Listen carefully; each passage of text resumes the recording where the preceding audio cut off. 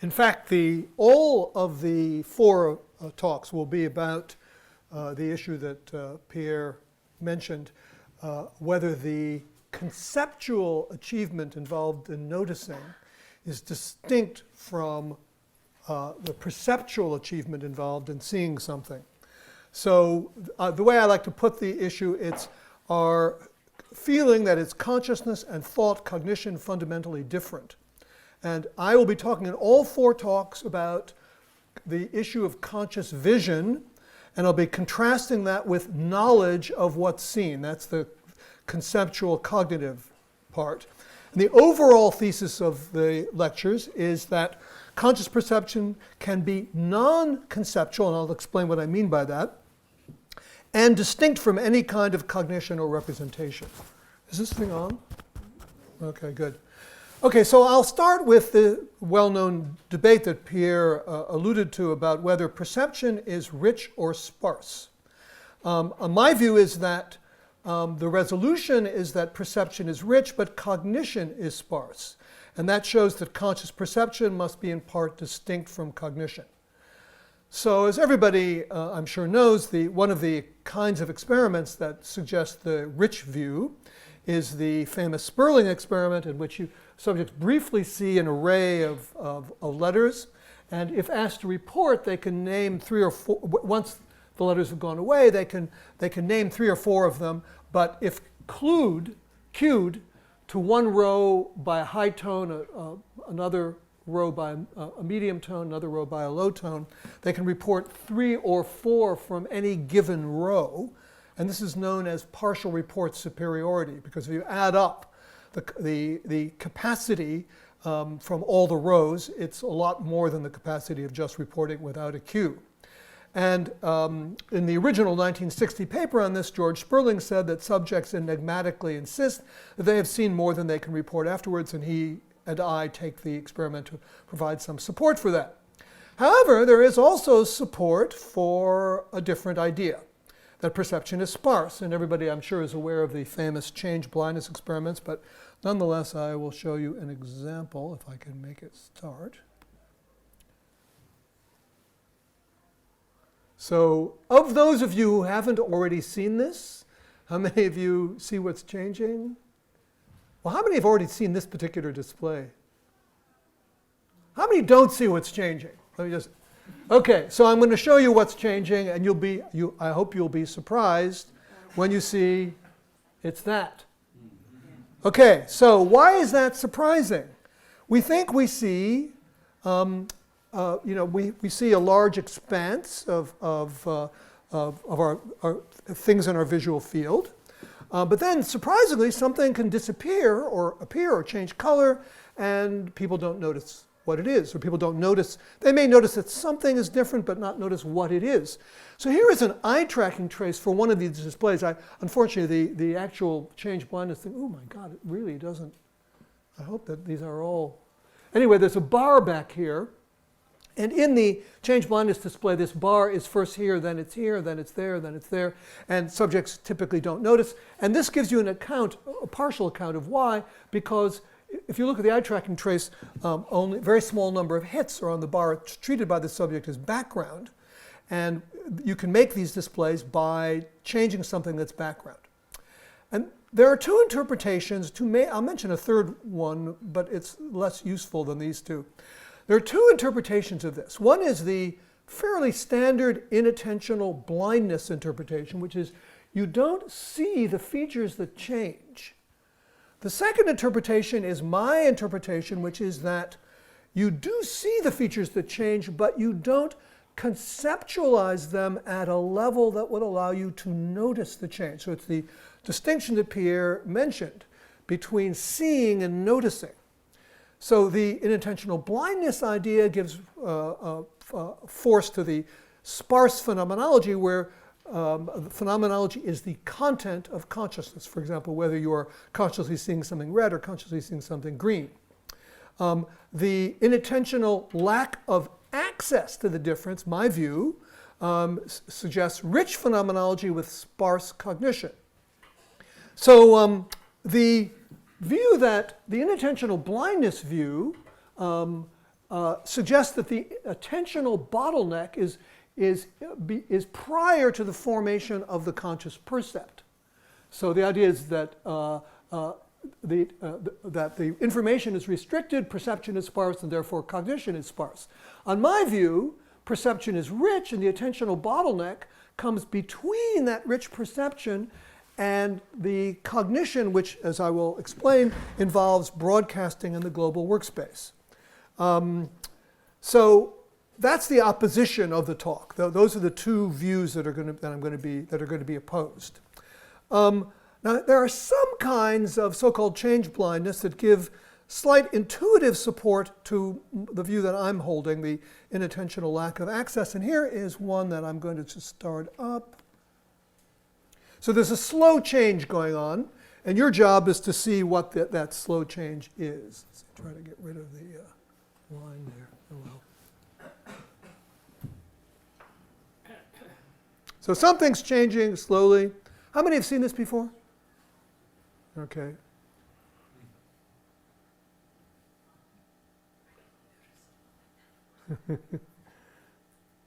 How many see the change? See what's changing, that is?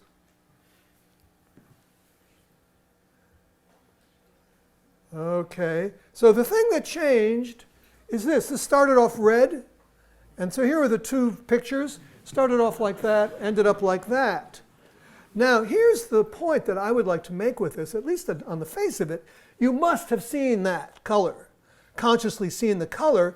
So it supports, at least mildly, kind of in an intuitive way, but not an experimental way, that what's going on here is you don't conceptualize, you don't say to yourself, red, whatever that is. Here's another thing that, now I hope the sound here.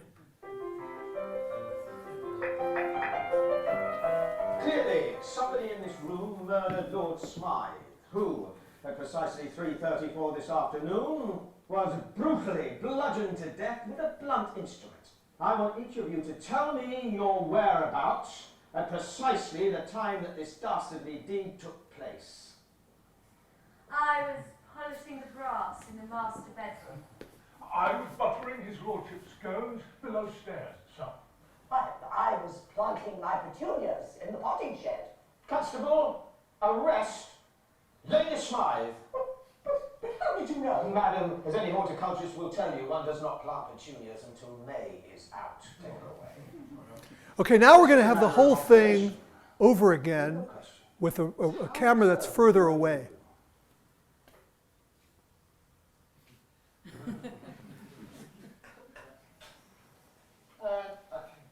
Clearly, somebody in this room murdered Lord Smythe, who, at precisely 3:34 this afternoon, was brutally bludgeoned to death with a blunt instrument. I want each of you to tell me your whereabouts at precisely the time that this dastardly deed took place. I was polishing the brass in the master bedroom. I was buttering his lordship's scones below stairs, sir. But I was planting my petunias in the potting shed. Constable, arrest Lady Smythe.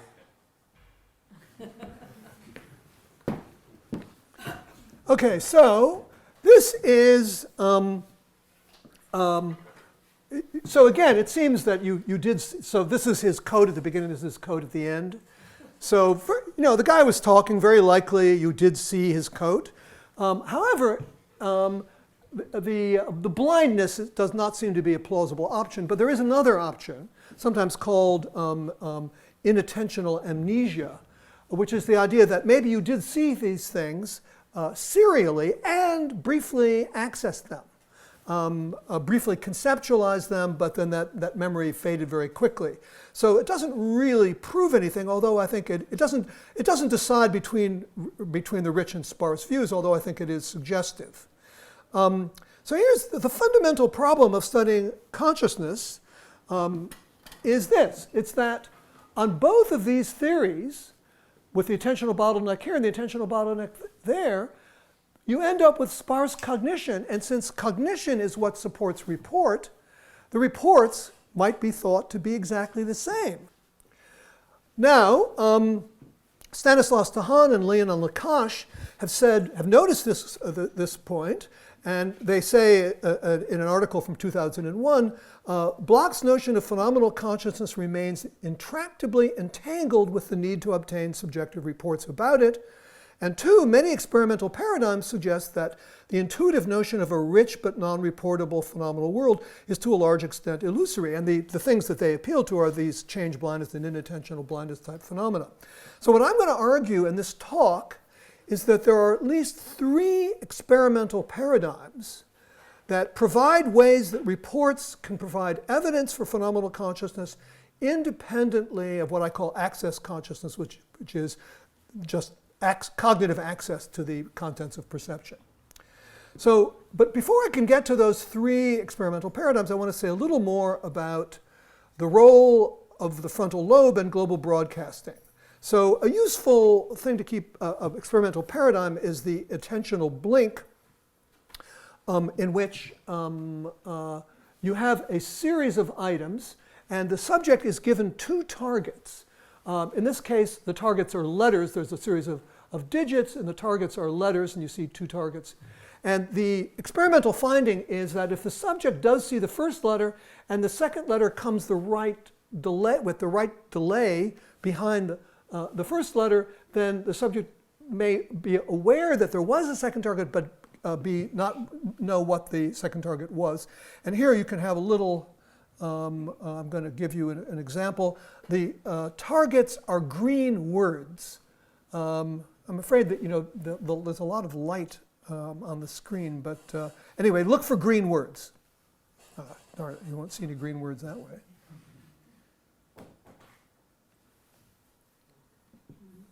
Okay, how many saw 2 green words? Okay, of those of you who saw 2 green words, what was the first? Okay, if you saw throw first, now here comes the crucial thing, whether you can identify the second or whether you will not be able to identify it or misidentify it. So those of you who saw 2 and got the first one as throw, what was the second? What? Okay, so some people did see it. It's mention. I know, how many saw mention as a second? How many saw something else or not sure? Okay, so the attentional blink phenomenon is it's much harder to see the second one if you've correctly identified or seen the first. Now, this is Stanislas Dehaene describing a case of attentional blink, in which he says occipital temporal, that's the this part of the brain. This is the front of the head. This part of the brain is occipital temporal. Event-related potentials evoked by an invisible word, that is a word that somebody couldn't report, like the second of those 2, the word mention, were large and essentially indistinguishable from those evoked by a visible word, yet on invisible trials, the participants' visibility ratings did not deviate from the lowest value used when no word was physically present. Thus, intense occipital temporal activation can be accompanied by a complete lack of conscious report. And the idea here is that you've got activations in the back of the head that involve reciprocal activations from higher back of the head to lower back of the head, but attention is directed away from the stimulus, or at least not at the stimulus, as in the attentional blink for the second item. And then people can't report it, but they get activation in the back of the head that's not distinguishable from the activation in the front. They're not distinguishable from the cases where people do see it. Okay, so here is the global workspace theory of Dehaene and Changeux. That is a way of seeing what's going on. So the idea here is that perceptual mechanisms are suppliers of representations. This is the periphery out here. Consumers are mechanisms of perceptual categorization and memory, reasoning, reporting, evaluating, deciding. What broadcast in global workspace is when you get a large enough activation in the periphery, it triggers connection with the frontal areas, and they form a joint neural coalition. And then all kinds of cognitive things can be done with that. So the idea on this account is that the conscious case, you have these ignition of the back to the front with networks. This is a case of attention to the stimulus. Then subliminal perception would be when you're attending, but you get weak activation in the back that doesn't trigger anything. And then the disputed case, which Dehaene and Shenju call preconscious, is the one that I just showed you. And the question is whether those activations really are conscious. So you could put the question like this: does the act of moving attention from directed away to directed towards, does it enable access to pre-existing conscious phenomenology or promote an unconscious representation into consciousness? So another way to look at it is the difference between these two things is really a difference in what one counts as conscious, because the global workspace account of the difference of these two things is the same, namely that there's a bottleneck because only a small number of coalitions in the back of the head can trigger ignition. And then the question is whether one counts the ones that don't trigger ignition, like maybe these, as conscious, as the bases of conscious experiences. So that's the question. So I suggest that the way to think about this is by making a distinction between percepts and concepts. So let me explain what I mean by this. So I can do it with a kind of anecdotal thing where Bruno Latour famously claimed that Ramses II could not have died of tuberculosis since tuberculosis was discovered in 1882. He says, before Koch, the bacillus had no real existence. To say that Ramses II died of tuberculosis is as absurd as saying that he died of machine gun fire. So the mistake he's making is he is conflating the concept of tuberculosis with tuberculosis itself. So this helps. I'm introducing this to explain the difference explain what I mean by a concept. So a concept, according to me, is a predicative representation that is apt to be a constituent of thought. And the concept of tuberculosis is this mental representation, whereas tuberculosis itself is this. Now, here's another way of seeing the difference. Babies, in many experimental situations, do not seem to adequately conceptualize colors. So you can have a blue thing coming out one side and a red thing coming out the other side. And yet when the screen goes down, the baby does not expect two things, even as late as 12 months old.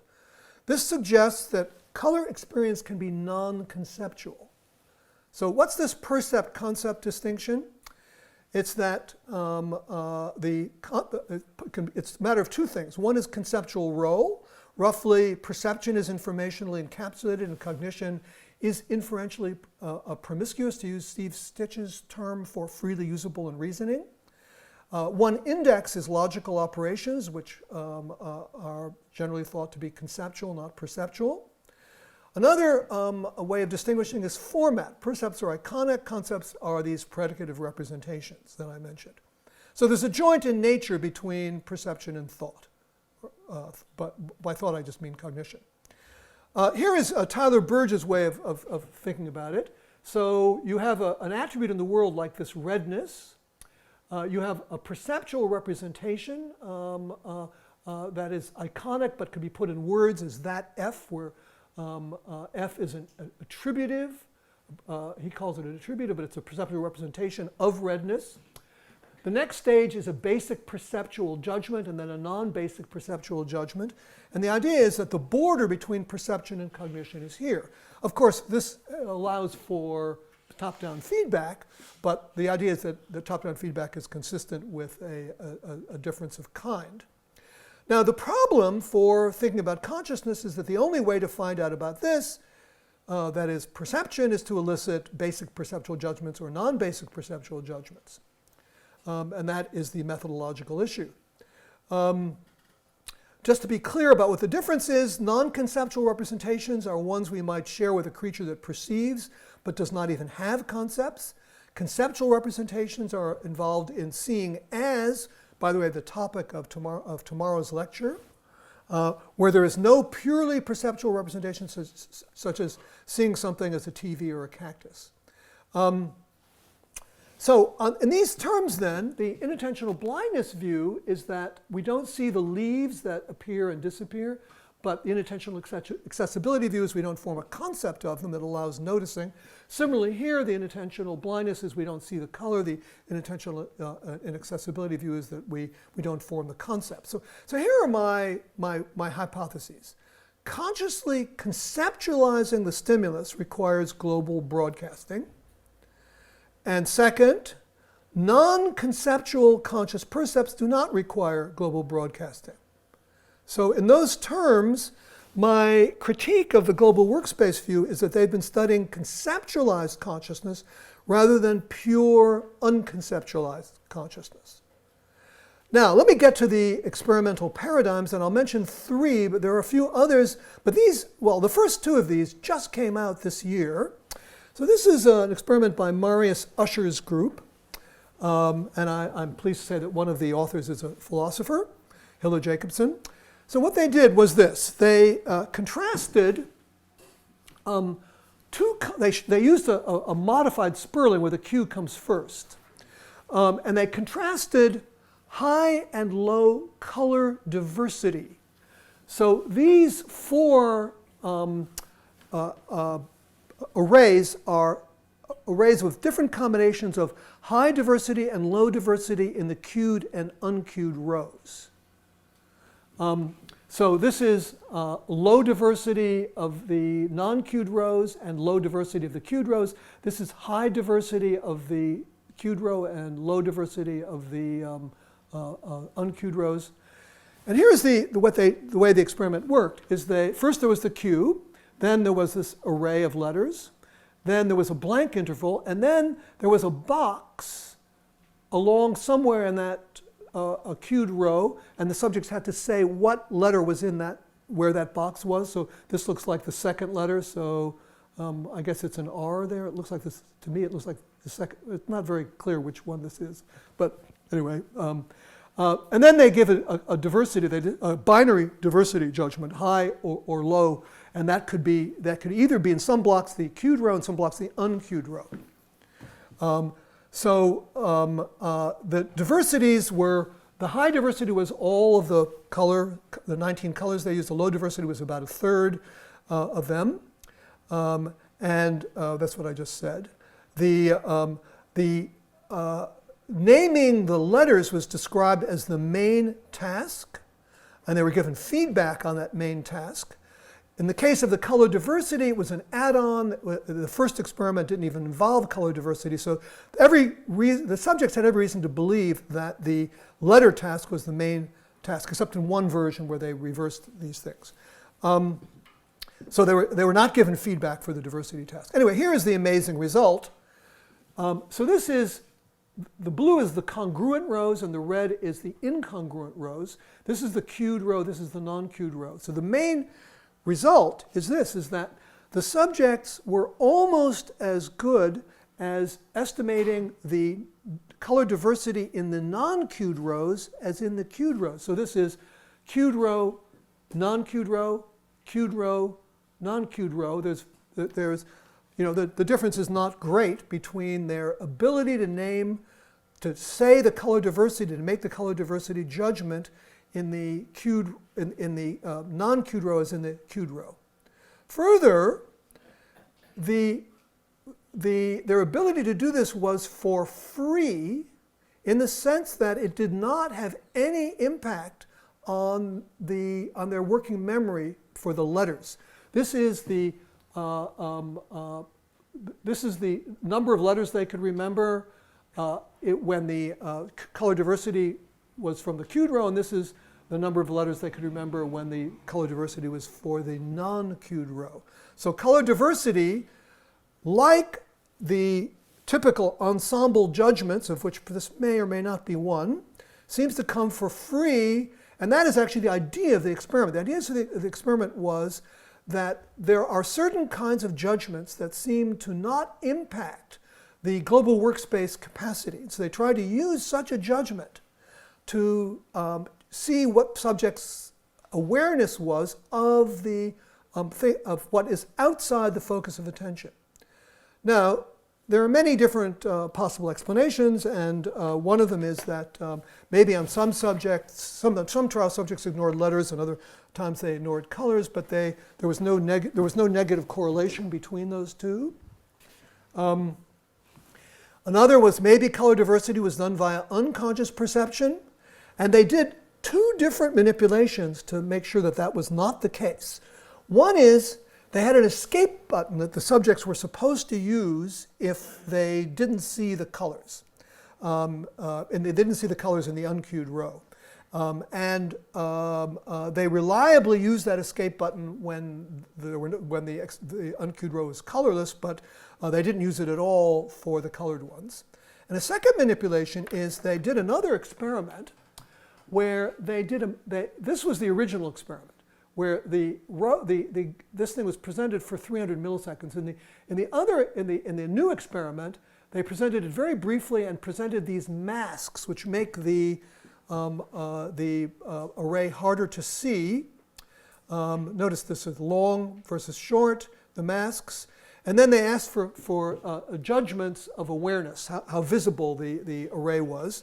And what they found was that subjects' accuracy in estimating the diversity in the uncued rows was directly proportional to the visibility. This is the highest visibility rating. They were 80% accurate. Lowest visibility rating, they were at chance. However, color averaging judgments could be done unconsciously. So there's a big difference between the diversity judgments and the average. They also got averaging judgments. What's the average color? The diversity is how diverse the colors are. So, and then another thing they did was a simulation that looked at diversity judgments versus averaging judgments as a function of noise. And what they found was that that the stability, this is the noise parameter, this is accuracy, this is the average judgments, and this is this is color diversity judgments, and this is single item judgments. In their simulation, the diversity patterns with the single item, whereas the averaging is much more resistant to noise. So the upshot is subjects probably consciously saw a number of individual colors in the unconscious row, and that was over and above the letters that were in the global workspace. It suggests that the conclusion is that the conscious perception is probably richer than cognition. So now if Sid Quader was here, he would no doubt say, and he's in Abu Dhabi, can't be here till later, he would probably say, well, maybe the precision was impacted. And actually there are a number of independent experiments that strongly suggest, including one that just came out in 2014, the lead author is Asplund. Anybody wants, and these are going to be discussed in a later talk, in the third talk. But the strong upshot is that there's lower accuracy when attention is deprived, but not lower precision. So what's the methodological improvement here is that some kinds of judgments, they may fit in the category of ensemble judgments, seem to get into the global workspace independently of the specific details, and those can cast light suggesting on this dispute, suggesting that this is the right idea and this is the wrong idea, that perception is rich and cognition is sparse because the attentional bottleneck is there. Okay, let me move now to a different paradigm with the same upshot. Another 2014 paper from Wolfgang Einhauser's lab. Now here's where you get to use your glasses. Anybody want to say what you see with both eyes?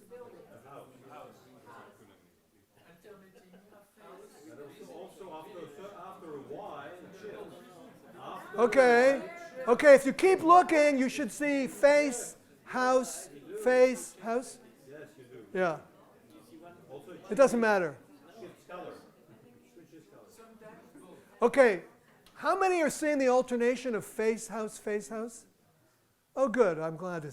So you can keep these on for a long time, and that alternation will keep going.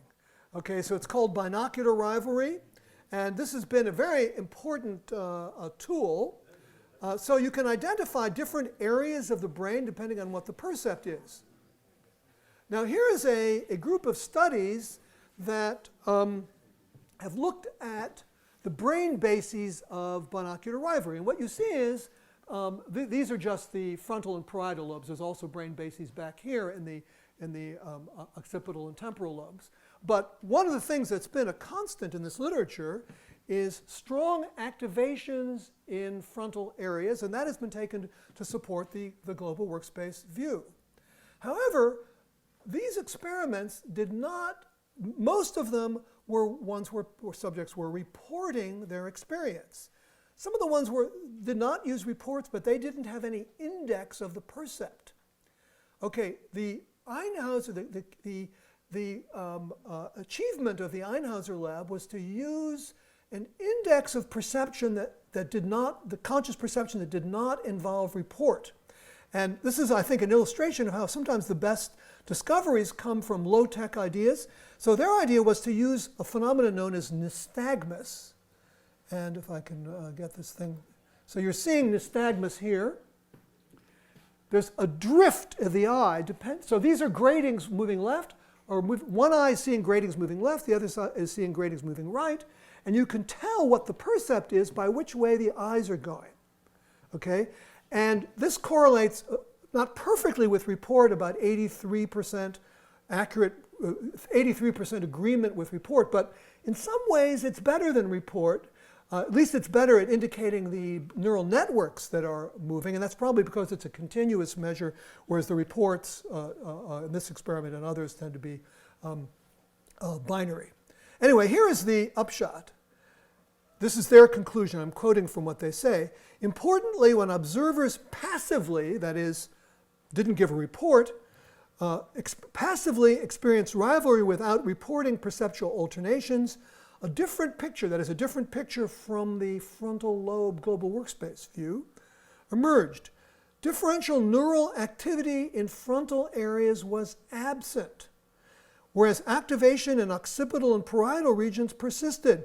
We conclude that frontal areas are associated with active report and introspection. The idea is, what their experiment shows, and I've given you just part of it, is that is that in this experiment, at least, what the reason for the global workspace activation is that subjects are monitoring, in order to report, they are monitoring their experience. It's that monitoring and then organizing a response that is responsible for the global workspace activation. So the methodological improvement here is just don't ask for reports at all. Okay?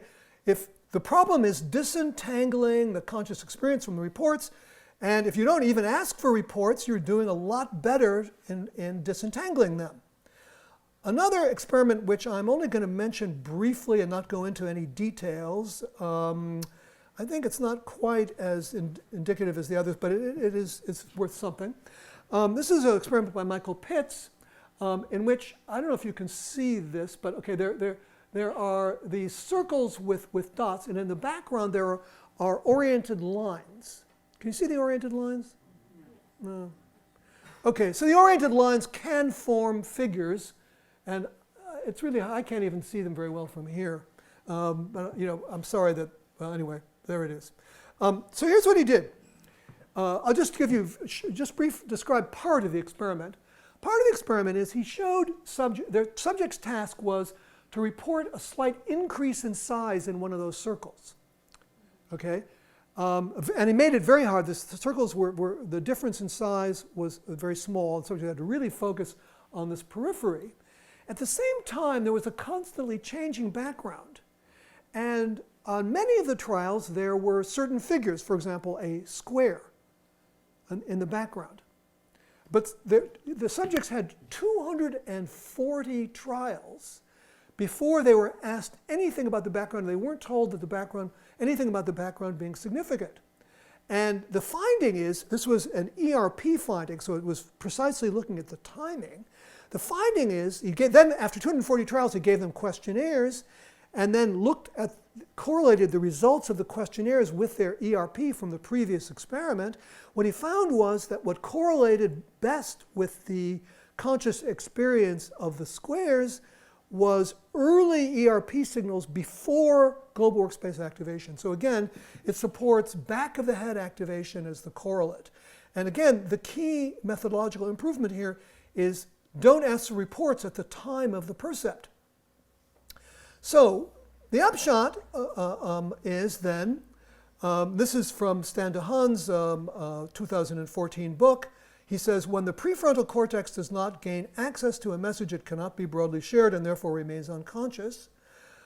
But I think this is about, it's about conceptualized information. That is, what the prefrontal cortex, what is needed, the activation of the prefrontal cortex and what the global workspace is doing is it is registering conceptualized percepts. But that allows for unconceptualized percepts to be active, and they may be conscious percepts to be active even when they do not get into the global workspace. So just to summarize this part of the talk, there's evidence for rich conscious perception from gist or ensemble judgments, or maybe it's something different. The diversity may not be exactly the same as the other ones.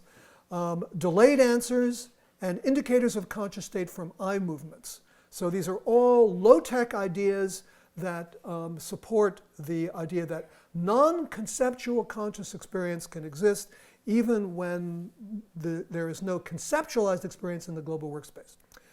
Now, let me move to an issue about lack of access and inaccessibility. How much more time do I have? You have 15 minutes. Okay, good. One thing to be clear about is I am not claiming, or at least not now claiming, anything about inaccessible consciousness. Notice that in the Sperling test, necessarily most of the Sperling items are unaccessed. It doesn't follow that any are inaccessible. A good analogy is necessarily most lottery tickets lose. It does not follow that there's any one of them that can't win. So I've not made any claim about inaccessible consciousness. However, this inattentional blink at least shows, in my telling of it, it shows unaccessed conscious, and even that may seem puzzling. You might ask, how could it be my conscious state if I don't know about it, even if it's accessible? Because you might think first-person actual knowledge, not merely a potential knowledge, is of the essence of consciousness. And you also might wonder, how could consciousness be so divorced from reasons and rationality? And this leads to the accusation or the objection, am I not talking about consciousness in some attenuated sense of the term when I talk about conscious experience of unconceptualized percepts? So I'm now, in the last segment of the talk, I want to speak to this worry. Now, I have to give a warning. You're about to see some really weak evidence, not at the level of the evidence that I've just presented. But here's the thing about weak evidence. If you understand the weak evidence, and you see that it is weak evidence for a certain conclusion, that supports the idea that the conclusion actually is intelligible. And that's why I'm mentioning this. What I really want to show is that the conclusion of unaccessed, unconceptualized conscious experience is intelligible in the ordinary sense of the term conscious. I wanted to argue that it's consciousness in the ordinary sense, even if it is unconceptualized, sort of pure consciousness in my terms. So what I'm going to look at is a phenomenon called anosognosia for hemiplegia, which is a way of saying it's a centrally caused defect in which people are unaware that one of their arms is paralyzed. Okay? Anosognosia is inability to recognize a deficit. It often, interestingly, goes with terrible complaining about other deficits. And this is a video from Anna Berti of such a patient. Now I'm actually going to turn off the sound because it's so, now I want to tell you, you're going to see subtitles, but the subject will be hardly moving his mouth. And all the videos I've seen, I've never seen an actual patient, but all the videos I've seen, the subjects seem very kind of depressed. But they do speak and they do say things, and you'll see that. Okay, so this is can you read this? Yeah. Should I read it? Okay, so patient, yes, I would be able to move my arm. I would do it well. Would you be able to open and close your left hand? Yes, I would. Well or with difficulties? I would do it well. Have you got any problems at present? No, I have not. What about your left arm? It's fine.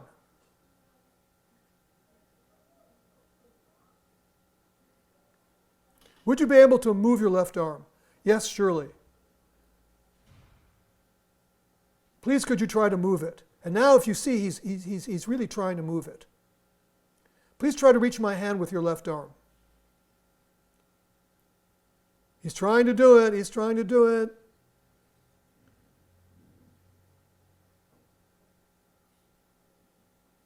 He's trying to do it. Have you done it? Yes, I have.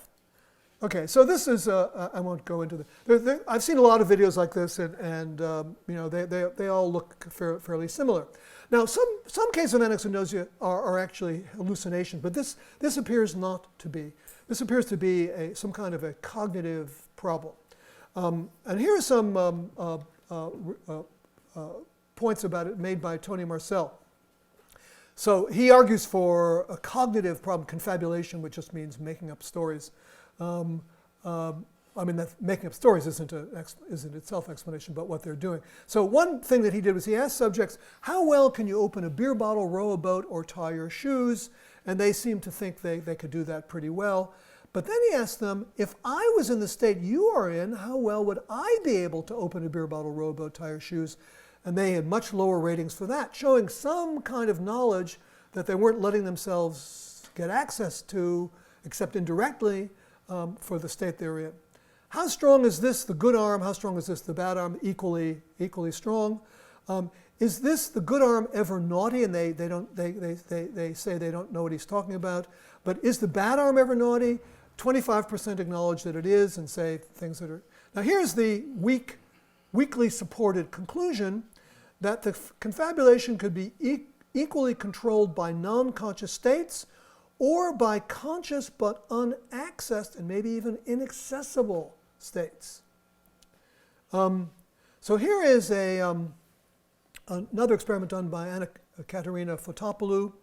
Not an experiment in the same sense as the others, but you're dealing with patients. Fill in the missing word with a missing sentence with a word that is completely unrelated to the theme of the sentence. And there's a sentence. And the result is that anasygnosic paralyzed patients were slower than other paralyzed patients, again, suggesting some implicit knowledge of the paralysis. So here is the weakly supported conclusion that implicit knowledge could equally be non-conscious or conscious but unaccessed or even inaccessible. And then there's the clinical evidence that I mentioned, that it looks like there was some kind of displacement of complaining. But the best evidence actually is from what the subjects themselves say after they recover. And I'm going to show you one of these. This is, so what you're going to see, this is Fotopoulou talking with a patient who's recovered. They typically recover in a month or two. It's an acute syndrome, but it doesn't seem to last. And here you're going to see a patient at about 1:16 in the video. She's going to say, so I have another video of her saying that she's moving her arm, just like the other patient. I don't have time to show it. But now what she's going to say is that she knows, not only does she know that she is not able to move her arm now, but that she even realized before that she couldn't move her arm, but that she was hoping that she could move it or something. Okay, so you just told me that yesterday you had a great breakthrough, didn't you? Huh? Tell me about it. What did you learn? More realistic. More realistic about what? My left side not being able to do it. Not being able to do anything. Okay, how do you feel about that now? It's sad, but it's alright. Okay. You also told me something about the sense of control. Remember what you told me about the sense of control?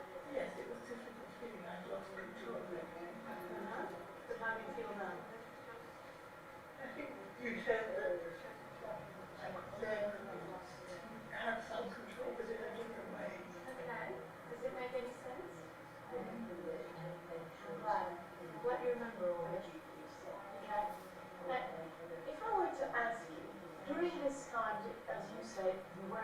realistic. What did you believe about your past? It might happen, it might be. You genuinely believe that? Huh? Did you have any emotions? How did you feel your arm? Were you afraid of anything? It's frustration. I could see it wasn't really. She said, I could see it wasn't really moving. Huh? So what made you say it was? I was hoping. For helping. Okay, so look, we can ask the question, did she have conscious experience of her consciousness of her visual and kinesthetic experiences of paralysis as they happened? So there might be blockage at the level of report, there might be blockage at the level of the narrative about the self, blockage at the level of global broadcasting. So it seems possible that there was conscious experience without knowledge of it and without clear cognitive access. So my conclusion from this segment of the talk is that this provides very weak evidence that this patient experienced the paralysis but could not allow herself or himself to cognitively appreciate it. The conclusion 2 is that conclusion 1 provides strong evidence for the intelligibility of the possibility of conscious experience without clear cognitive access or even accessibility. So the conclusions of this part of the talk are that consciousness without cognitive accessibility makes sense. There is some evidence for conscious percepts without actual cognitive access. There's some evidence that consciousness is rich and cognition is sparse. And more specifically, non-conceptual conscious representations do not require global broadcasting, and that we have evidence that I mentioned of rich conscious perception from gist or ensemble judgments or something in that vague area, from delayed answers, and from indications of conscious states from eye movements. And thank you.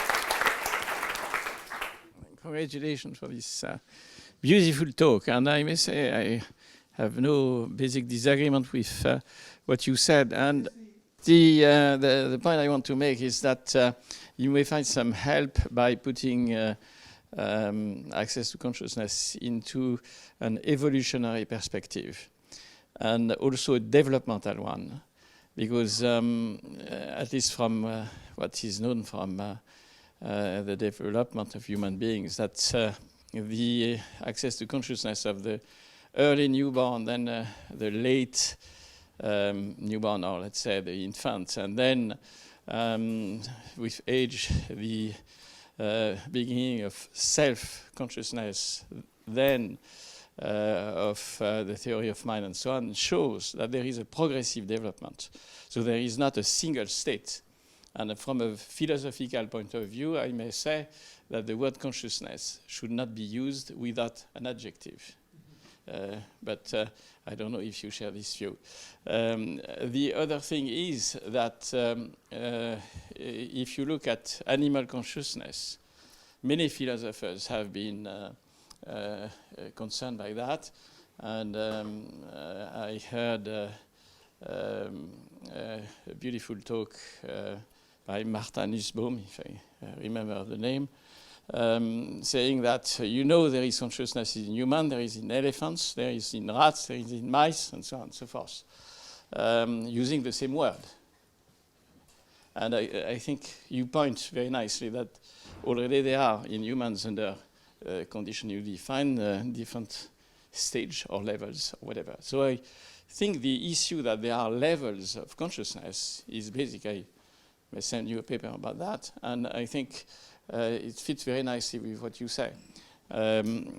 Now, there is a neurobiological issue, which is whether the prefrontal cortex is mobilized by conscious perception without conceptualization, which is to me an open question. And the issue is whether you made the statement that you need to have conceptualization, to have mobilization of the prefrontal cortex, which is, well, I'm just asking the question from a purely neurobiological point of view. So it's actually an interesting statement which need further investigations. I think I agree with most of what you said. I certainly agree that the point about conceptualization needs more investigation. And I certainly agree with the thing you said first, that it would be useful if instead of the word consciousness, we had adjective consciousness. And I've argued for a similar view. I am talking about phenomenal consciousness, the what its likeness of experience, the difference between that redness of red, as Christoph Koch puts it. But I also agree that there is this other things that could be called consciousness, self-consciousness, what I call access consciousness, and I think they need to be separated. And I think it's good to be clear about what you are, what kind. I wouldn't say use the word levels. I would use the word kinds. Whatever you like. Yeah. But I think I basically agree with what you're saying. Thank you very much for the beautiful talk. You said that one obstacle to the idea that consciousness is rich rather than sparse is that we don't have any apparently we don't have any first-person experience of that. But there might be an evidence of this first-person experience in some descriptions of Husserl's phenomenology. For instance, Husserl's phenomenology distinguishes between active synthesis and passive synthesis. Active synthesis is formation of invariants, and formation of invariant, of perceptual and phenomenal invariant with judgments and with use of precise words for that. Whereas passive synthesis is something that is, formation of invariants, but without judgments and without words. But then later it can be shown to correspond to certain possible judgments. So maybe this is one philosophical source for evidence of first-person unattended consciousness. Yes, I don't know. I've tried to read Husserl. I find it very difficult. But it sounds from what you say as it's a similar point to what I'm making. In fact, the words active and passive are used in some of the experimental literature that I described. In the binocular rivalry experiment, they distinguish between the active report version, where subjects are pressing a button, and the passive experience version. Now, one thing though I want to correct though is that I did not say that there's no first-person conscious experience in the unconceptualized experience. That is first person. I said there's no first-person knowledge. So I distinguish between first-person conscious experience and first-person knowledge of that experience. So I think that you can have first-person conscious experience without knowledge of it. Now, I'm not saying that that in these. So, for example, when you see all the rows in that stimulus, that colored Sperling stimulus, you may have knowledge only of the cued row, although you'll have some knowledge of these ensemble properties of the uncued row, but little or no specific knowledge of the uncued row. But your first-person experience of it, which is what that experiment suggests. Yeah, I'd like to thank you for giving such a clear talk, and I'm not a philosopher, but I'd like to go back near the beginning. You started with a dichotomy, I guess, between the Han Shanzhe point of view and your point of view, which had some stage in the middle, which you called consciousness, or some stage before, which you called consciousness. And I guess the sort of question I have is, well, there's a lot of structural assumptions that are kind of hidden already in setting up that dichotomy. And for example, so when we what the talk dichotomy is again? It was in one of the first slides where you had the sort of perception, the conception, and then you had a marker in between, or you had a marker a bit before it, So, an arrow. yeah, Maybe why don't it I was show the you that second or third slide? slide. And it came up later in the middle of the talk also. Okay. But the thing I wanted to say is that when we talk about consciousness, already at the spatial level, you have to choose a scale. You know, are you going to be conscious on a small scale, on a big scale? Usually we're conscious of things that are on the scale of human experience, not of atoms and molecules, for example. But also what I wanted to say is that you have to also choose maybe a temporal scale. You seem to be assuming that consciousness is something that happens in some atom of time, in some very, very short time. But if the scale was flexible, you could have a sort of window which is larger or smaller of the event of which you're conscious, then these 2 points of view are not necessarily contradictory. It's just that one is happening on a very small time scale, one is happening on a somewhat bigger time scale. And I guess later in the talk, when you talk about the hemiplegic thing, you're showing already that consciousness has a structure which is more conscious, which is more complicated than what we usually have in, you know, usual physics or mathematical type of situations. It's a different type of structure, whereas here you seem to be assuming it's kind of like a physical structure. You're attributing consciousness just to an instant in time. So I certainly do not mean to be attributing consciousness to an instant. Yeah. You know, there's a lot of really good work on the temporal aspect of consciousness, and there are many ways of measuring the minimal temporal duration of consciousness. You know, one way comes from the flicker fusion. How fast does something have to flicker before it looks like it's not flickering? Another is the so-called postdictive phenomena. For example, the cutaneous rabbit, where you have 5 taps here, 5 taps here, 5 taps here, and if you get them close enough, subjects feel them moving up like this. So the second tap, even though it's at the wrist, is felt to be at the elbow. And you know, there are temporal aspects to these, you know, these things, different temporal aspects. And so there's a lot, there's a lot of work on various kinds of windows. I'm not assuming any instantaneous consciousness. My point is that the rich perception view says that you can experience more than just a few items at one time. Not at one instant, but at one time. So I think, a number of experiments suggest that number of things, distinct items you can experience at one time, is maybe as high as like 15 or so. Whereas only 3 or 4 items, depending on the experimental paradigm, can get into the global workspace, visual working memory. But do you allow for sort of large-scale temporal windows for of course, conscious events? yes. Yeah. Windows are shown by the postdictive phenomena. I certainly go for windows, temporal windows. Okay, but then it's not possible that these 2 things are compatible? No, well, look, the question is, in one temporal window, how many things can you experience during the whole window? So, there are issues about what counts as an item, but so what I'm arguing for is a lot more than can get into visual working memory at one time. Hi. So you seem to be making 2 distinct points. The first one is the debate about sparse versus rich perception, and you argue that the attentional bottleneck is actually higher than where most people thought. And I think this point is convincing.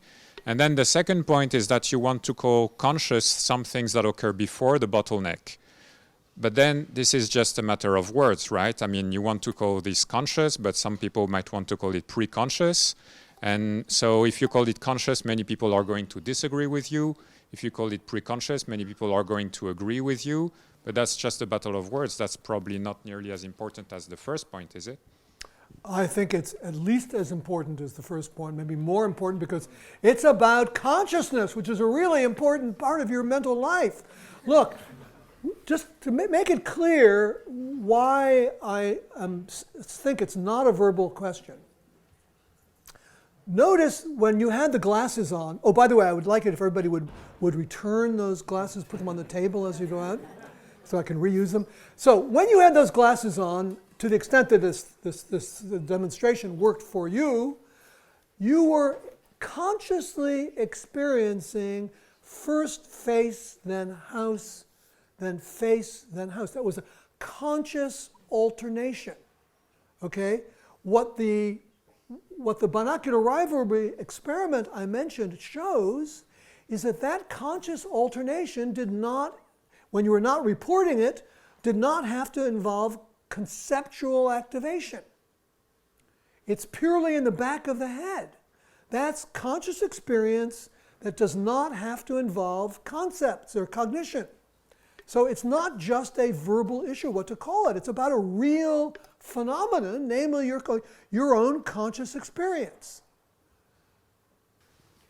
So is there any space left for unconscious cognition in your, if you could argue that everything is, if everything is arguably conscious? Everything is what?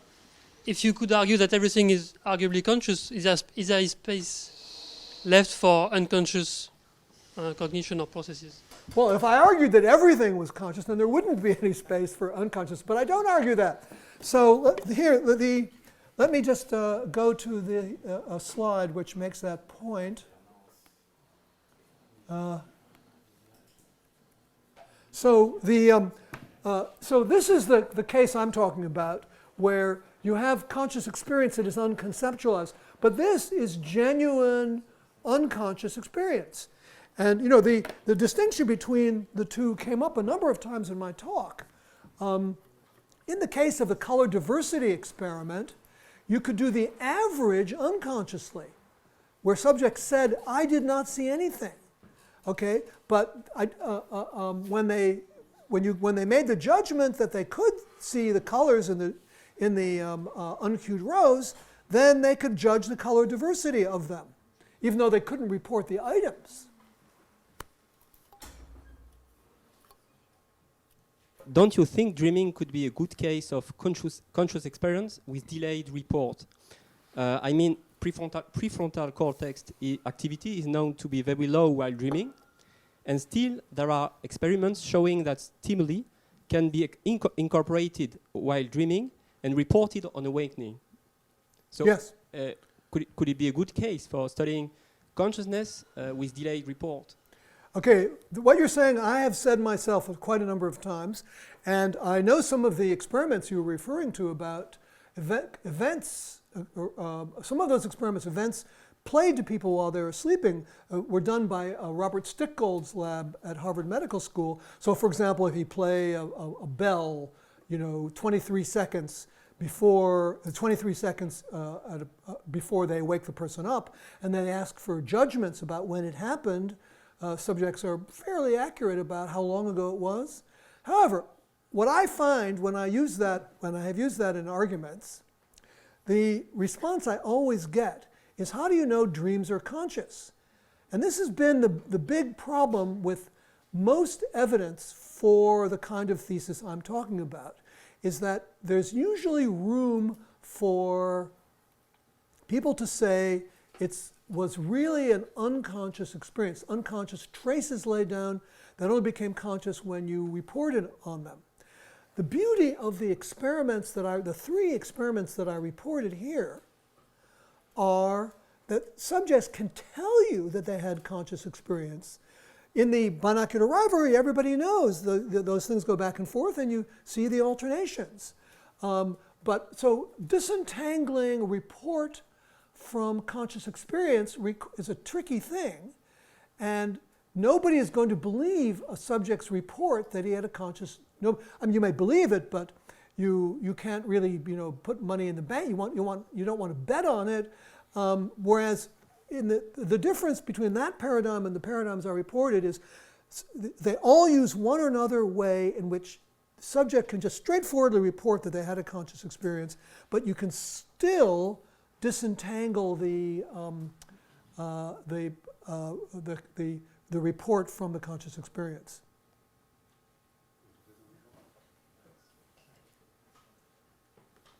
So I have a question about the anosognosia case.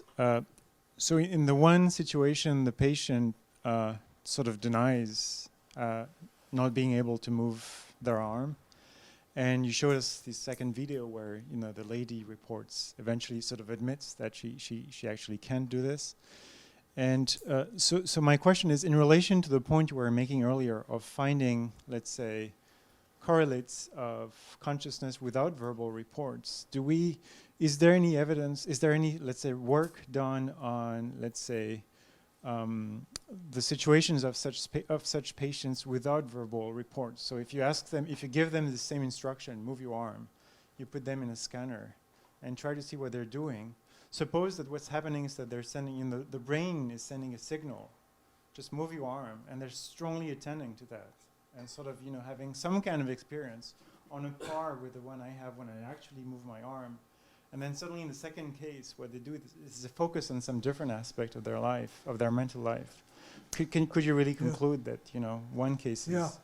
I don't know of any such experiments, but there are, they have done scanning of patients with a similar brain damage who show what's called visuospatial extinction, where they, if you show them something on either side, they can see it, but it's typically on the left. If there's two things, they report not seeing the one on the left.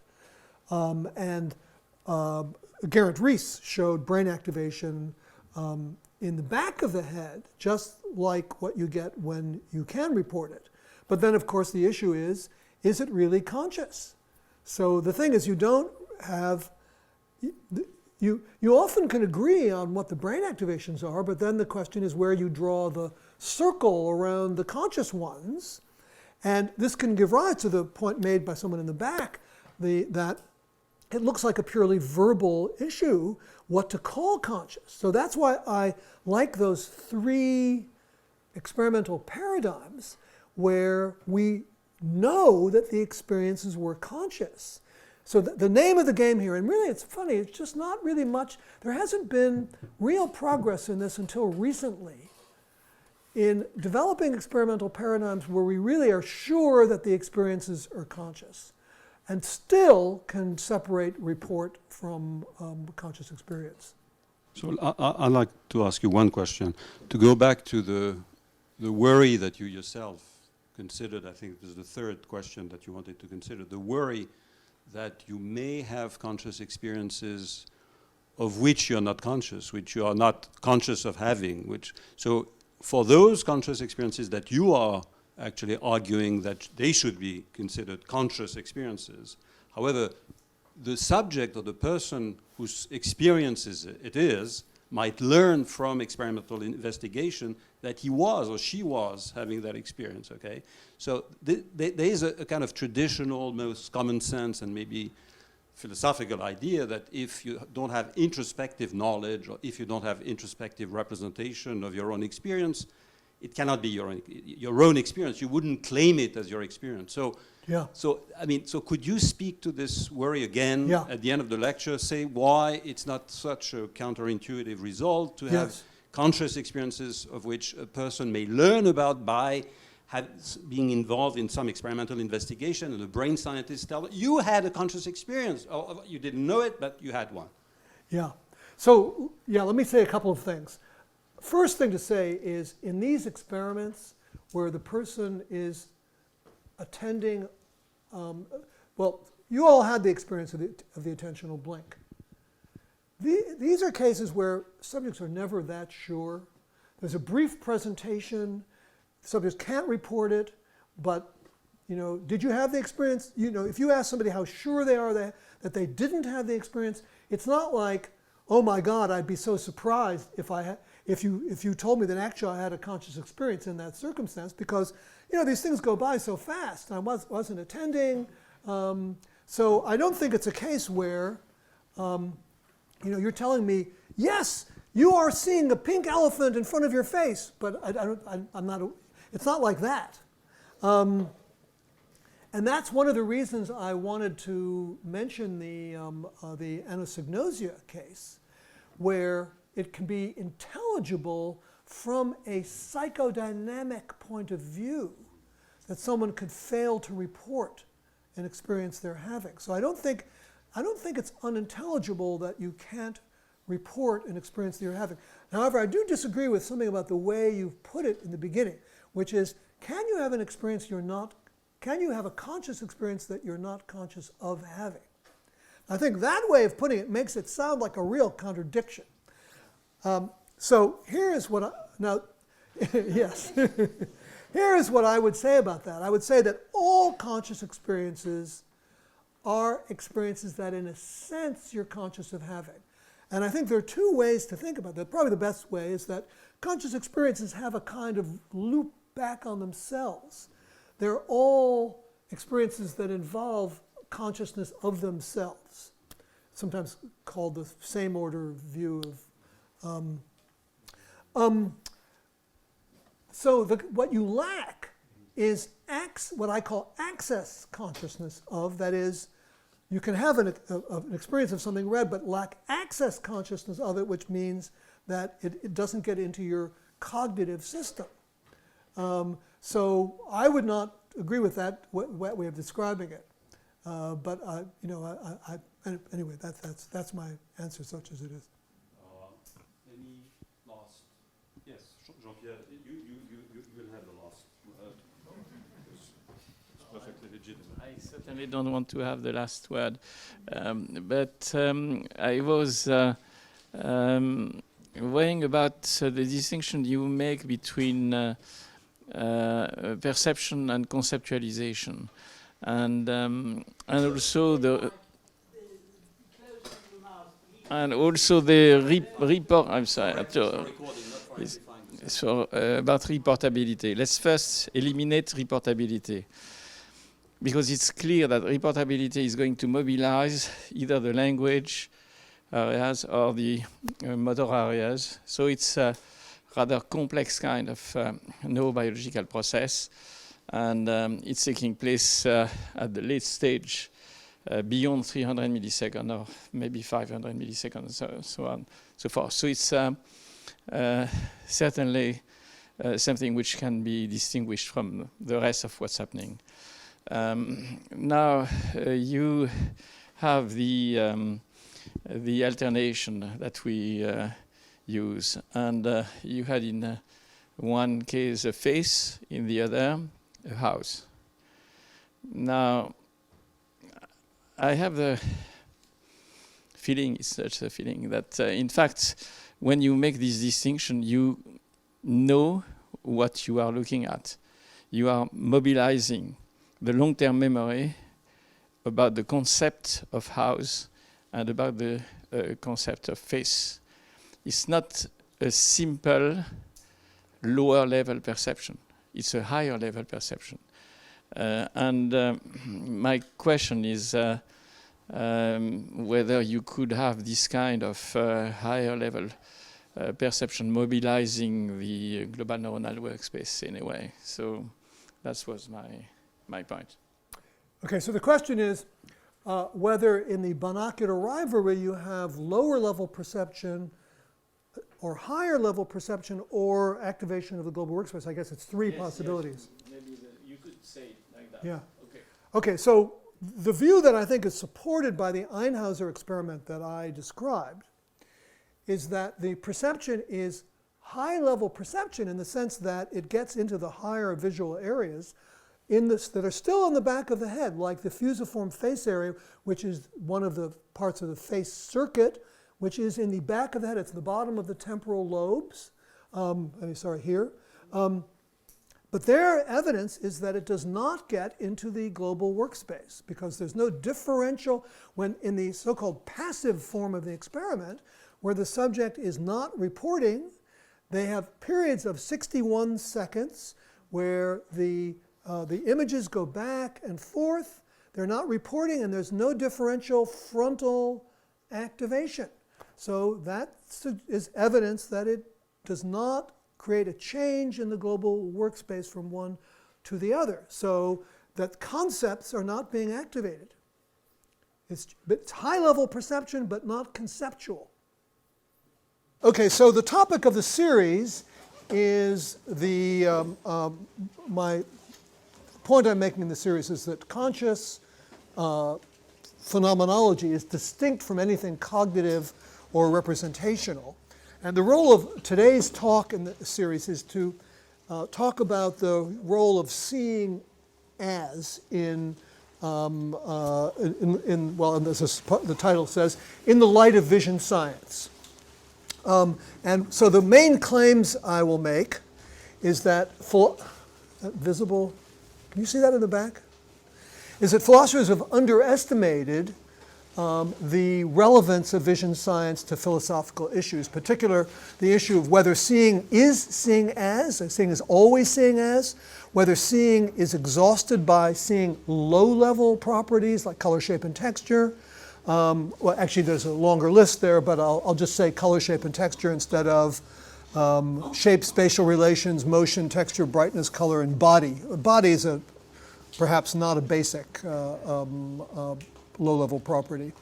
Whether seeing as is conceptual, what the distinction is between perception and perceptual judgment, that's going to be the key thing. And also the issue of how unspecific perception is, and I'm going to put most of that off until next week. So the point of view that I'm going to be kind of reacting against is a long tradition in philosophy that says that the questions science answers are not the ones that philosophers have been interested in. And I'll start with a quotation from Wittgenstein, which expresses his view in this direction.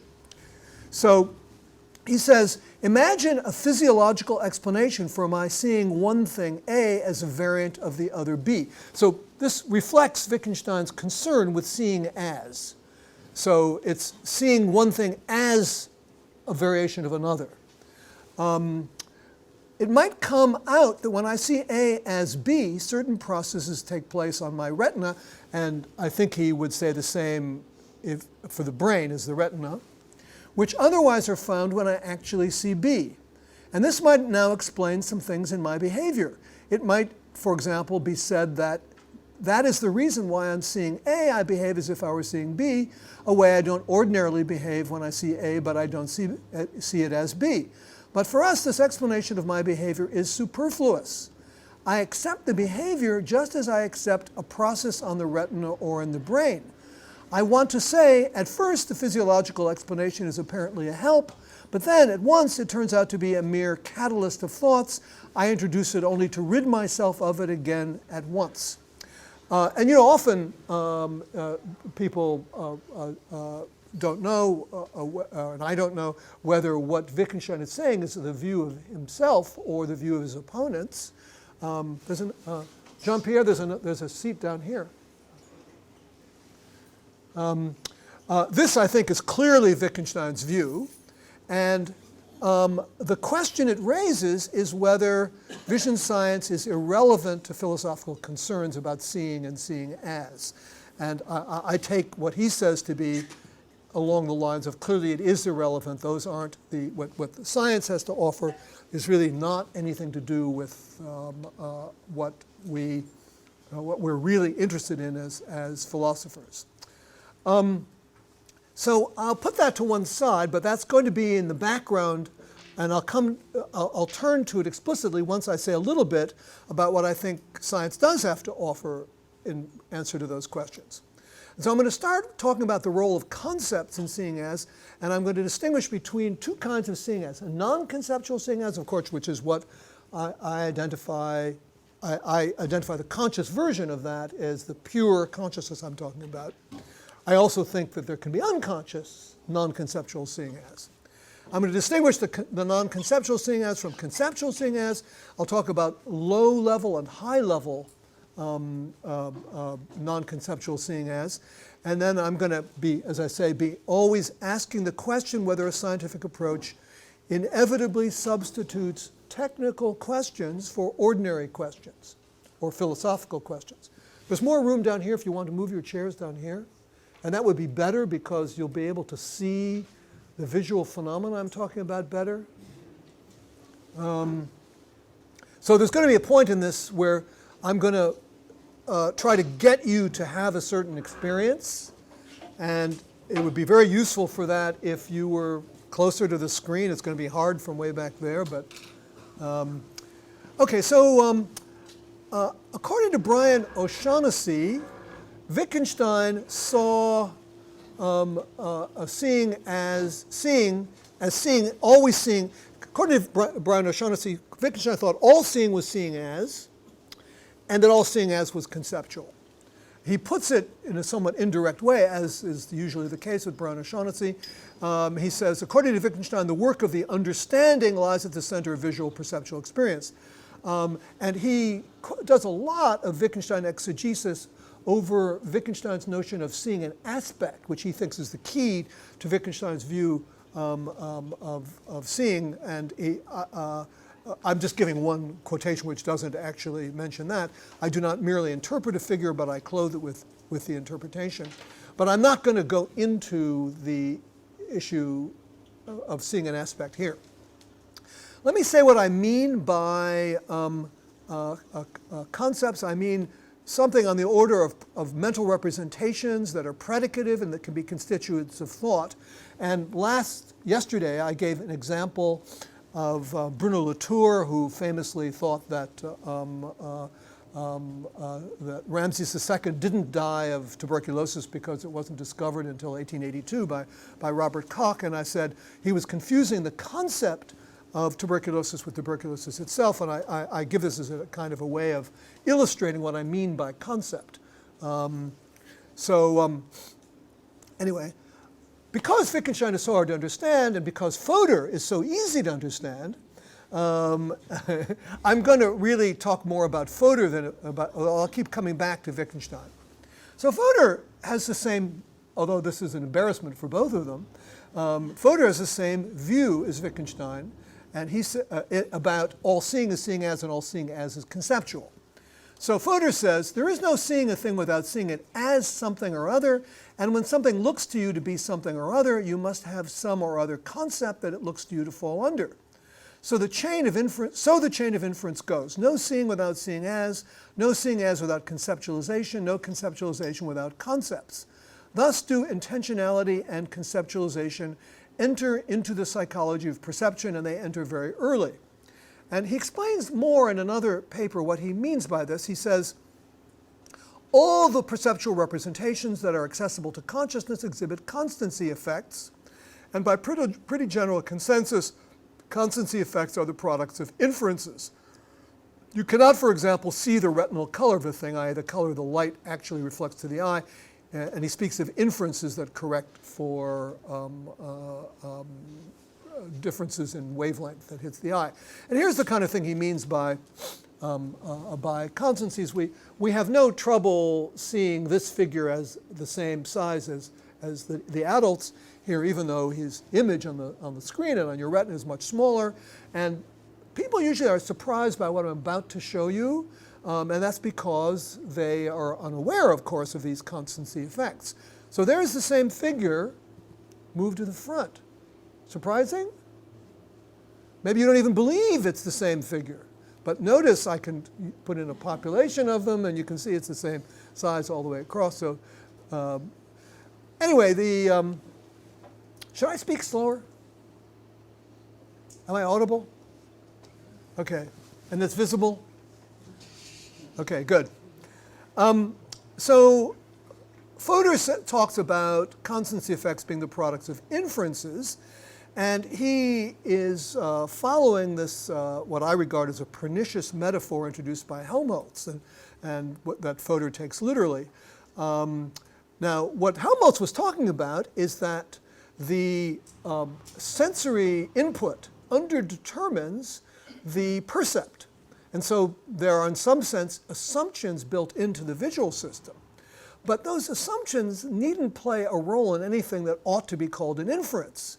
They're often the result of subpersonal architectural features.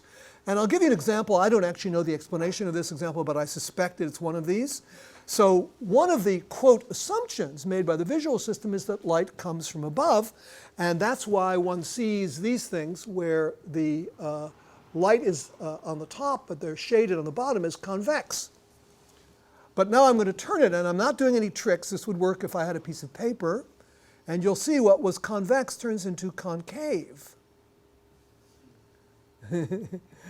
Because of the, quote, assumption that light comes from above. Everybody get that phenomenon?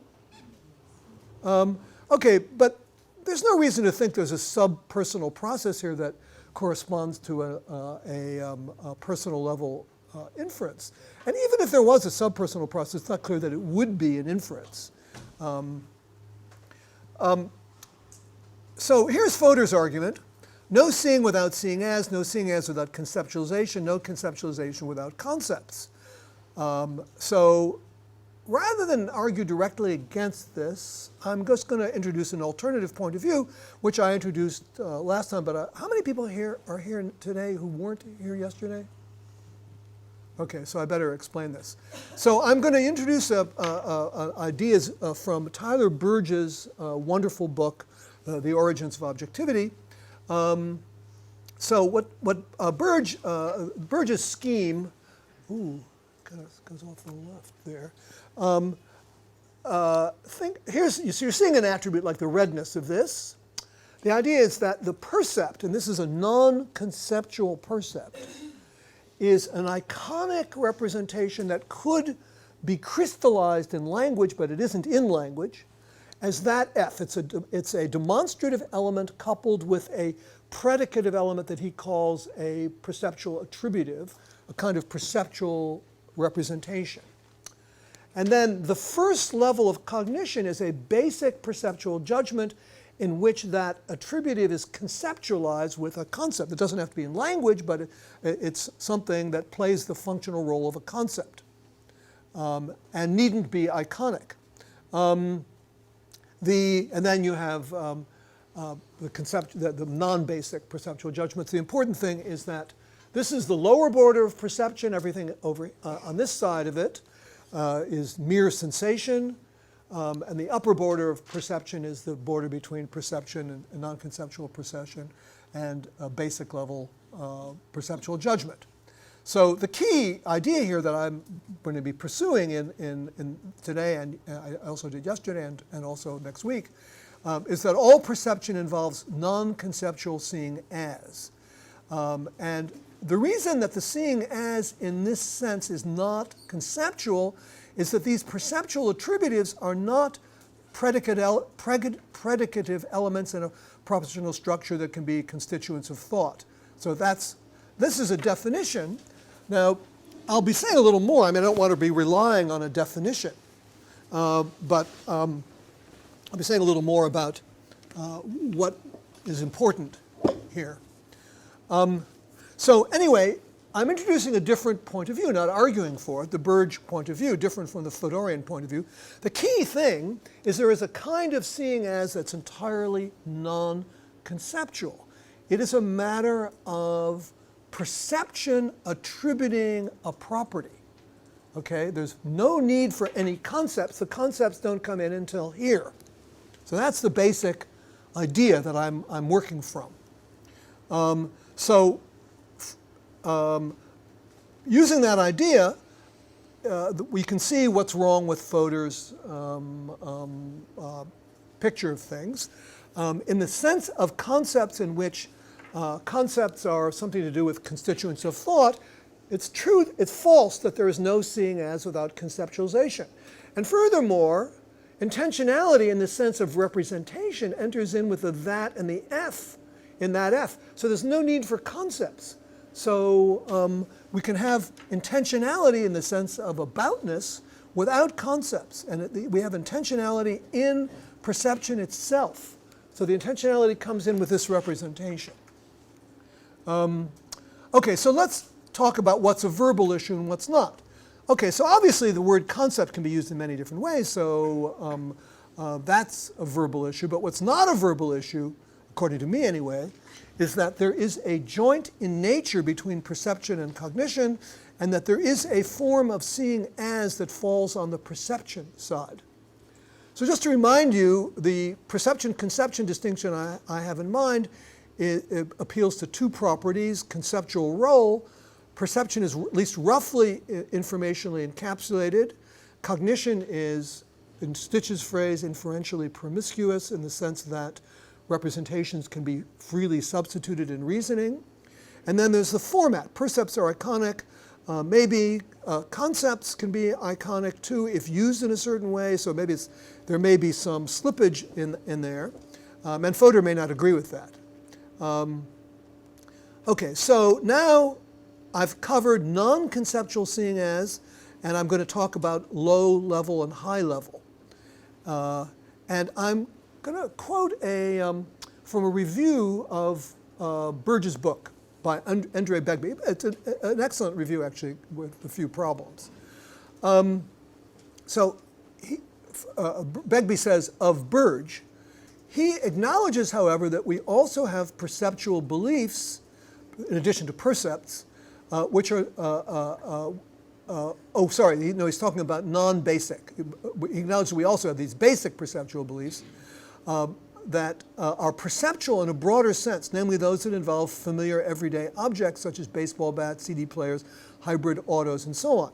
What can we say about these? Burge's response is, to my mind, a letdown. While they do not involve conceptualizations of perceptual attributives, they nonetheless depend for their empirical application on perceptual attributives. Attributives for baseball bats depend for their application on, and he means on application for the size, shape, color that baseball bats in fact have. The implication, if I understand Burge here, is that we do not perceive CD players and baseball bats, but only reliably form beliefs about their presence on the basis of perceiving attributes such as color, shape, and texture.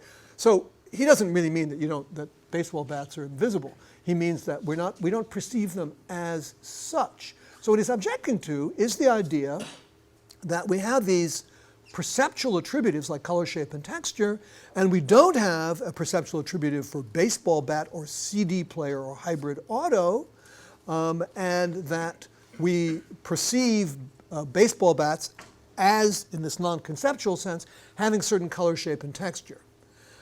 Now, the question arises how we can know whether we perceive CD players or baseball bats as such. And that's really what I'm going to be talking about.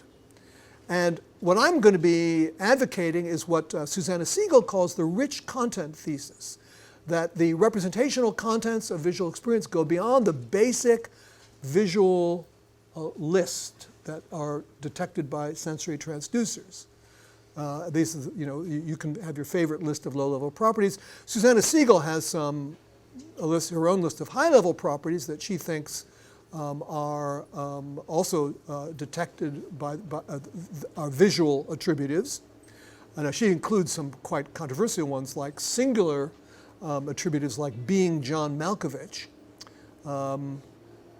So the terminology is the low-level attributives are these defined by this list, and the high ones are the ones that go beyond the list.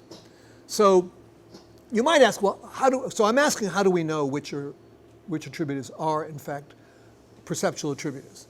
One thing you might think is that learning, it has something to do with learning, but I think you can see the fault of that if you look at some work by Mary Peterson, who has shown, this is early work of hers. Now, these are figure ground displays. You're more likely to see the black as figure than the white as figure, but people will see the white as figure if they look at them long enough. And they're more likely to see the white as figure here than they are to see the white as figure here, where they differ in that this is a silhouette of a standing woman, and this is an upside down version of that silhouette. So familiarity with things in your environment influence your figure ground perception. By the way, the idea of a figure here is that it appears closer, smaller, has more of a shape. The background has no shape. And it appears more thing-like. So what she shows is that these are low-level contour representations, and I'm not going to go into her argument for that, although it has some similarity with some arguments that I am going to go into. So just to sum up, the fact that our perceptual expertise improves with experience does not show that we perceive high-level properties, because they can be low-level, figure ground shape attributives. Okay, so here's the main event, which is the question, how can we tell what the perceptual attributives are? In particular, how can we find out whether there are any high-level perceptual attributives, like face or cause? Can we acquire new ones? And are there culturally constructed high-level perceptual attributives that we don't share with other primates, like CD player and baseball bat? Now, I don't want to have any false advertising here. I'm not actually going to answer these questions. I'm instead going to say something about the methodology behind answering them. Actually, I will say something about a high-level attributive for faces and facial expressions.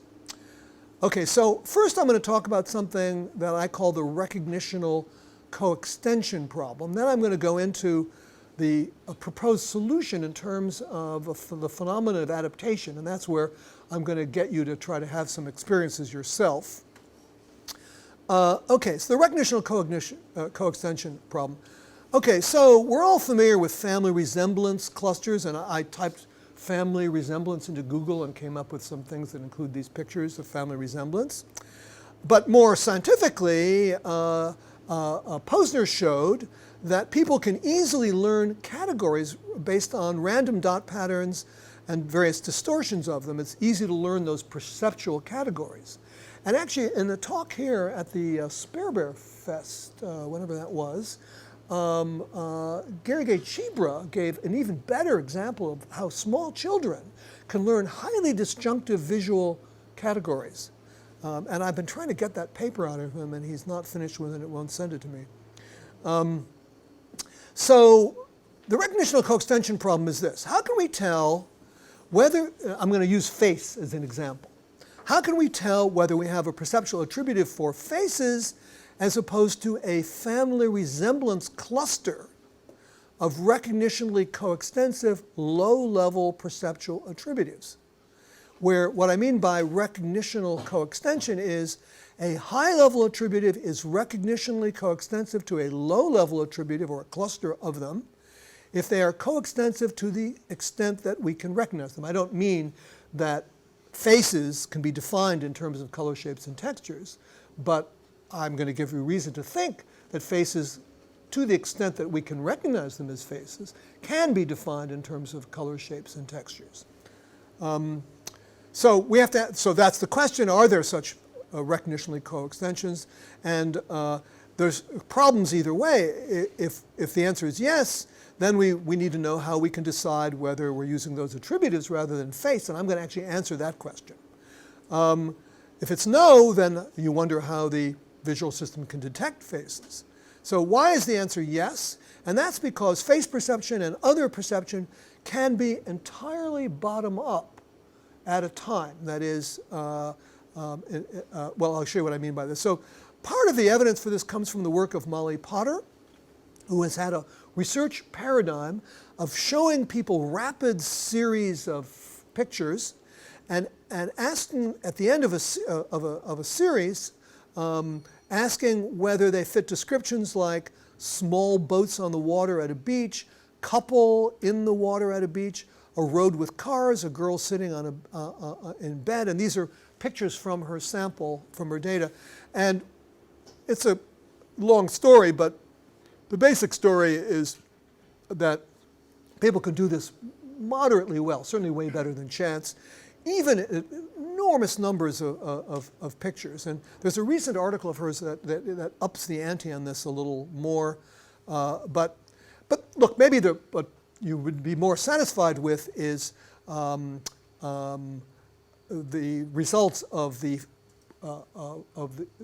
work on the fast feed-forward sweep, so-called by Thorpe, Van Roolen, and others, where they show that we can, not always do, but we can recognize things so quickly that there's really no room for much feedback. And here's a quotation from a recent article. Actually, I've talked to Thorpe about this, and there's an even more recent article that shows even faster bottom-up recognition. But this quote from this article says, with roughly 10 synapses from the retina to high-level visual areas, and considering the transfer of information through each synapse takes 10 to 20 milliseconds, behavioral response occurring only 250 milliseconds after image presentation are produced too early for recurrent processing to have a role.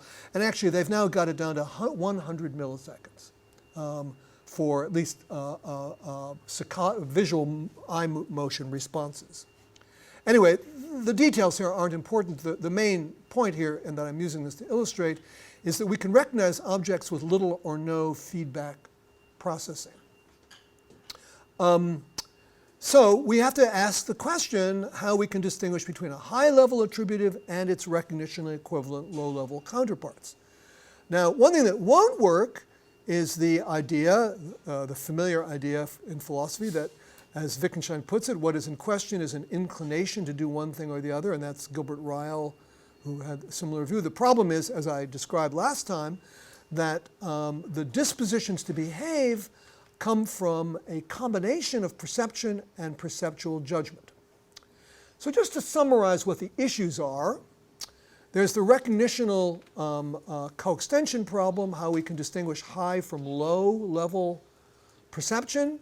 And then there's the more difficult problem of distinguishing a high level perceptual attributive from a cognitive attributive. And that's really the much harder and much more important question, and unfortunately the one that I'm going to have the least to say about. But here's a little illustration of the issue. So this is, most people see that as causal, in some sense of see as, and this one is not, or at least a different kind of causal. So here's the question. Although, you know, you're tempted to say you experienced it as causal, one wonders whether how do we know that we weren't just experiencing colors, shapes, and textures and motion, and then had an overlay of perceptual judgment of causation? It's very difficult from introspection to tell the difference between, is it hot in here? Maybe the door can be opened so that we get some circulation. I don't know if it's, or maybe if somebody can open one of those windows. What? It's too noisy. Oh. Well, we could try. See if it is too noisy. Okay, so here's what I'm going to do next. I'm going to talk about this issue of adaptation. So this is where you're going to need to look seriously at some stimuli. So I'm going to talk about adaptation, which has been called by John Frisby as called the electrode of psychophysics, meaning it has the same role in psychophysics that the electrode has in neuroscience. And so here's what I need you to focus on a stimulus. So point your eyes at this, and we're going, and you're going to have to look at it for about 30 seconds. And then, while you keep looking at it, it's a dim image, so I hope this works. Then I'm going to show you, so you see that the lines are slightly tilted to the right. Then I'm going to show you a stimulus, and I need you to say immediately out loud the words right or the word left, depending on whether it immediately seems to look to you as tilted to the right or as tilted to the left. Okay, so I'm going to say 1, 2, 3, go, and you have to shout either right or left, no abstentions. Okay, everybody ready? 1, 2, 3, go. Left. Okay, good. Now do the same thing with this. Oh, no, sorry. I mean stare at this one. Sorry, stare at this one. I'm sorry.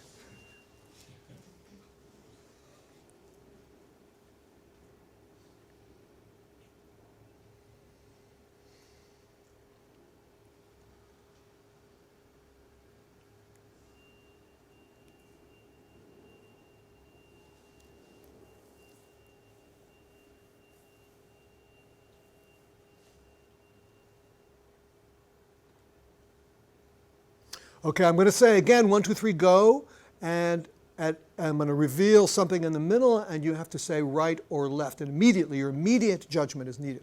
1, 2, 3, go. Right. Okay, good. That was all the desired. It was the same thing in the middle both times. Okay, I'm not fooling you. It really was the same thing in the middle both times. So you've just experienced an adaptation phenomenon. It's called the tilt after effect. Okay, so what happened? Well, here's a standard explanation. The idea is that there are channels in your visual system. When you look at a vertical thing, the channels are all equally sensitive, and you have the neural networks that are sensitive to verticality are shouting the loudest, and so you see it as vertical. Then what happens when you adapt to one of these things is you start off with equal sensitivity. You're seeing it as slightly to the right.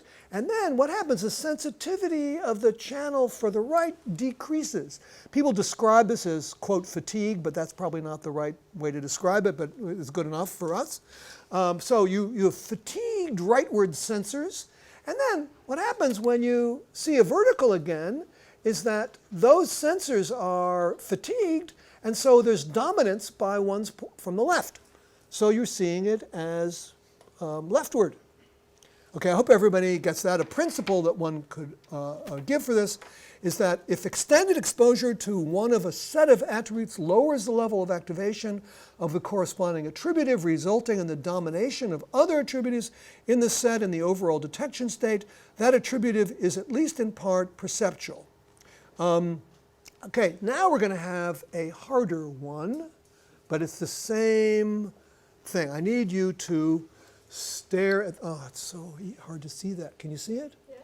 Okay, good. So stare at that, and for 30 seconds, really stare hard, because this is harder than the tilt one. And then I'm going to show you something in the middle, and you're going to have to say, when I say go, you're going to have to say the word angry or the word fearful. Okay? I'm going to tell you when. So you're going to have to utter that word immediately. Your immediate judgment is right because the effect goes away if you wait.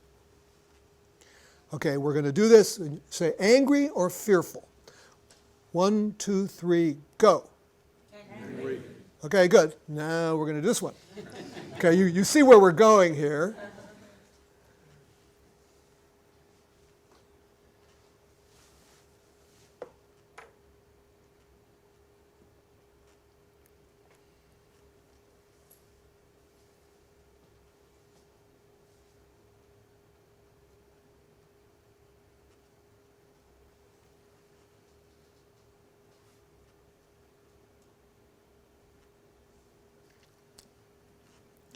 Okay, so it's good. I'm going to say that 1, 2, 3, go again, and angry or fearful. 1, 2, 3, go. Fearful. Okay, and it's the same thing. It's the middle one is a morph of angry and fearful. This one is the fearful one. This one is the angry one. When you adapted to the fearful one, this one looked angry. When you adapted to the angry one, this looked fearful. Okay, how many got that phenomenon? Not everybody. You know, it really works very well if the displays are better. I'm sorry it didn't work perfectly. So many fewer got it than the tilt after effect. Yeah, okay. Well, what can I do? Okay, but it's the same principle. I should say, by the way, I'm being a little oversimple here. There's actually 2 kinds of adaptation. I'm really only talking about one. But this, for these purposes, it's good. It's fine. Okay, so still, I think this gives you strong prima facie reason, but it's only prima facie reason to think there is a perceptual attributive for faces.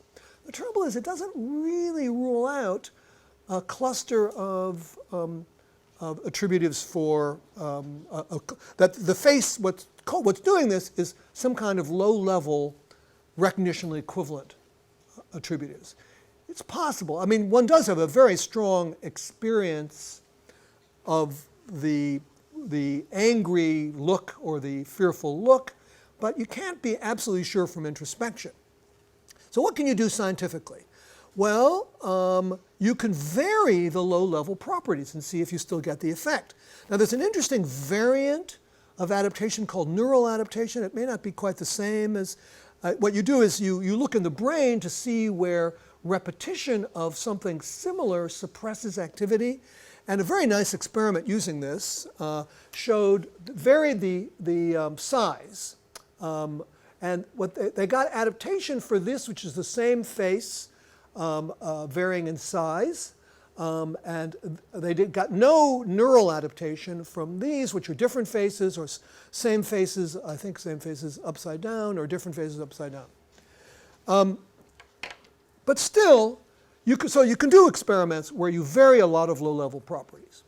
And those varying low-level properties can help rule out any hypothesis about holistic low-level properties. But it's very hard to think of every possibility, and so should be some more, we can look for some more evidence. And here is another, and actually there is a ton of evidence on this topic for faces and facial expressions.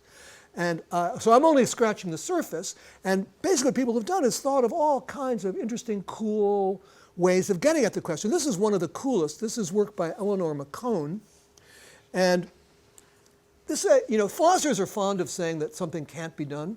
And it's always suspicious, especially if you read some of the empirical literature and you see what wonderfully inventive ways people have of coming up with. Anyway, here's a cool thing. So what she did was this. She used the principle that people can perceive some things as elongated and other things as squashed, the opposite of elongated, and that adaptation from looking at one kind of shape that's elongated will transfer to another thing. So if you adapt to this, it'll make this look squat. If you adapt to this, it'll make this look squat. Okay, so let's see. Let me just skip ahead to this. Here's what she did, and it's a really wonderfully simple thing. She noticed that faces can differ from one another in the same way that the letter T can differ, different instances or tokens of the letter T can differ from one another. That is, with the same size top part but different lengths of the vertical element. And similarly in these faces, this is more squashed than that. Everybody see those things?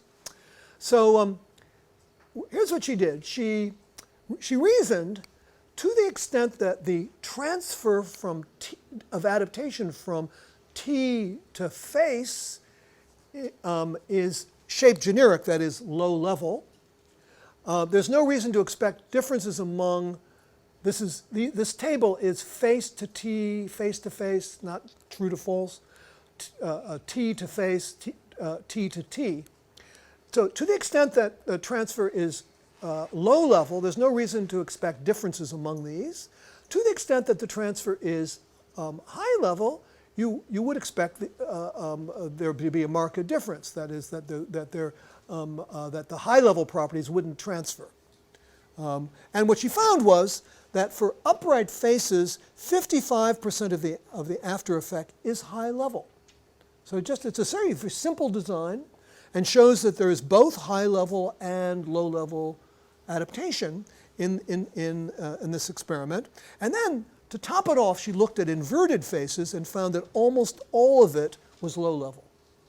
Okay, so there is really a striking experimental paradigm that shows that you can, so I'm interested in this mainly for the methodology that you can use adaptation to distinguish high-level perception from low-level perception. It's really pretty cool. It's an actual answer to a question.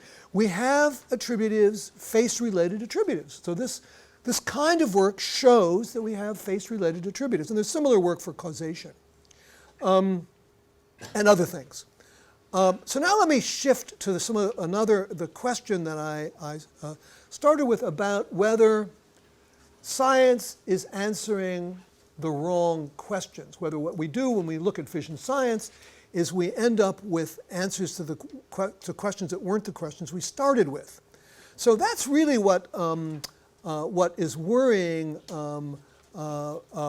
Begbie when he says that baseball bat is not, he thinks there's something really weird about the idea that we don't see something as a baseball bat or a CD player.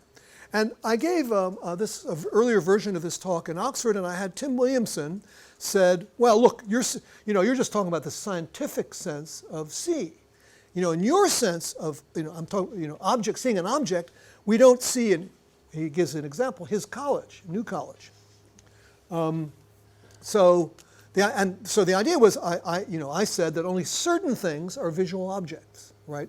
Something that the visual system itself, not just you the person, but the visual system itself treats as an object.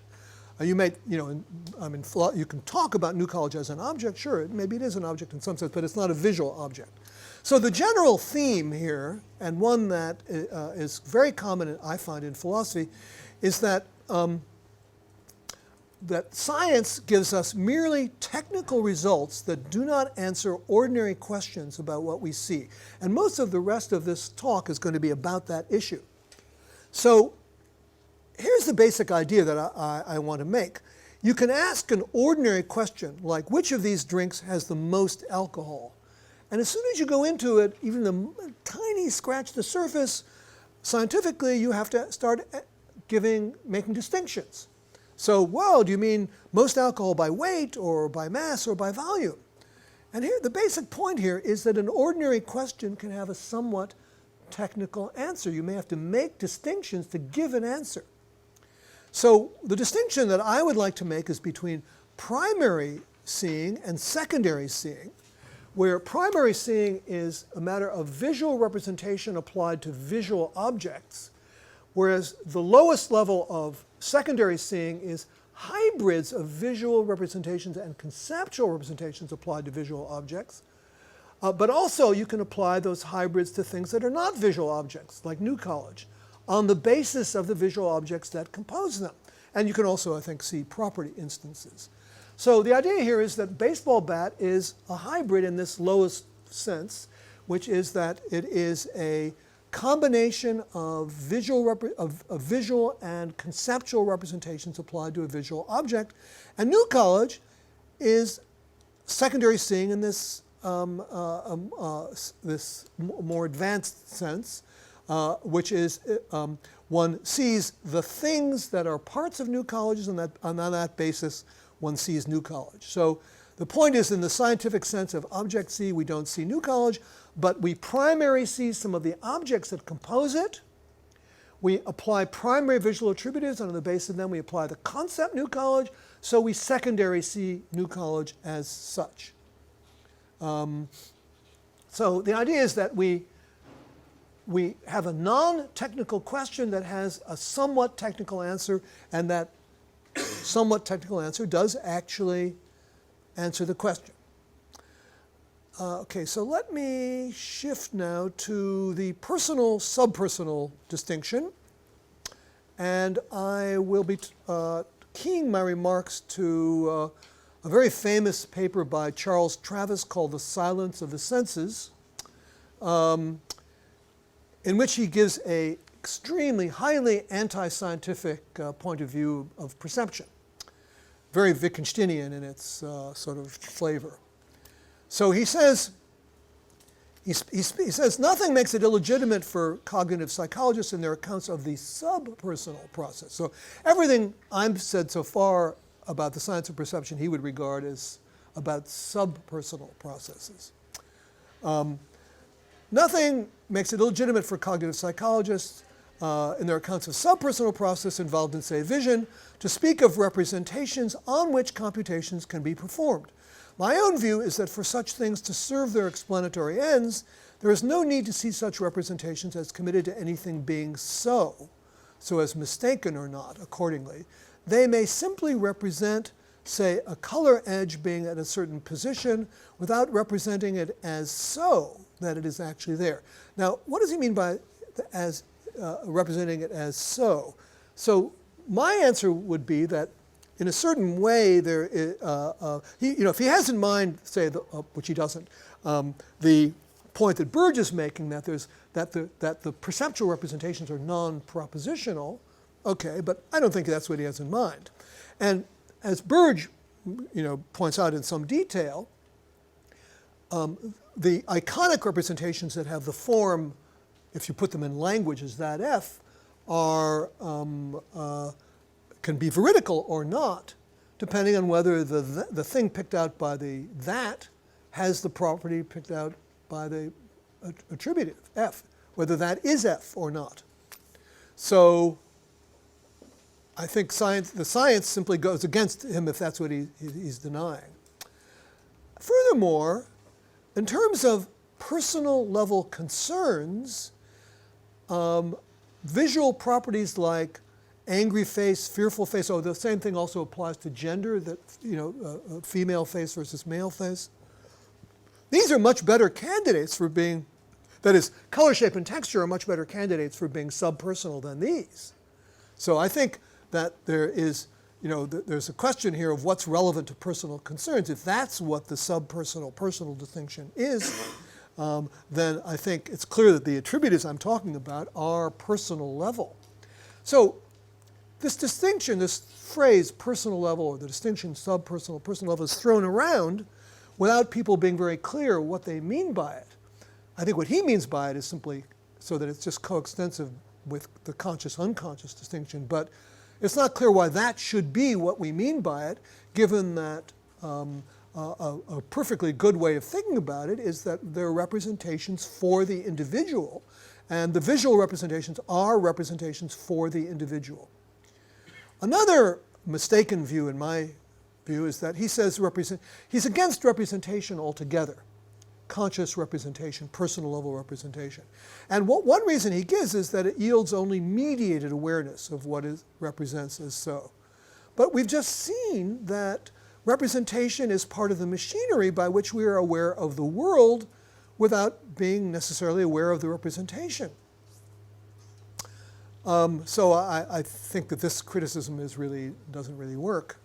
I think much of what he thinks is that it's expressed in this quotation where he says, there's nothing in a perceptual experience to make it count as having some one representational content as opposed to countless others.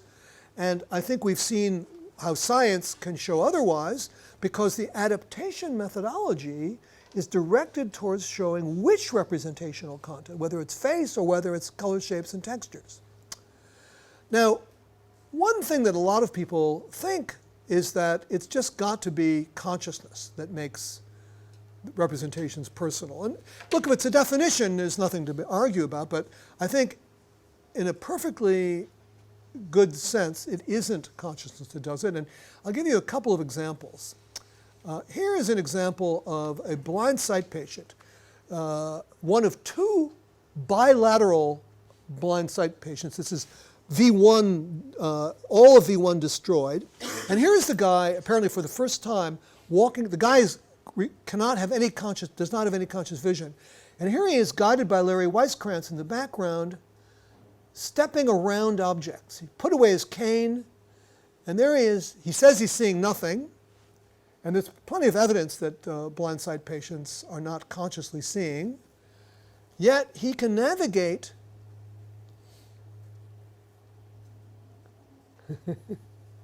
Okay, so look, it's personal level in the sense that it's guiding him, in some sense guiding him. Certainly relevant to personal level concerns. If I had time, I would show you the wonderful gender preference related work by Sheng He, but there's really no time for that. So instead I will show you just a little bit something. Now, if we had the red and green glasses, we could do this, but this is, so last time I showed you this phenomenon of binocular rivalry where you have something in one eye and something in the other eye, and then your percept shifts back and forth. So there's this wonderful method devised by Nao Tsuchiya, who's that person, in which you have this rapidly moving thing going in one eye, and it really captures your whole percept for long periods, so, reliably for a few seconds. And so here's the idea. If you're doing this properly, you don't have red and green glasses. You have what the left eye is seeing one thing, and then it goes like that, and the right eye is seeing another thing, and this thing does that. So it just completely captures your visual experience. So that eye dominates for longish periods and relatively long periods reliably. So this is Randolph Blake, Randolph Blake's lab. And what he did was this. He had this is a black and white picture of a color stimulus. Okay, so it's that colored Mondrian, so-called. That's what rapidly moving. That's in one eye. In the other eye, I don't know if you can see this. Can you see that face there?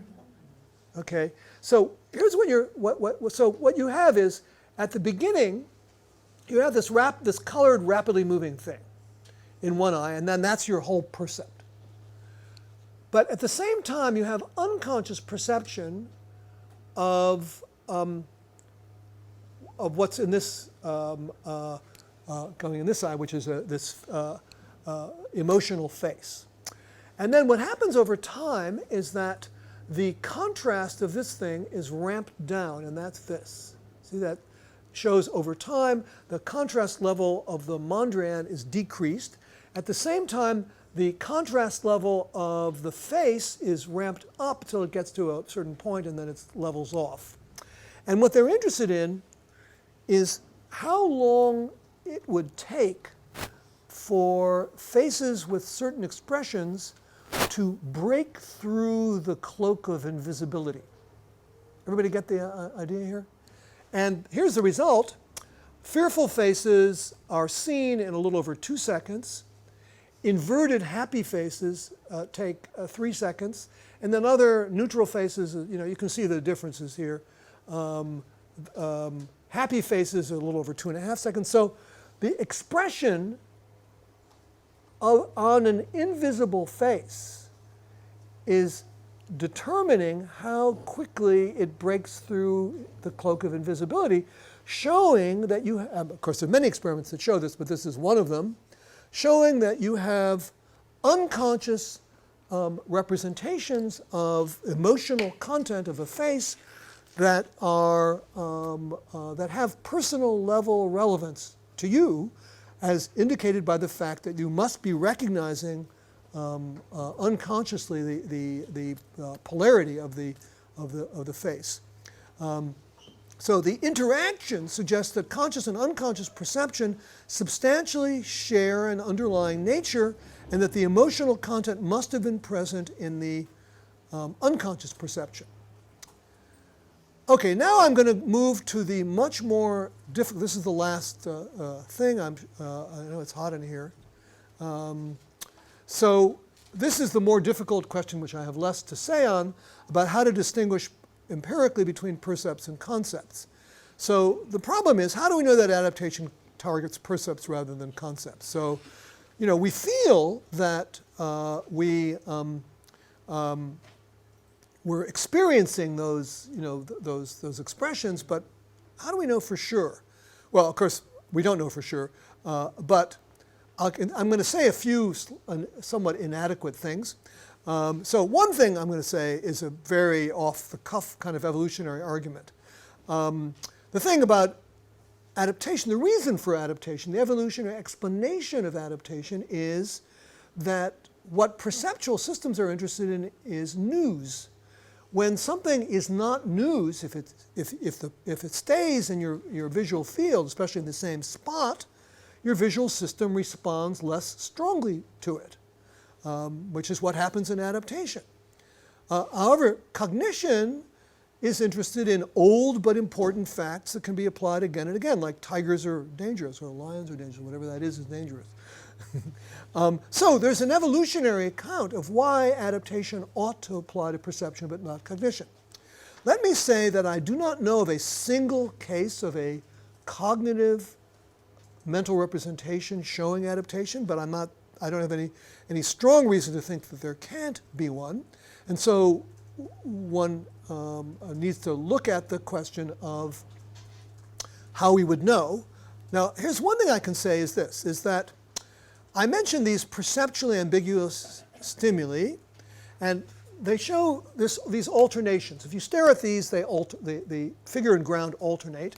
And also we get that with these rivalry stimuli. So you see this is the front, and then later you see this thing here is the front.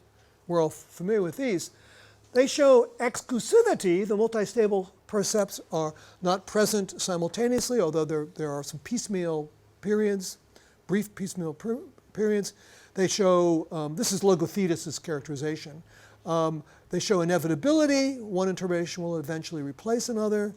And they show randomness. The duration of one alternation is not a function of previous durations. And these alternations have been shown to, at least in many cases, be a result of adaptation. Now, is there a cognitive element here? Well, here's an experiment by Mary Peterson that suggests not. So what she showed people these figure ground demos, and in a 1994 paper, she noticed that subjects saw the familiar white shapes, that is the ones that they had seen before, as figure faster and could maintain them longer. That is, they stayed figure longer.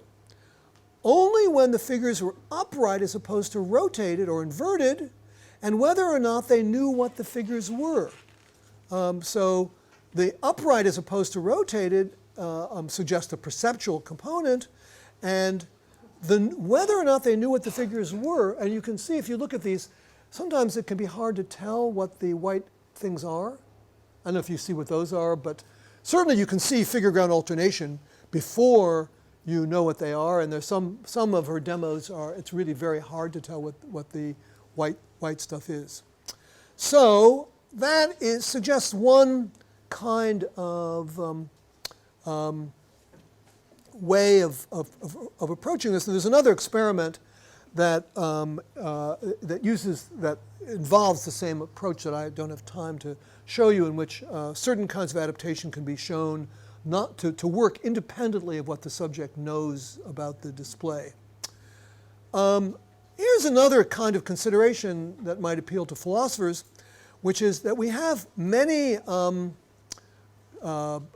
controversies, where maybe when you first hear them, they're sort of ambiguous cases, and you go back and forth, whether XYZ is a kind of water versus, as David Lewis thought, or whether XYZ is a different kind of substance, as Hilary Putnam thought, or many of you know these trolley problems where you have the question of whether to push the fat man off the bridge, where he will block a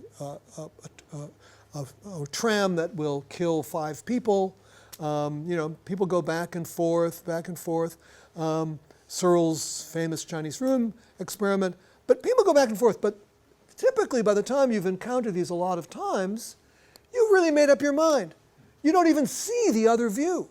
I think sure all philosophers have experienced this, where when you first heard one of these so-called ambiguous cases, they seemed genuinely ambiguous to you, and then after a while you made up your mind, and then you just can't see the other side anymore.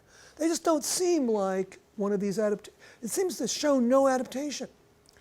Whereas no matter how many times you've seen this thing, the interpretation will fluctuate according to the 3 principles. So these are sort of minor considerations against cognitive adaptation. But I don't, this is obviously a topic for a great deal of further work. So let me say what my conclusions are. So the substantive conclusions are that we can distinguish empirically among a high-level perceptual representation, like for face-related expressions, and the holistic constellations of color, shape, and texture attributives that are recognitionally equivalent, and maybe much less well, the conceptualized representations that are constituents of thought rather than of perception.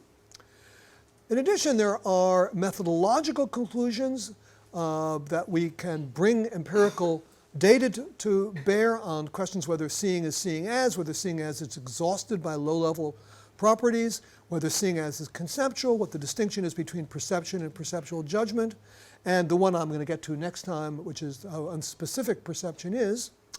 And let me say finally what the relevance to other philosophical issues is, because I know whenever people are doing a scientifically oriented version of philosophy, we often are asked whether this is really philosophy and how it's relevant to philosophical concerns. So in philosophy of mind, just the issue itself, whether there's a distinction between perception and cognition, and if so, what it is, has been historically a major issue in philosophy of mind. Of course, there's the specificity issue, which I think is relevant to the major theories, philosophical theories of perception, but I'll go into that next time. In epistemology, it just seems obvious that whether perception has genuine content,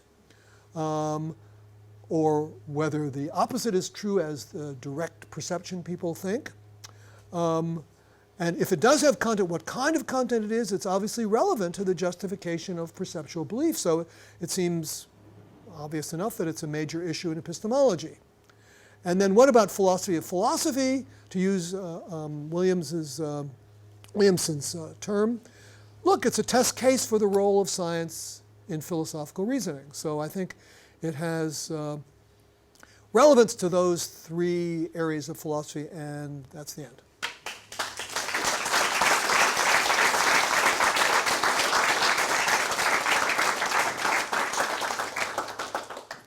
I just wanted to ask you, you distinguish between primary seeing and secondary seeing, and Yeah. the first one is really,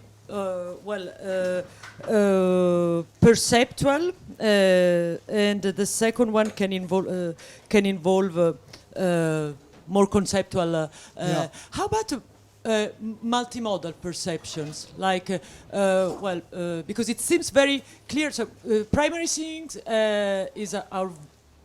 is visual. It refers to visual objects. How about situations which you have systematic multimodality, like a shape, color, and a sound, and a smell? Yeah, I guess I would say the same about multimodal perception, although I haven't really thought about it. I don't see why it should be any different.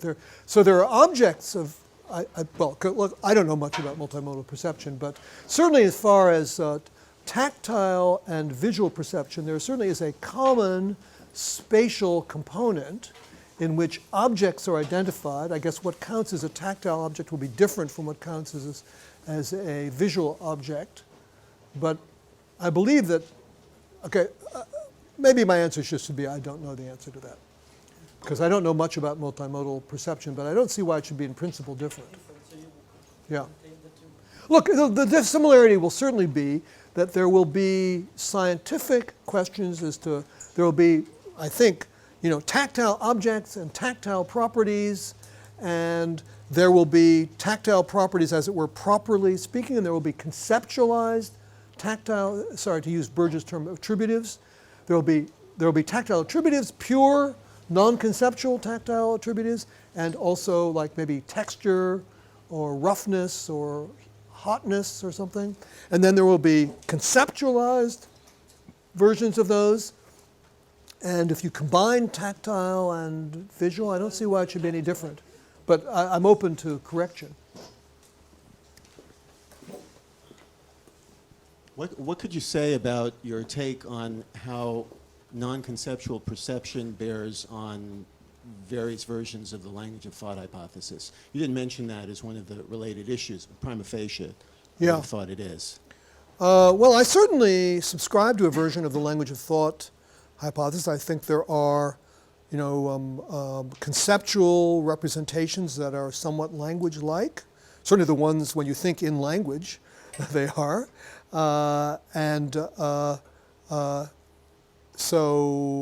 is there any particular issue? Regarding things that regarding things that you see, perhaps see as something, but without conceptualizing them, but nevertheless, it would seem that you have beliefs about them. Right? If belief is something So if like you have a having belief, like you've got to have some way of picking out the object of belief. Now, according to my scheme, it will be a conceptualized attributive. If it's in thought, it will be a conceptualized attributive. So say if you pick something out as red, then you have a purely non-conceptual visual attributive. For it to play a role in thought, there has to be some conceptual element. Now, there can be a controversy about whether that conceptual element incorporates the visual element. There's some kind of recreation of it in your thought, or a pointer to it, or something like that. But it's got to be some way it fits into cognition. And I guess until shown otherwise, I think that's got to be some kind of a conceptual element that in some sense conceptualizes the perceptual attributive. So seeing as doesn't necessarily entail having beliefs about the thing that you see. Seeing as can be non-conceptual, purely perceptual. So Burge's that F is a kind of non-conceptual seeing as that needn't be at all cognitive and that can be done by creatures that don't even have any cognition. Burge's example, one of Burge's example is the jumping spider. It identifies its prey, it tracks its prey. It's really unclear whether it has any cognition at all. It has a perceptual system that obeys the consonancies. So that's my argument is that maybe I should have summarized this, that there's a non-conceptual kind of seeing as. It is true that all seeing is seeing as, so that's where I agree with Fodor and Wittgenstein. Where Fodor and Wittgenstein go wrong is that it is not true that all seeing as is conceptual. So in particular, seeing X as Y doesn't entail believing that X is Y. Right. So the jumping spider sees something as its prey. Of course, it doesn't use those words, but it has its visual attributive for prey. Yeah. The concept of prey in the spider. So there is a concept without thinking. There's a concept without what? Thinking. So that's, of course, the way we refer to the jumping spider's prey. It doesn't. So I'm using our language to refer to the jumping spider's perceptual system. I don't know what its visual attributive is, but there's no reason to think it has any concepts. Well, but because you have a very restrictive definition of concept, in the sense that it is involved in thinking or later on, but the question is whether you may have other definition of concepts as abstractions, which define a category, for instance, of objects. And in this case, maybe there are some, even though it's difficult to define, there are some concepts in lower organisms which are not giving rise to, let's say, a proposition. And the interesting thing is that in humans, the chaining of concepts into a proposition is something which is rather unique, in the sense that monkeys, for instance, have a little ability to establish a chain of more than 2 or 3 items, while in humans, in general, you have more than that. So I'm a little bit hesitant about the definition of a concept on the basis that it's going to be part of thought. Okay, so I don't think my claim is dependent on a definition. So what I think, so you can use a concept however you like, but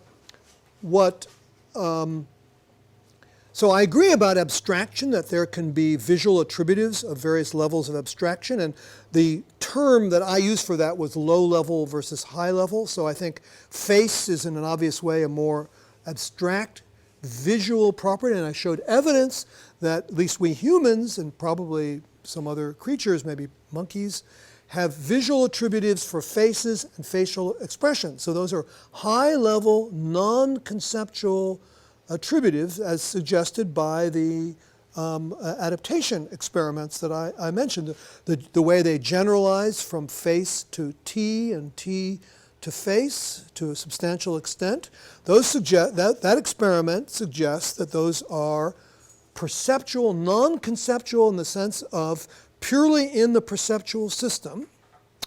On the issue of the spider, I'm speculating that the spider doesn't have any cognition. I could be wrong about that. It's a pure speculation. I give it as an example of how there might be a creature that has both high and low level perception, and in that sense satisfies your what you say about abstractness, but doesn't have concepts.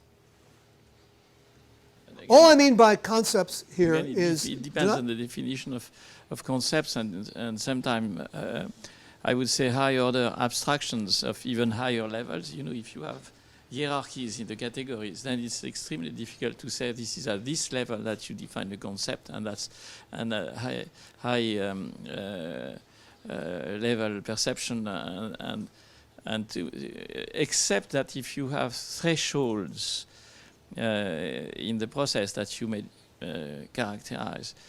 But otherwise, I think it's very, to me, it's, let's say, physiologically it might be difficult. To be what? Physiologically, it might be difficult to make the distinction. Okay, so at least Except what my it is claim conscious. is that the distinction here is not at its root a physiological distinction. It's a more abstract level It's at the psychological level.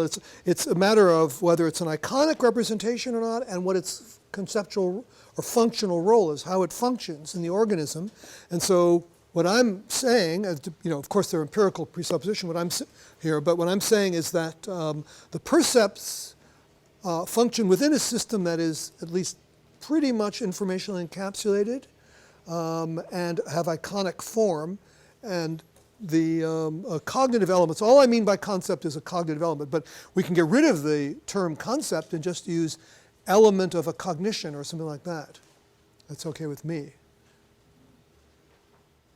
Towards the beginning of your talk, you mentioned Helmholtz's inferences and the fact that they have nothing to do with inferences in that sense that philosophers typically use, and so Fodor's argument is completely wrong in assuming that because there are inferences in this sense, perceptual content should be conceptual. But then, because this is typically subpersonal machinery that is involved in those inferences. But then my question is, if we have seeing as properties that are non-conceptual, should we have a notion of perceptual inference that is different from the traditional notion of conceptual inference, but also different from Helmholtz's notion of inference? And what would that be like? I see. So, yeah, I think it would make sense to distinguish between so we all agree, or we all should agree, that the visual system in some sense solves the underdetermination problem, and that in some sense it has what could be described kind of metaphorically as built-in assumptions like light comes from above. And then I guess we could distinguish between those solutions to the underdetermination problem that use architectural features and those that use computations. And that might be something in the direction of what you're suggesting. This is suggested by Gloria's question and also by the spider talk. When you think about different perceptual capacities, it seems pretty plausible that there's a huge difference in granularity. For instance, just to take one example, between, if Frederica was standing a foot to your left, I would see she was to the left of you. But if my eyes were closed and I heard your two voices, I might not at all have that. I wouldn't see her as to the left of you. So it seems that you'd need some notion, and yet it would be useful for a spider to be able to integrate information it gets through hearing or some other sense, olfactory, and through seeing. So even if it doesn't have cognition, it might very well have something that's not restricted to one perceptual capacity, but that enables it to use information from different capacities. What would you call that? You have to resolve the granularity problem or something like that. Yeah. So let me just mention that the granularity problem applies even within a single sensory modality. And here's an example.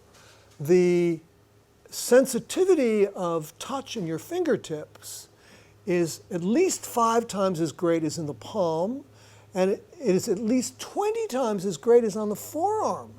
And of course, the back is hopeless. So we have enormous difference. We have enormous differences in granularity even within the same senses, and somehow those sensory systems have to take that into account, and I have no idea how they do it.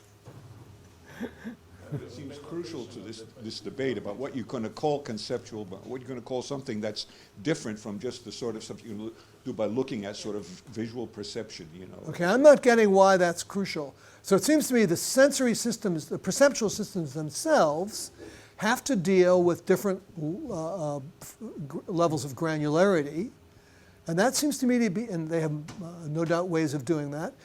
And then there is the separate issue of the role of conceptualized perceptual attributives. So I don't see the connection.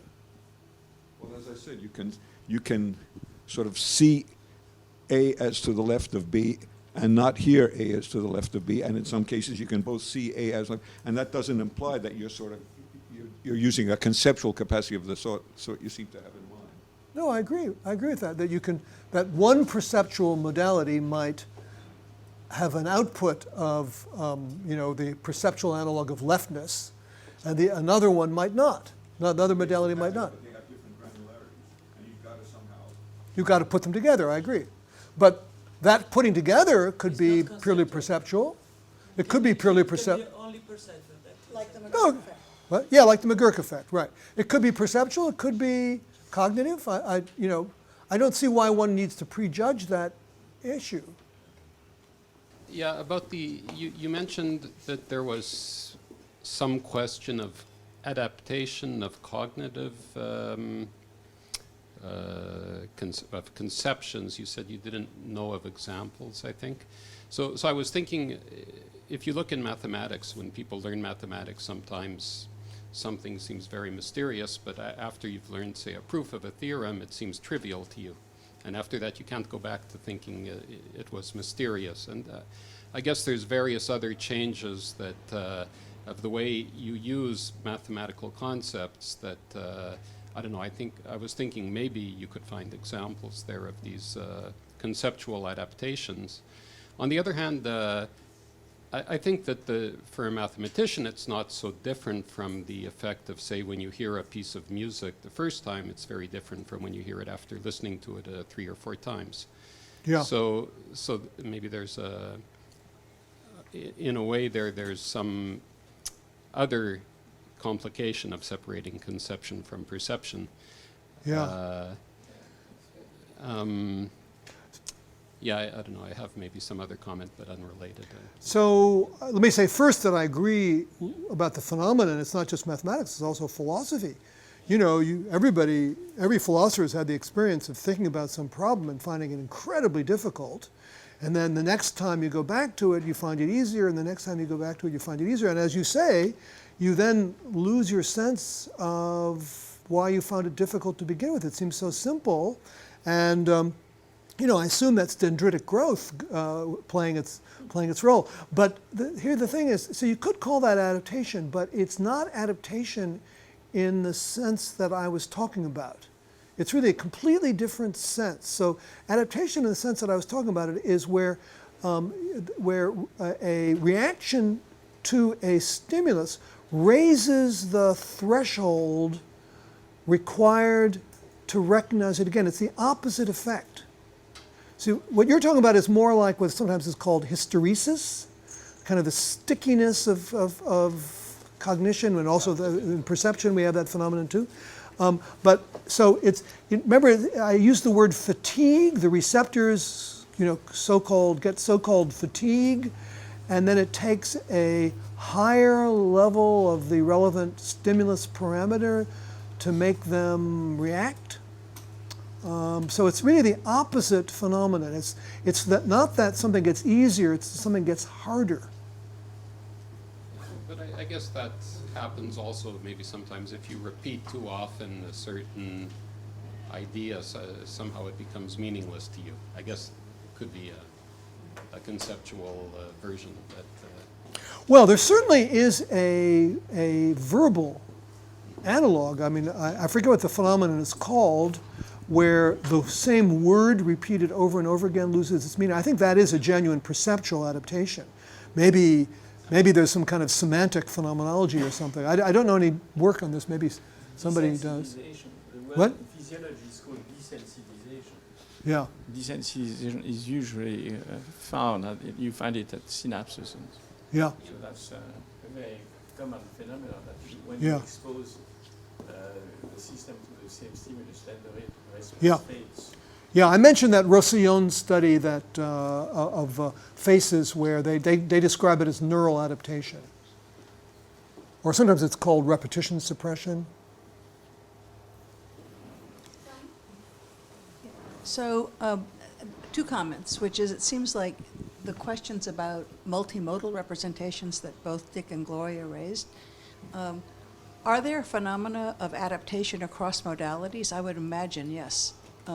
So the point is, it seems like that would be a possible test of the coherence of perceptual, multimodal, genuine perceptual representations. Yeah, good point. But you don't know of any?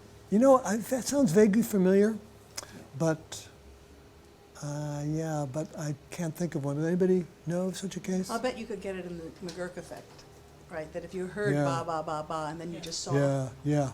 you would I get bet it. you're right, yeah. Yeah, yeah. Yeah, So good I don't point, know. yeah. Oh, but anyway, that's not my question. My question Oh. is, Okay. you say that, I mean, your notion of the perceptual, conceptual distinction is, I believe, much more definitional than you're allowing here. Because you say that what conception is, or what the conceptual side is functioning in thought. But the question is, how do you distinguish thought from other mental processes? And it really comes down to your two things about, well, three things, maybe encapsulation, format, and something like propositional language, like logic, like language of thought, right? And so you're just making, I think you're making that a definition of, or at least a hypothesis about where the natural kind. Yeah, but those are exists. very different definition of hypotheses. So that what I'm suggesting is there is a joint in nature. Yeah. And we see the joint in nature by seeing these very different properties, and we can then hypothesize what the proper characterization is of the joint in nature. So what I want to ask you is how you think the work on infancy, on core cognition, falls in this break. Is Yulia here? Yes, in the back. Yeah. Okay, so she's going to answer. Right. So it seems to me that even if you really look at cause as an example, Yeah. right? So Uh-huh. I'm happy with the perceptual attributives of facial emotion and even Yeah. faceness and certainly. But when you get to cause, I think you're in deep trouble at this level, because in infant representations of causality, infants, it's not just Mashak causality, they're integrating information about the dispositional causal status of the potential agent, counterfactual representations, yet these are before there's any evidence of any actual natural language, or maybe even any language like logic, like language of thought. So I'm not sure that we have a good characterization of that boundary at the upper end. Yeah, okay, so I hope to be working on this in the near future.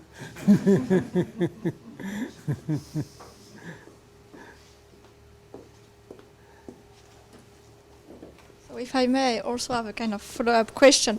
So is there no limit to what, I mean, you didn't say whether there was any limit to what could be into high-level perceptual attributes. So you talk about the CD player, so artifacts that you know by experience can be part of these high-level perceptual attributes. But could it be anything?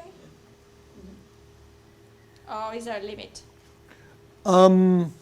Well, of course, the limit is provided by the perceptual systems themselves.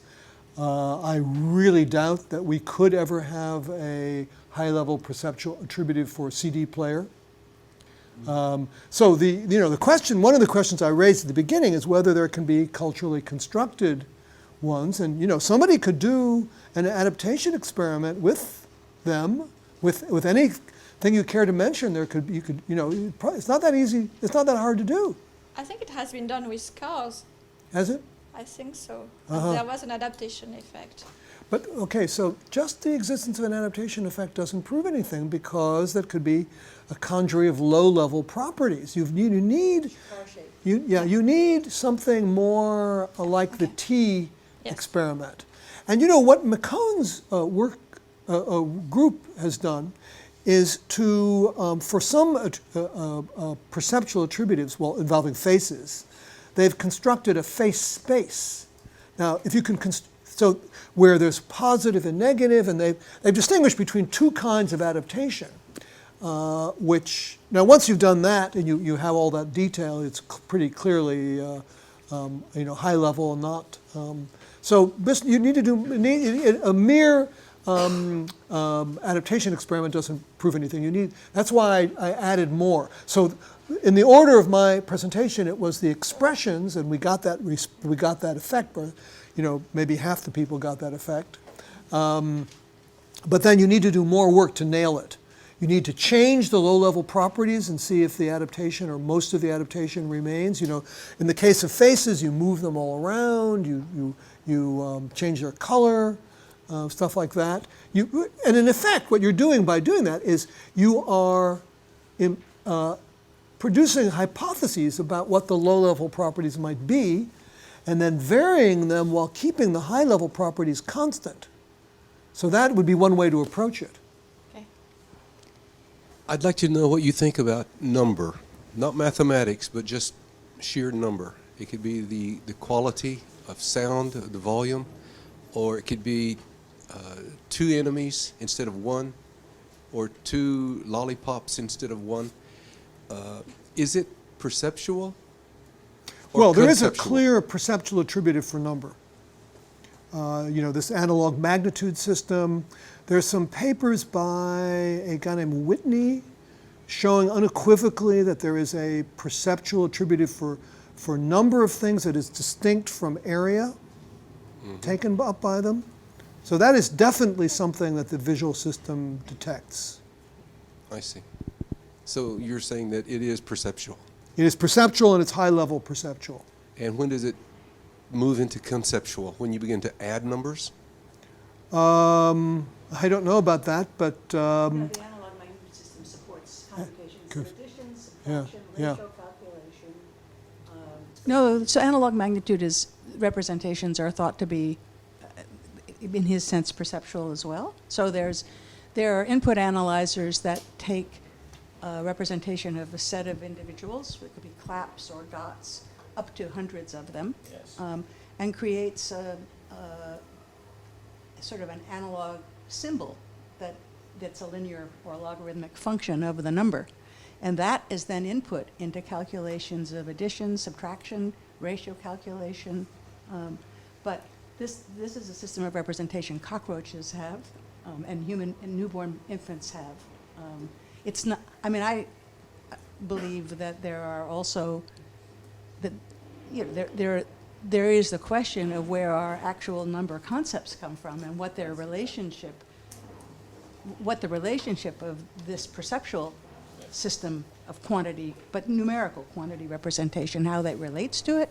But that there are perceptual representations with numerical content is sort of without doubt. Any further questions, comments? How about some Wittgensteinians? So, I was hoping to get some response from Wittgensteinians. I'm not sure you're in the right place for that. So, yeah, Jérôme. So it's about the constancy effect. You see, you display a slide with and you said Helmholtz was wrong on this inferential answer to this constancy question, but you didn't go back to that slide. And you didn't explain how it should be perceptual or seeing as non-conceptual seeing as. It looks the same size. Or it looks that size. Yes. And according to what I expect you might have said, it should be seeing as non-conceptual for you. Non-conceptual. Non-conceptual seeing as. Yes, so what I think is... So if it is the case, if it is your point, it looks the same size, and it involves sameness. You see the idea of sameness, identity of size, or something like this, which is kind of relations between different representations. And so it becomes a bit conceptual, or in some way. I don't see any reason to think that it does. I don't know for sure, but I believe that sameness can be a perceptual property. That is itself an empirical question. You could ask whether you can get adaptation for sameness. You show a bunch of same things and then does that lower raise the threshold for recognizing sameness? There's probably some experimental work on this. I would bet that it is a perceptual attributive, sameness. And I'm sure that there are perceptual attributives for size that take constancy into account. So I believe that there is a non-conceptual representation of size that constancy plays a role in. I'm pretty sure that there is a non-conceptual sameness attributive as well, but also a conceptual one.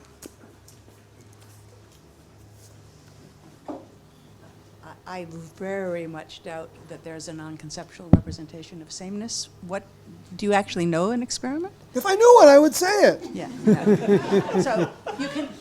So habituation isn't the same thing as adaptation. Yes, it is not. Yeah. And I don't know of any evidence that after you got really, really, really sick of same, you can't see same anymore. Okay. Well, we all have our opinions. So let me remind you where we are in the overall sequence. So the overall thesis of the series is that conscious perception can be non-conceptual and distinct from any kind of cognition or representation. And lectures 1 and 2 were about the distinctness from cognition, and today is going to be the distinctness from representation. So that's the title. I'm going to be talking about 3 theories of perception. At least in the English-speaking world, these are the 3 major theories. I think all of the theories that people talk about are variants of one or another of these. So there's representationism, which I think is the most popular one, which is the idea that the phenomenal character of perceptual experience is grounded in the representational content of perception. So the representational content of perception is the basis of phenomenal character from which phenomenal character flows. The phenomenal character of a perception is what it is in virtue of the representational content. So that's the idea of it. Direct realism is a less popular view among people with scientific inclinations.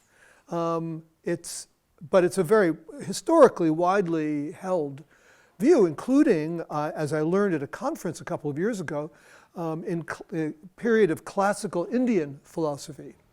And it is the view that the phenomenal character of perceptual experience is grounded in or constituted by direct awareness of objects and properties in the world, where the idea is that the things and properties in the world really constitute part of your experience. That's the idea of it. And then there's the mental paint view, which I hold, which is that the phenomenal character of perceptual experience is grounded in the way that one is directly aware of or represents objects and properties. And on my view of things, those ways are to be identified with neurobiological properties. So I'm a neurobiological reductionist. I think there are these ways which cannot be reduced a priori or in the armchair, but can only be reduced by science. So I differ from the other 2, which hold that you can actually get a correct theory of perception in the armchair by thinking about it, and that's the way these things are not supported by data, they're supported by armchair reasoning. So a first pass at my argument is going to be that a difference in attention can make a difference in phenomenal character or the phenomenology of experience without changing what is represented or what objects and properties one is aware of. So I'll start off with that. But really the ultimate argument has to do with imprecise contents. And I'll explain what I mean by precision and how it differs from accuracy when I get to that, towards the end of the talk. So let me just explain direct realism. So that's this idea that it's direct awareness of objects and properties that constitutes or grounds the phenomenology of perception. So one might put it colloquially as the idea that the role of the visual system is just to select objects and properties for direct awareness, and then, as sometimes it's said, get out of the way so that the subject can incorporate those objects and properties into the perceptual state. And just to give you a flavor of the rationale for it, here is C.D. Broad saying, in its purely phenomenological aspect, seeing seems to leap the spatial gap between the percipient's body and a remote region of space. Seeing seems to bring one into direct contact with remote objects and to reveal their shapes and colors. And Heidegger says something that has some similarity. He says, much closer to us than any sensations are the things themselves. We hear the door slam in the house and never hear acoustic sensations or mere sounds. One way to get a handle, I don't know whether you find you're sympathetic with this, but one way to get a handle on this is an idea suggested by Gilbert Harman, who says, if you are looking at a tree and you try to focus on your phenomenal experience, all you ever succeed in doing is attending more to the tree, right? So you don't succeed in it. Now, I believe that you can attend to your own experience, but anyway, that's the idea that you can't even attend to your own experience, and to the extent that you do, you're just attending to the outside world, plays a role in the motivation for this view. So here is a way of seeing what the view is. If we distinguish two things. One is the difference between consciously perceiving red and consciously perceiving yellow, and what makes a perception, whether of red or yellow or anything else, a conscious perception as opposed to an unconscious perception. So the direct realist tries to put all the mentality into here, the direct awareness relation. And the difference between perceiving red and perceiving yellow is the properties in the actual world. Okay, so these things are supposed to be part of your experience. For the representationist, it's a matter of representing red versus representing yellow. And what makes a perception conscious, you can represent red unconsciously. What makes it a conscious representation is its functional role, perhaps in regard to the global workspace, or they aren't too specific about this. So the important point here is that the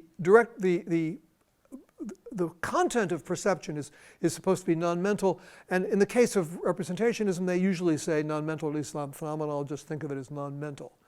And the mental paint view says that there are these ways which cannot be reduced in the armchair, that can only be reduced by science.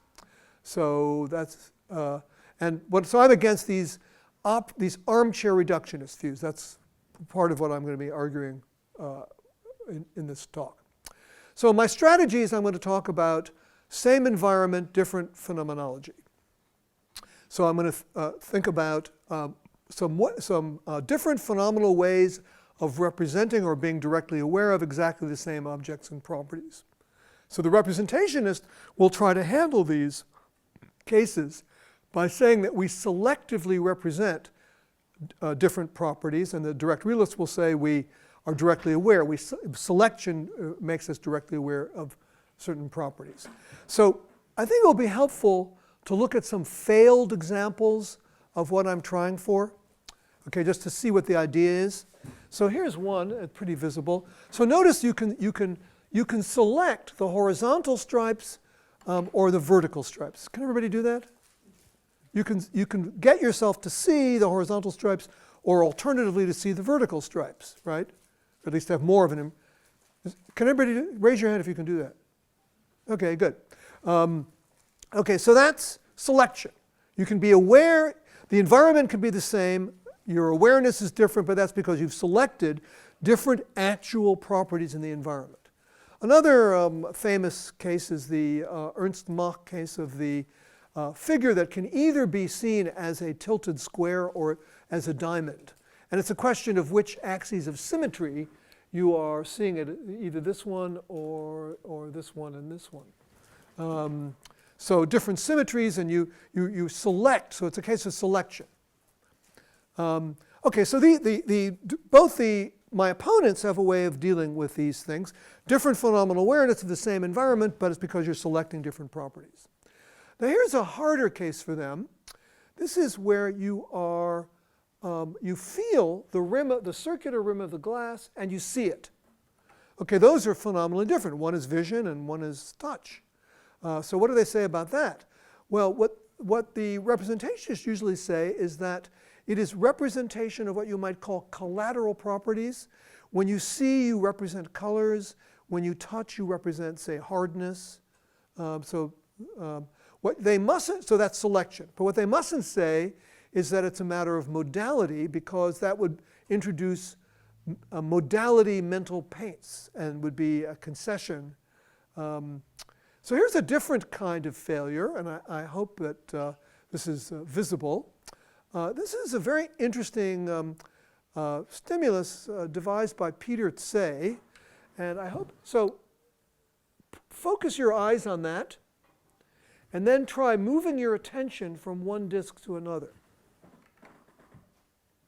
Keep your eyes on that white box, but move your attention from one to another. Anybody want to say what happens? Do people see something getting darker? So raise your hand if you see that. Okay, good. All right, so this is a really interesting purely attentional difference. Now, this would actually be good to prove my point, except for one problem, which is that it's probably an illusion. And I won't go into the reasons why it's supposed to be an illusion. The fundamental fact is this case is not that well understood. So Peter Tsay has various things to say about it. I guess one thing, I mean, it's a very interesting paper. I recommend reading it. It seems to depend on the idea that you're seeing those gray circles as transparent disks. And you get some kind of spreading activation within the disk. And if you have it on a black background where the transparent interpretation doesn't work very well, then the illusion doesn't work very well either. So you can see I've flashed up one that's like that. In any case, it's an illusion. Now, why an illusion should be a problem, I'll get to later. But for the moment, I'm just saying, no, illusions are no good. We want a veridical case of perception. Okay, so what I'm looking for, so those are all the failed cases. What I'm looking for is phenomenally different experiences of the same aspect of the world, so no selection, in the same modality, so no touch versus vision, and both veridical, no illusion. And if I can find that, and I can, I think, there's a problem for both direct realism and representationism. But as we'll see, they can get out of this problem by appealing to imprecise contents. And so that's the strategy that I'm going to be talking about. So let me just have a slight a detour into the 19th century, where William James, in his wonderful book that anticipates everything in contemporary psychology, he says, he noticed that to some extent the relative intensity of two sensations may be changed with a change in attention. And he said, the subject is one which would well repay exact experiment if methods could be devised. And in fact, methods have been devised. And I'm going to be talking a lot about experiments done by my colleague Marissa Carrasco, who's done a lot of these experiments. And this is an old one of her experiments, but I think it makes the point better than the newer ones. And this is the one I'm going to be mainly talking about, but I'll also show you some other ones. So here's the idea. You have a fixation. Can everybody hear me in the back? Fixation point, and then you can get a cue, which is a green line in one of 16 places in the periphery, and then an interstimulus interval, very brief, and then a stimulus, which is, in this experiment, could be either one of these Landau squares, with a name for a French researcher, by the way, with either a gap on the left or a gap on the right. And the subject's task, if it's that, is to say whether the gap is on the left or the right. And there are other things that they use as well, these displays, but I'll just talk about these. And then there's a mask for reasons that I won't go into. Anyway, so there are two kinds of attention that are relevant to this literature, exogenous and endogenous. Exogenous is attention produced by something that appears and attracts your attention. So it's too fast for there to be an eye movement, but that cue that comes up attracts your attention. There's also endogenous attention, and actually I'm going to mention the result of the endogenous attention because it's such a large result. So endogenous attention decreased the size of a gap that could be detected by about 35% compared to a gap on the opposite side from the cue. So the idea is you can see smaller gaps if you're attending to them. But here's the question, and the question that Carrasco later devoted herself to, which is, what reason is there to think that there's some kind of attentional magnification going on, but does it affect the way things look? Does it affect their conscious phenomenology? And Carrasco devised a technique for getting at that question. And the technique involves comparing two things.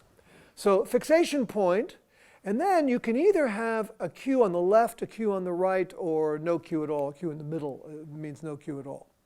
And then there's a brief interstimulus interval. And then you can have in this experiment, a Landau square on one side or the other. And here's what the subject's instruction is. Pick the larger gap and report whether the larger gap is on the top or the bottom. So the subject picks the larger gap. If it's the one on the left, you press buttons here. If it's the one on the right, you press buttons here. So the idea of this is that the instructions are about to report the top or the bottom, but what the experimenter wants to know is which of those gaps the subject saw as larger. And the idea is that if they're equal, the attended gap could be expected to be larger, to look larger. And in fact, that's what she found. She found that an attended, this is in degrees of visual angle, an attended 0.20 gap is treated the same for the subject as an unattended, or really less attended. I'm going to use the term unattended, but that just means less attended. I'm not talking about any complete absence of attention here. As an unattended 0.23 gap. So basically there's a boost by attention of the difference between this and this. So attention makes things look larger. And this has been confirmed in a number, well, at least it makes the gap look larger. This has been confirmed in a number of experiments using a lot of different properties. Here's another one this is actually the first one she did in a paper called Attention Alters Appearance. And this paper stimulated a lot of discussion. And of course, I don't want to, there's been some controversy, but I think at least among a lot of people, the controversy is pretty much resolved about these results. There's still a few people who don't believe them for some reason or another. But so here's there's the same methodology. I don't know if you can see these. They're not very visible. Can you see these grids? Okay, so those are Gabor patches. And then the idea was here, they differed in contrast from one to another. And subjects were shown some examples of contrast, higher and lower contrast, and asked to judge the tilt of the higher contrast of the two patches. Okay? And report that tilt in the same way as the other one. If it's slightly to the right or slightly to the left, you report on the right side. If it's the right one, that's the higher contrast. And again, the idea is to get at what subjects see as more contrasty, but to give the subject a task that didn't explicitly appeal to that, where what they're explicitly reporting is a tilt. So here's the basic result is this, is that if you're fixating here, and this is a 22% patch and this is a 28% patch, then attending here makes the two patches look equal. Attending here where you are fixating makes this one look lower in contrast to this one. And I don't know if you can see it with this display, but you can really see it in the displays that are printed in the published papers. And can you see it here? If you fixate here, you'll see that this is lower in contrast to that. But if you then move your attention here, at least, I don't know if it works for this display. Does it work? How many see that? Oh, good. Okay. So look, attention really has quite visible effects on a variety of properties. And the properties include the speed of motion, how what's called spatial frequency, how stripy something is. It affects, let's see, I have a list somewhere and I'll get to it. So attending to this is what I just said, makes the comparison of here's the key thing, the comparison is non-veridical, but if you just focus on the patch itself, it's not clear that there's anything non-veridical about it. And here is a data slide. This is the one you just saw. If you fixate here and attend that, it looks the same as that. If you fixate here, well, these are, you can't really see them very well. Can you? Oh, okay, good. I can't see them from here. If you fixate here and attend to this, it looks the same as this. Fixate here and attend to this, looks the same as this. Now here, this is at least for most subjects is roughly at threshold. So you might not be able to see that, but what she showed is that if you attend to it, people are much more likely to be able to see it. Okay, so now we have what I was looking for, which is different percepts of the same environmental feature in the same respect, and arguably equally veridical. But many people have objected. So some people say, oh, look, what you're directly acquainted with or what you represent is contrast in relation to a salience map or contrast in relation to the center of attentional focus. And the direct realist can handle it like that. So one version of this is that there's salience paint.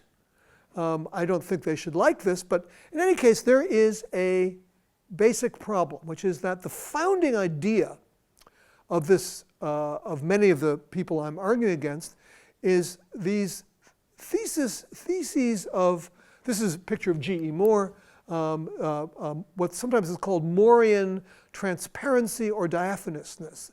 And it's the basic idea that appears in that Harman idea that I mentioned before, which is that normally we see through perceptual experience to the world.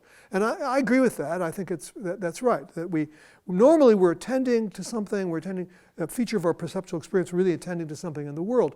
Now there's this negative thesis that you can't attend to the experience itself. I don't accept that, and neither did Moore actually, even though it's attributed to him.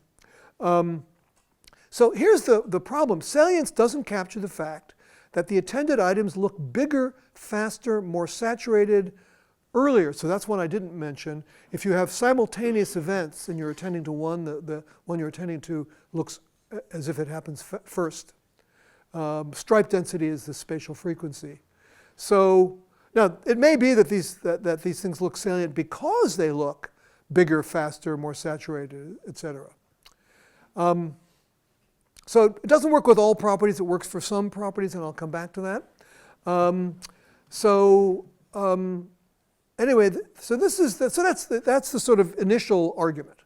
Now, some direct realists appeal to the analogy to the tilted coin and the stick in water, and they say things like, the elliptical look of the tilted coin is just what round looks like from here.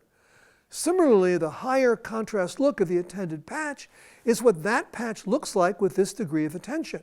Similarly for the bent stick. But what is that property that's like round shaped from here? So it would have to be something like, say if it's a 22% patch, 22% and salient, or 22% and attended. But the trouble is, subjects experience these things as changes in perceived contrast size, speed, flicker rate, etc. So it's not clear that those things will work. Now, one of my opponents, Bill Brewer, is a direct realist, has this view that what one is directly aware of in the case of the famous Muller-Lyer illusion is similarities to the idea is that these are equal lines that look unequal. And he says you're aware of a real similarity to an absent paradigm. And in the case of attention, he says, greater attention involves registering similarities with higher contrast paradigms, and less attention involves registering similarities with lower contrast paradigms. Of course, he doesn't say seen with what attention, and that's the problem, because you have to not specify not only paradigms, but a level of attention, and you can have different paradigms. So I don't think this view is going to really cut any ice. So this is what I've covered so far, and now I'm going to talk about illusion. So you may ask, why does it matter whether there's an illusion involved? Well, I've pointed out, these are the four ways you can handle these things. So I'm going to bracket imprecision. I'm going to get to that. So these are ones that all were handleable by selection. And this one was handleable by suggestion, or I think wrongly by modality. That one was an illusion.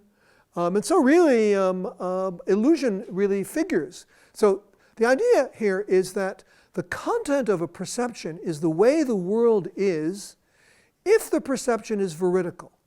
So any claim about the content of perception must be grounded in a view of what the veridicality conditions of a percept are. And that's why illusion is important. That's why I'm saying it can't be an illusory case.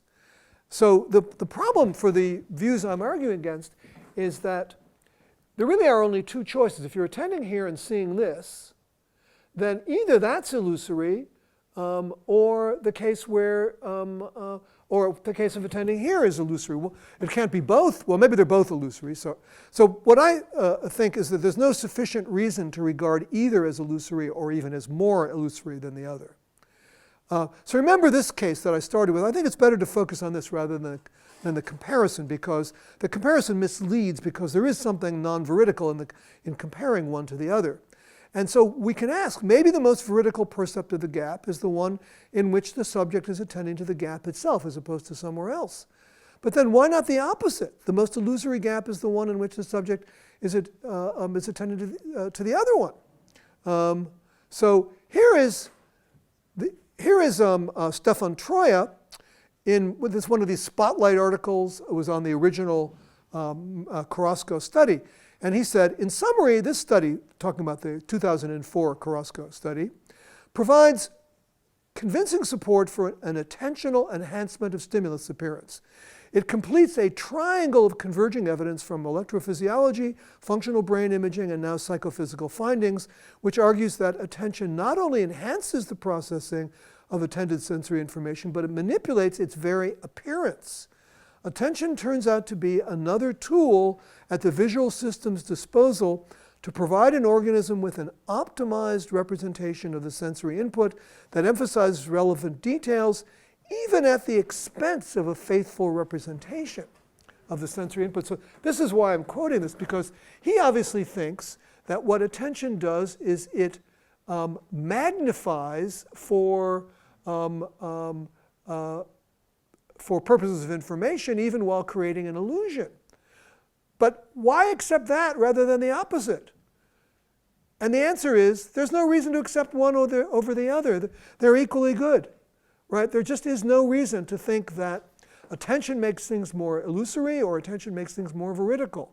It certainly provides you with more information, but as far as getting what you're seeing right, that's another matter. So that's my basic argument against these proposals. I mean, I can add more, because after all, there are all kinds of different attention, and I think, really we don't even know what the proposal would be, because there's top-down, bottom-up, there's spatial, object-based, feature-based, and actually, at least with respect to spatial and feature-based, these have additive effects. Okay, so now I'm going to move to imprecision. My opponents can deal with this by postulating imprecise contents. But let's ask how much imprecision is required to deal with the examples I've mentioned. So here, remember this one, if you're attending to this, it looks the same as that. If you're attending to this, it looks the same as that. So you could say that there is a 12-point. If this one could look the same as this, you might say a 12-point difference. Or you could say, if you have a given phenomenology, that could either be of this, maybe it's a 6-point difference, plus or minus 3%. But actually, you can justify a much higher range. So, for example, some of the Carrasco experiments that I've mentioned involve 4 degrees of visual angle, but you can also do them with 9 degrees of visual angle. And if you have different angles, you get a much larger effect. Now,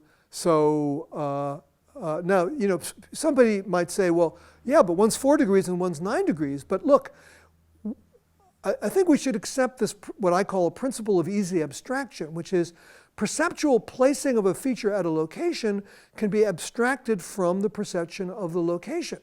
We're certainly happy to accept that with a gap on the right versus a gap on the left. So that principle looks right there, so why not here? So maybe it would be plus or minus 6%.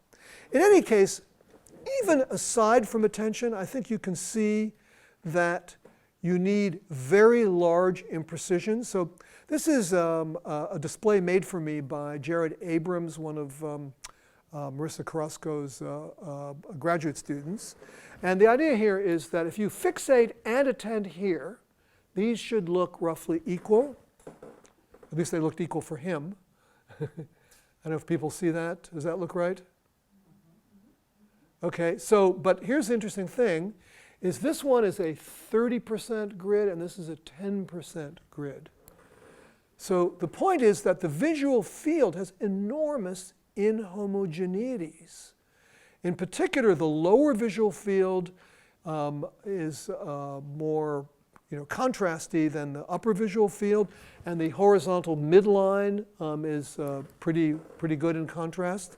And so the point is, given that we don't want to say that you see something non-veridically in the upper visual field as opposed to the lower visual field or the horizontal midline, we've got vast differences in contrast that have to be compatible with veridicality or equal veridicality.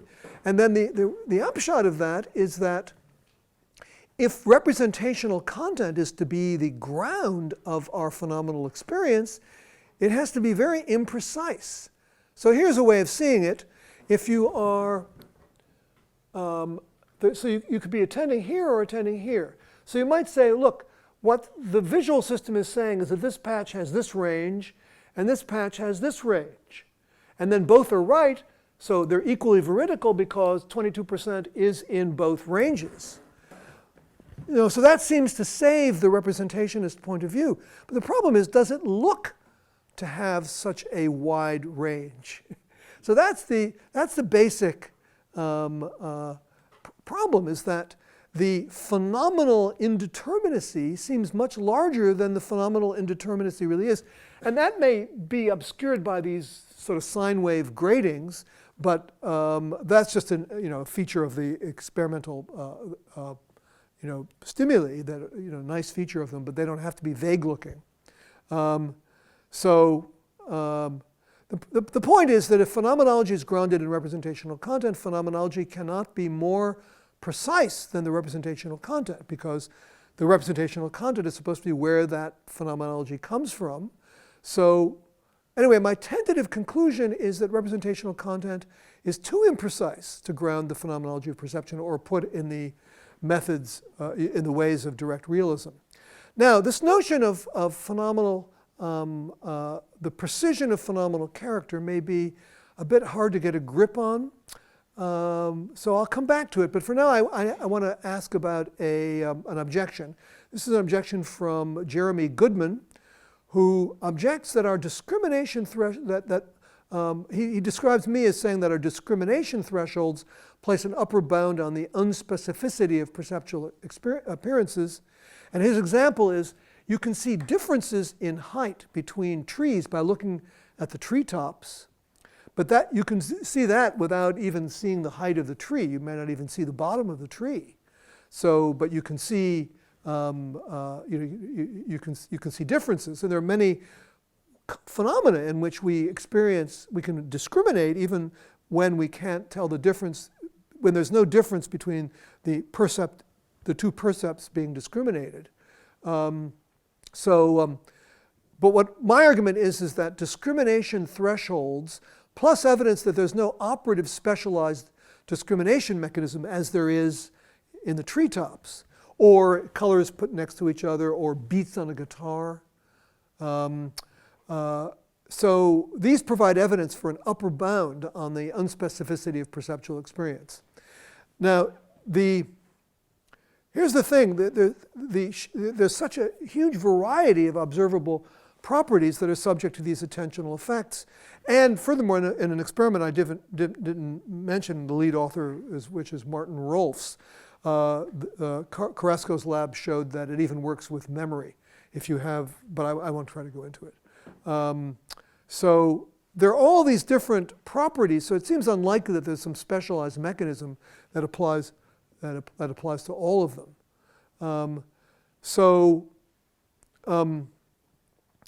But here's a more serious problem, which is these things look different if you're looking right at them. But that's if they look determinately different, where that is a very vague notion, but I think one that we can get an appreciation of. Something like they don't overlap phenomenally that much, or something like that. But why think that foveal determinacy persists with little attention or in the periphery? And this is an objection that's been made by James Staseker and Trey Boone, who say that peripheral unattended perceptual representation is less determinate than foveal representation, and peripheral unattended representation in determinacy matches peripheral phenomenology. So we have to ask the question whether these contrasts are easy to see differently in the periphery with little attention. So look, I think you can see about the periphery just by the thing of fixating here and attending there versus attending here. As many of you could see the actual difference, at least with a larger stimulus. So that stimulates the just look. So I think you can see that even with those things in the periphery, you can see a difference due to attention, but not everybody agrees to that. So it would be nice to have something more experimental to justify the idea that those contrasts can be seen in the periphery and actually having to do with attention as well. So here's the question. Is peripheral unattended perception substantially less precise than foveal unattended perception? Foveal attended perception. And here's what I mean by precision. I don't know what the French words are, but I just typed accuracy and precision into Google and got a whole bunch of demos of this. So high accuracy, high precision, low accuracy, far from the bullseye, high precision, high accuracy, low precision, spread out, low accuracy, low precision. So here's another way to see it. The accuracy is how far off the mean is, and the precision is how wide that curve is.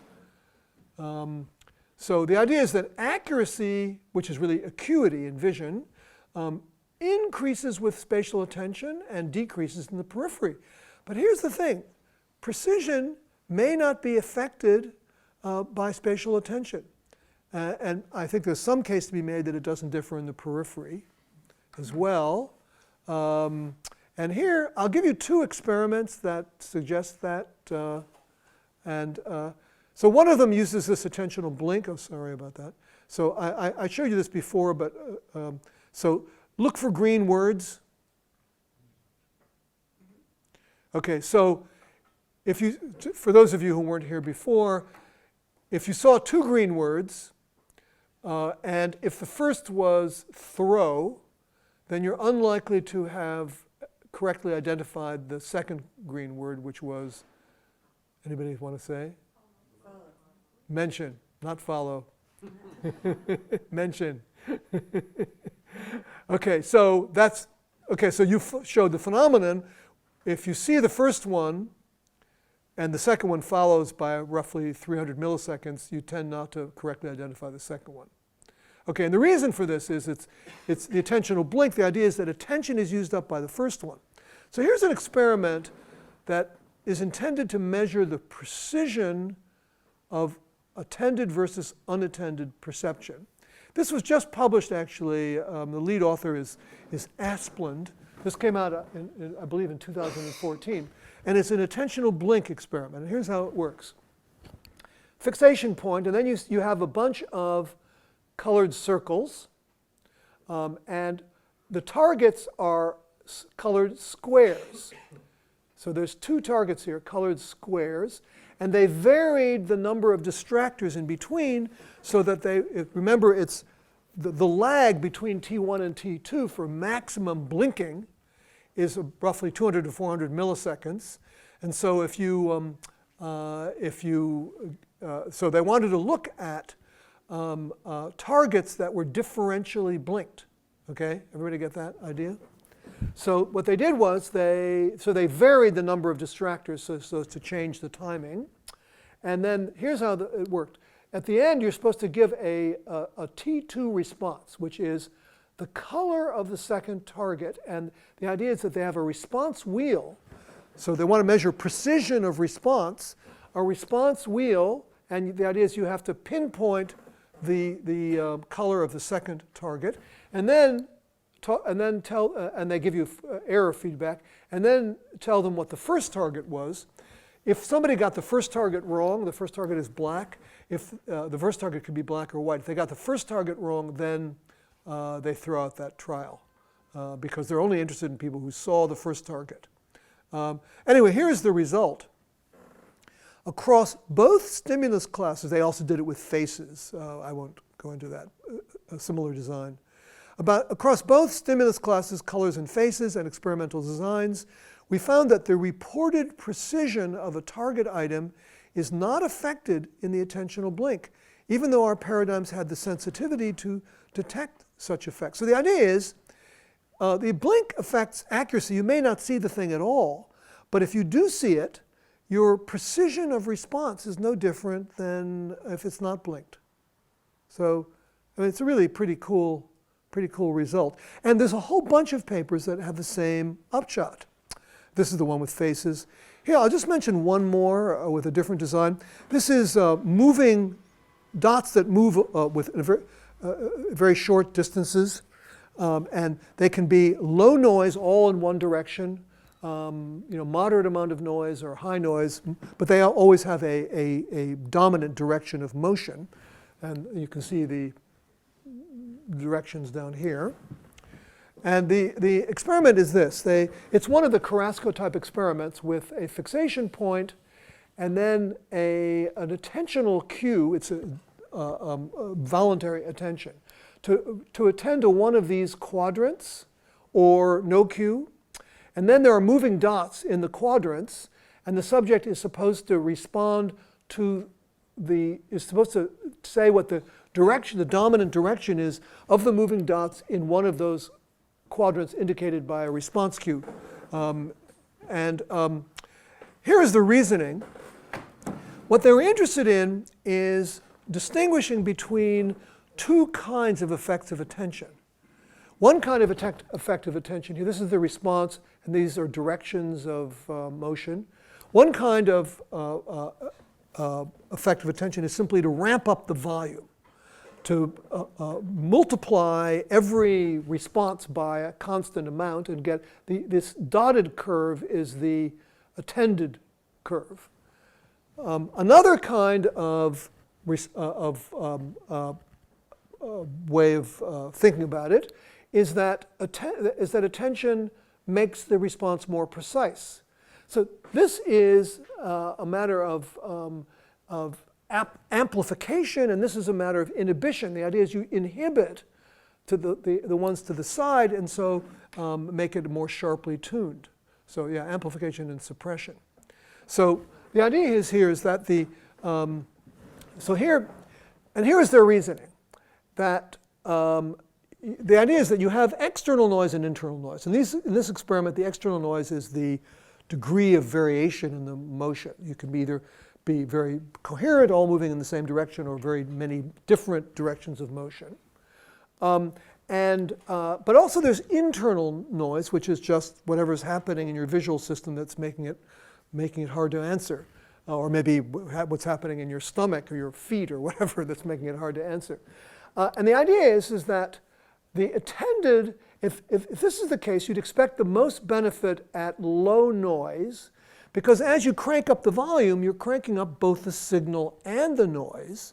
And that's going to only be of benefit when you're swamping the internal noise, and after you have enough external noise, you won't be doing that anymore. So you'd think most of the benefit would be here. In the case of this, most of the benefit would be here because that's where, when external noise is the greatest, there's the tuning is tuning. If you have a lot of external noise, tuning helps you get rid of the external noise. And anyway, the result is really quite dramatic. As in many of these perception experiments, there are only 3 subjects. And here are the 3 subjects, and they all showed more or less this. Okay? So showing that it isn't tuning, that attention is not tuning, it is amplifying. So as they say, the data showed that spatial attention yielded benefits strictly with low external noise and no benefits with high external noise. And they also did feature-based attention, and there they found both benefits in both. So again, a second experiment that shows that spatial attention, that's different for other kinds of feature-based attention, spatial attention doesn't seem to make the signal more precise. Okay? And why should it? Right? So, why should you filter out some directions of motion because you're spatially attending? Of course, you're narrowing the spatial area, but that's different. Anyway, so the upshot is that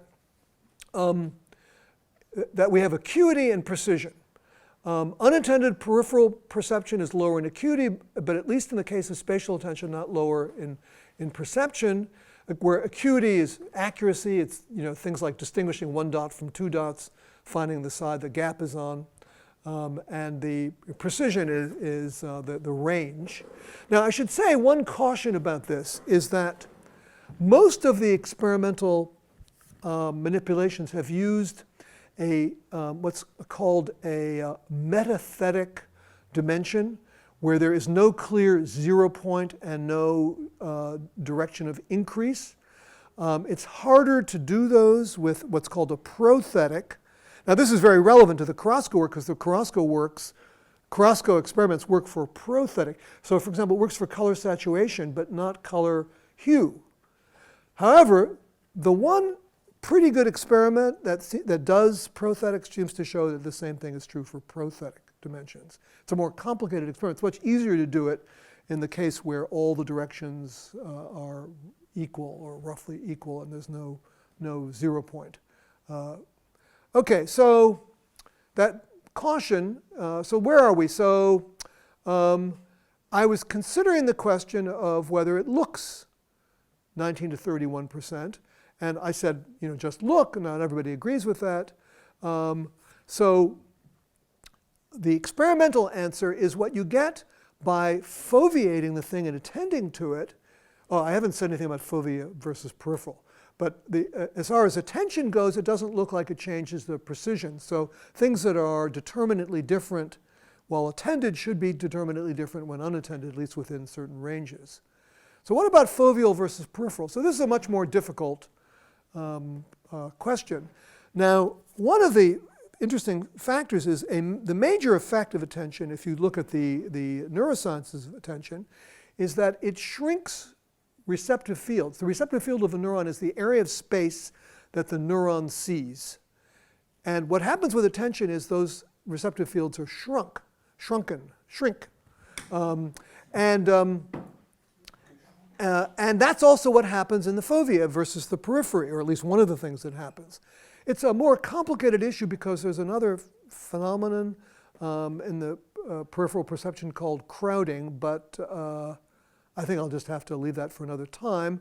Anyway, my very tentative response is that a decrease in the size of receptive fields is the main mechanism of spatial attention. So probably what you get by or perhaps anyway, there's some case to be made, but what you get by foveating, you can see the differences you can see are really phenomenal differences, and that suggests that even these differences of roughly 6 points are the phenomenology is determinately different between sig one and the other. So just to summarize, I've argued for the mental paint and against the direct realist and the representationist view. Now let me just have a couple of sort of brief objections and replies. So one is, doesn't attention have the same effect in unconscious perception? So yeah, probably attention reduces receptive field sizes in unconscious perception too. I don't know of any experimental work on it, but I don't see any reason to deny that. But then is there mental paint in unconscious perception? No, since the ways of representing that constitute phenomenology are absent in unconscious perception. But then what are those ways? What's the right theory of those ways, which is what conscious phenomenology is? And my answer, as I mentioned in the beginning, is neurobiological reductionism. I think that the mistake of both the representationist and the direct realist point of view is to try to give an armchair theory of the phenomenology of perception. Instead, we should have a neurobiological theory of the phenomenology of perception. So that's my conclusion. The armchair views don't work. So just to summarize, the substantive conclusion is the phenomenology of perception includes the ways one is directly aware of or represents things and their properties, challenging philosophical reductionist views but not neurobiological reductionism.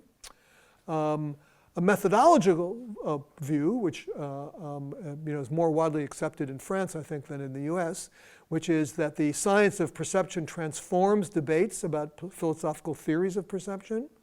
Of course, there were these specific things about the awareness of unspecific properties in their relation to phenomenology, and that's the end.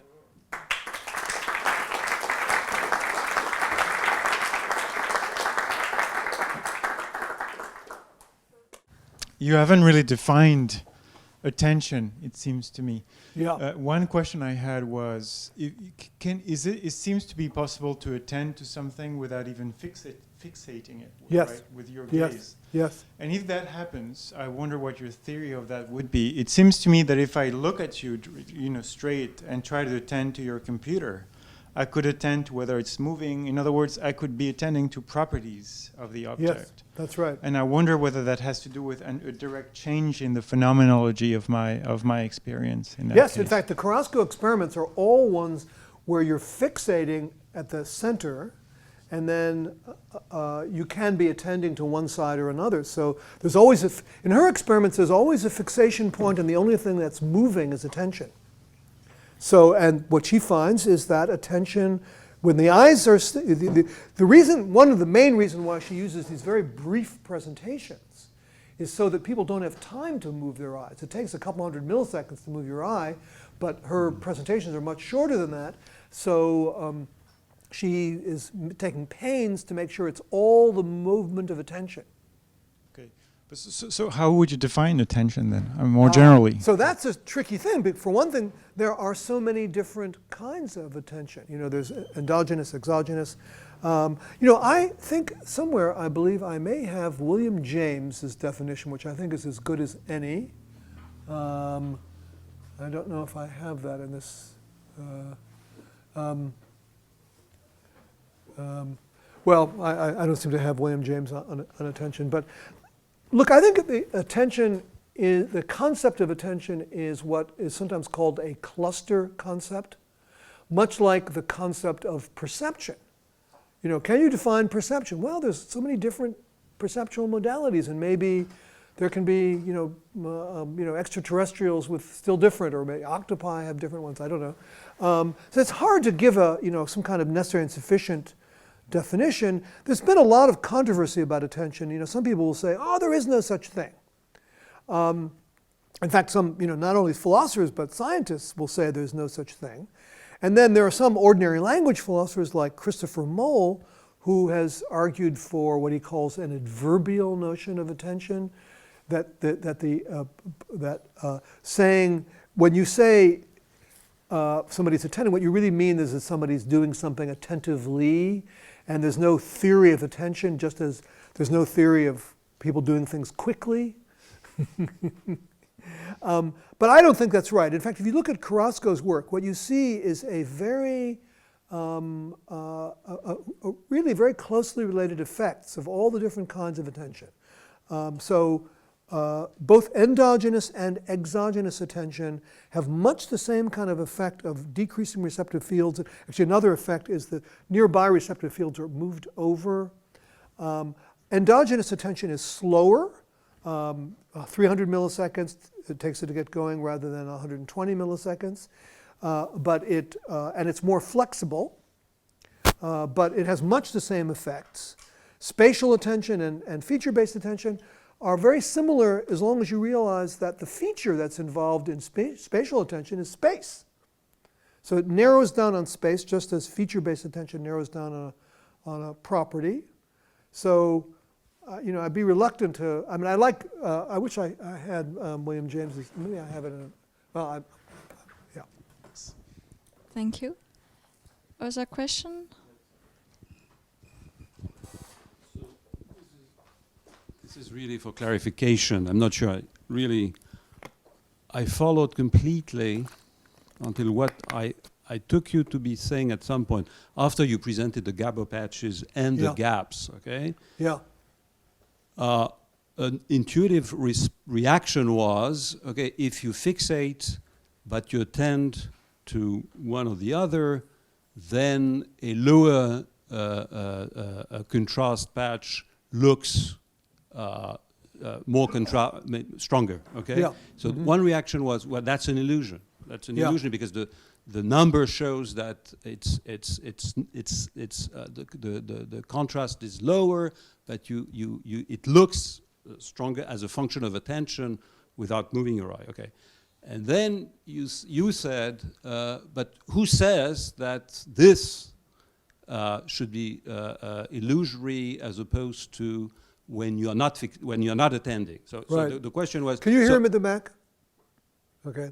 So at that stage, the impression was there's no fact of the matter as to which one is an illusion. Yeah. And I took you to be actually distinguishing between accuracy and precision to offer a response to you don't want to espouse the fact that the view that there's no fact of the matter, right? About accuracy and precision, right. About accuracy and precision. So right. So what I missed and what I'd like you to actually explain again is how the distinction between accuracy and precision gives you an answer to helps you answer the challenge that, given that the number tells you that there's a lower patch which looks stronger as a function of attention, and you don't want to say that's an illusion, how does the distinction between precision and accuracy help you answer that worry? Okay, so I should have, maybe, I've just lost something here. It's on a magnet or something. Oh, hello? Oh, this is my microphone. Is my question clear? Yes. Okay, so here, I didn't do a good enough job on explaining this. So here's the idea. So you can see the 22%, so the 22% and the 28% patch will, if you have a certain phenomenology, just from that phenomenology, unless you know where you're attending, and people tend not to know, at least there's some reason to believe people do not know where they're attending. Without instruction. You're just given the two patches and you're not. If you're given one patch, it's better to think of it with one patch, okay? So, because the comparison, that's why I introduced that one patch thing first. If there's a patch you're looking at, you can either be attending to it or attending somewhere else. That can make a fairly big difference depending on how, in the phenomenology. But those different, so what I argued was those phenomenologies are equally veridical. So you may get more information from attending, but there's no difference in veridicality of the percept. Neither percept is illusory. So now we have the problem that you're looking at a patch or a gap, and depending on whether you're attending or not, it can look really different. All of those different ones are equally veridical. But now, if it's representational content that grounds the percept, the phenomenology of the percept, in order to do that, representational content is going to have to be very imprecise. Because it's got to be able to handle a large range of actual values. So Now, and then I asked the question, well, is phenomenology as imprecise as representational content? And my answer is no, it isn't, because those like 22 and 28 look determinately different from one another, especially if you're not seeing them up there, but you're seeing them in a real display. Then I've had this criticism from Stasiker and Boone and other people saying, yeah, but what you're doing is you're comparing apples and oranges because they look determinately different if you're foveating them and attending to them. But what about in the periphery with less attention? And so I think, that you can see the difference, and I think a lot of people here felt you could see the difference just even in the, you're fixating in the middle and moving your attention to the thing or not. They still look determinately different. But I wanted a more experimental answer. And the experimental answer is that attended perception and probably foveal perception have the same precision as unattended and non-foveal, at least within limits. So that was the really quite surprising experimental result, that at least certainly with attention, it hasn't been, I don't know of anybody testing it with respect to foveal versus peripheral, but at least there's some reason to think that actually precision is not, it's accuracy that's changed by attention, not, or acuity, you can resolve more things, but not the precision of the things that you do manage to see. So the structure, I need to make the structure clearer, because the structure of it is that I'm replying to an objection that if you think you can see the difference, then really it's kind of irrelevant, because okay, I can see the difference, so I believe they're determinately different. But if you think, well, I'm not sure I see the difference, then it's nice to have some experimental handle on it. I mean, it does depend on an introspective judgment that you are, when you look right at the 22 and the 28, both of them, you look at them, you're attending, you're fixating on them, they look clearly determinately different. Just as a neuroscientist, would not the movement of eyes be helpful for you to define the experimental conditions in which you are, the eye movement?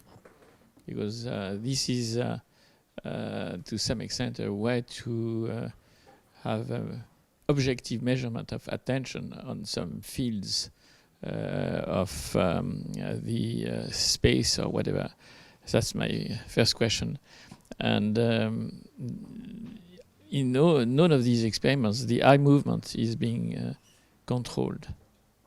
What? The eye movement are not controlled in any of these experiments you mentioned.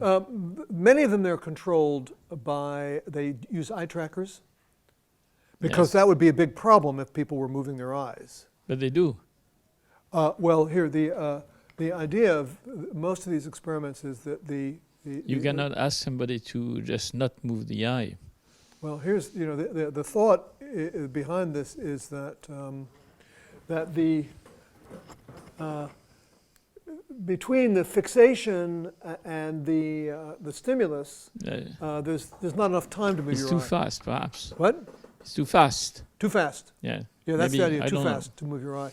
But in some of the other experiments, it was not the case. What? Maybe in some of the other experiments you showed. No, it all of Carrasco's experiments use very short presentations just to avoid that problem of movement of eyes.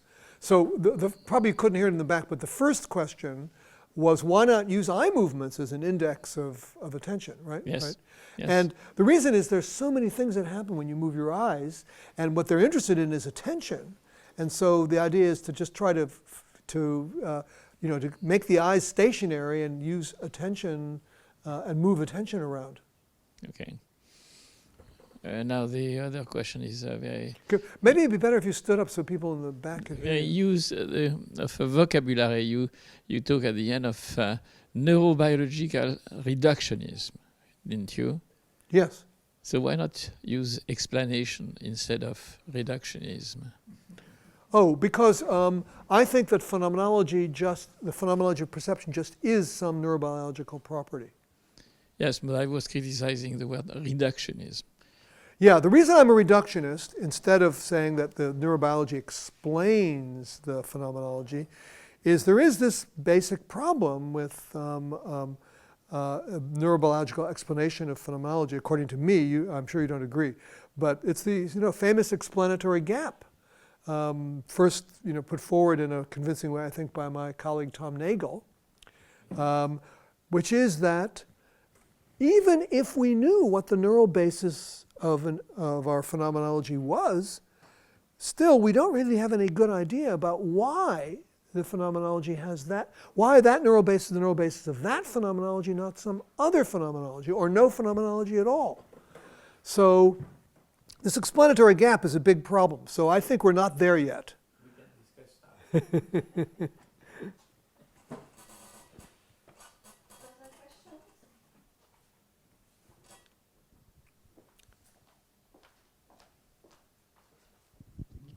Actually, I would like to ask a question coming... Oh no, there is one question. Oh, Joël, je suis désolée.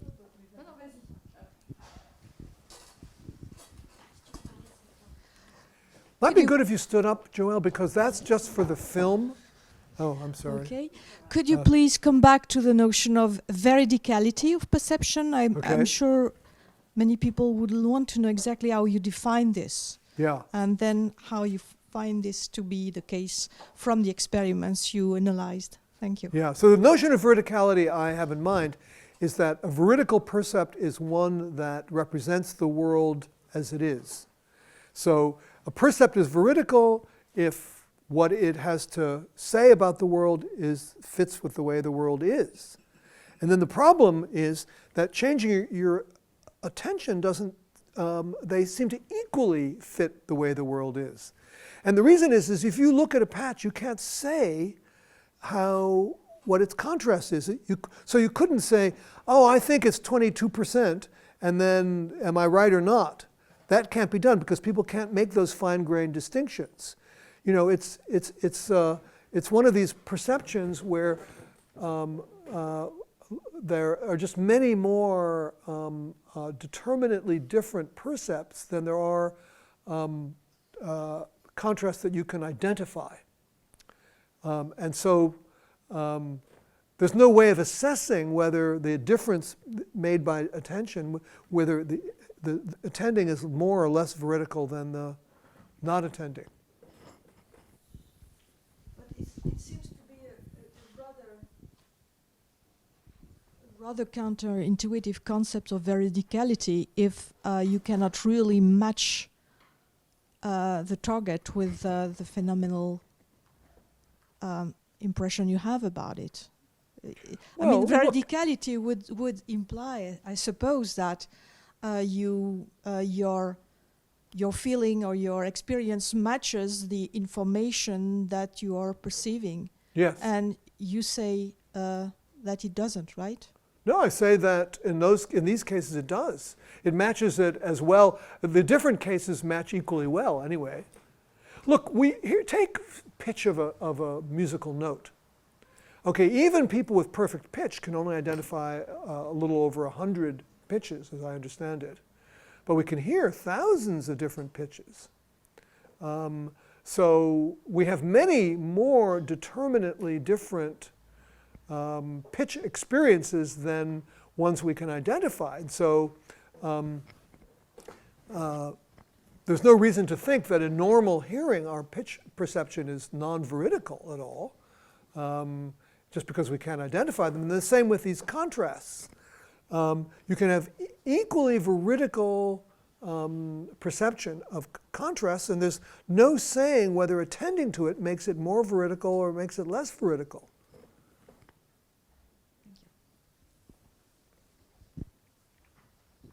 I will ask now my question. So what you presented today was a very convincing picture for visual experiences. Yeah.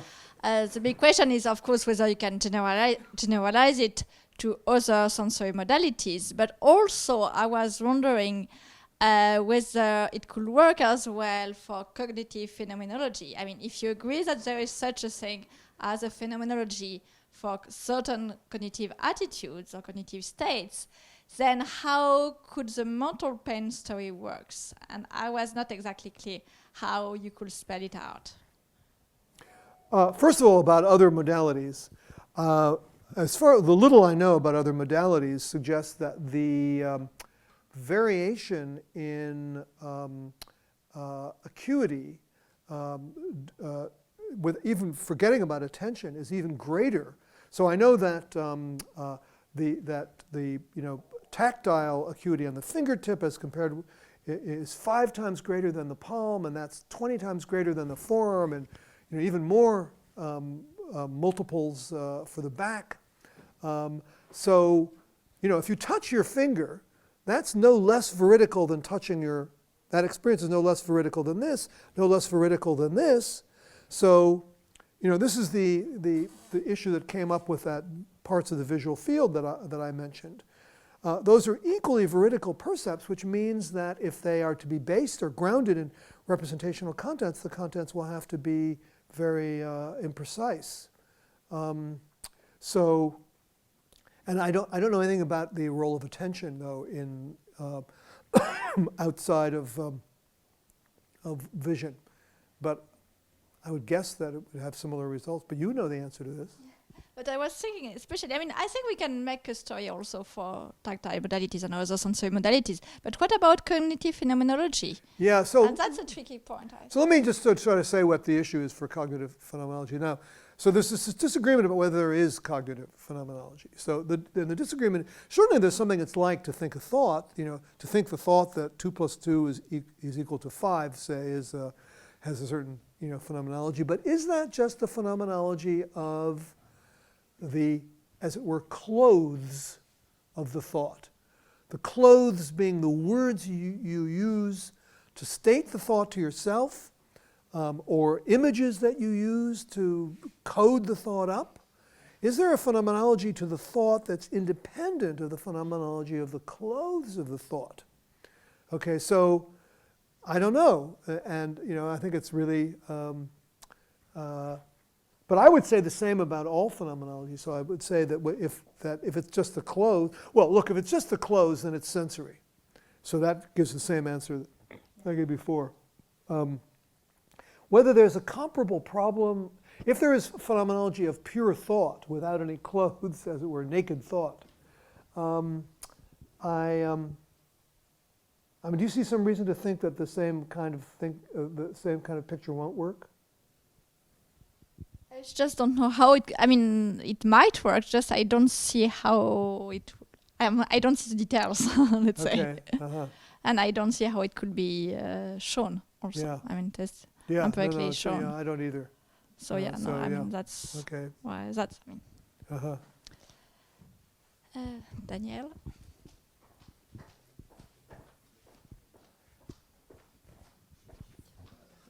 Following your exchange with Jean-Pierre, I'd like to ask a really stupid question.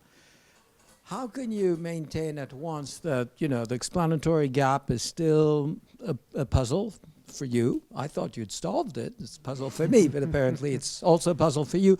And at the same time say, visual phenomenology just is essentially a neuroscientific phenomenon, if that's what you're claiming. I can't put those two together.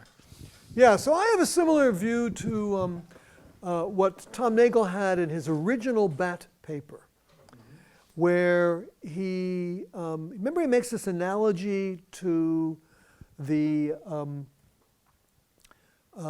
pre-Socratic person told that matter is energy, and who doesn't have the concepts of matter or the concept of energy needed to see how they could pick out the same thing. And then, so the idea of that is that but he might actually that's the bad. No, a better analogy is the one of the caterpillar crawling into a safe. Then you lock the safe and out flies a butterfly. You may have no idea how that happens, but know that there must have been some transformation. So there are things that can know to be true. Ontology doesn't require explanation. You can know something to be true even if you don't understand how it can be true, or something like. I guess that's the basic idea. So the basic idea is that we have reason for thinking that this ontological picture is correct, that the ground of the phenomenology of perception is in the brain, but even if we don't have an understanding of how that could be. So look, but I think that there are certain improvements in our understanding that have been made, and in fact I think the Carrasco work gives us a little bit of a solution to the explanatory gap. If you want to know why does something look bigger when you attend to it, well, a pretty good explanation that comes out of her work, and that of Katharina Anton Erschleben, who's one of her postdocs, is that when you attend to an object, the receptive fields of the nearby neurons move over. And so you have more neurons pointing at that object. And more neurons because of the so-called labeled line hypothesis, that the neurons are labeled with points of space, make it look bigger. That's the idea. So look, there is an explanation of an aspect of phenomenology. A piece of a phenomenological difference. Attended things look bigger, and Carrasco's lab can explain it. So my guess is that the neurobiological approach probably will assemble lots of other explanatory explanations, and that maybe eventually it'll add up to one big explanation. But I don't have any real knowledge of whether that could possibly happen. Any other question? Well, one should try to progress in the neuroscience of these features through different techniques which could link the behavior and the actual phenomenological perception to actual objective criteria such as the size of the pupil, the receptor fields, all these features. And the interesting thing would be for the neuroscientists and in general, it would be to reconstitute the phenomenology from the neuroscience and try to reconstitute from what we know about the brain of the bat, what does the bat sees. And actually we can ourselves try to understand what some of our colleagues are looking at and feeling at. Otherwise, there would not be any kind of common perception for the opera or for Stravinsky or Klee or whatever. If we were not perceiving the things nearly the same way, then I think first of all this art or whatever would not exist by itself. So my view is try to do the things in the reverse way. So as you can hear in the back, and try to reconstitute the phenomenology of perception of a bat, of a frog, and of a human being from the neuroscience. So I don't know if you could hear that in the back, but the point is that reductionist approach. Yeah. So what he's saying is, what the ideal thing would be to reconstitute the experience of a bat, for example, from the neurobiology. So you could tell from the neurobiology what the bat sees and hears, etc. Neurobiology and the behavior together. And the behavior, yeah. So look, see, I think that is probably doable, but it would be, what you'd be talking about is what the bat represents, what the bat visually or auditorily represents. Now, it's another matter to reconstitute the phenomenology of the bat. We have to, then we really have to understand the phenomenology. I mean, look, you could predict the phenomenology if we found out what phenomenology is in mammals, say, phenomenology of perception. If we found out what it is, we wouldn't have to understand why it is. So we could perhaps predict what it is just from the brain properties, even without understanding, without closing the explanatory gap. But closing the explanatory gap is another matter. What? An explanation that we don't have. Not only we don't have, but we can't even imagine. Nobody's ever come up with a hypothesis, in my view, that even a possible. That's the thing about this explanatory gap, is that's what makes it so puzzling, is that, you know, for other explanatory gaps, there's been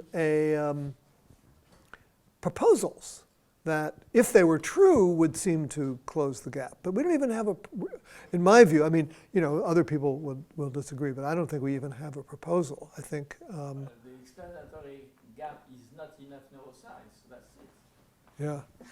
Well, I hope you're right. It's our ignorance, as far as neuroscience is.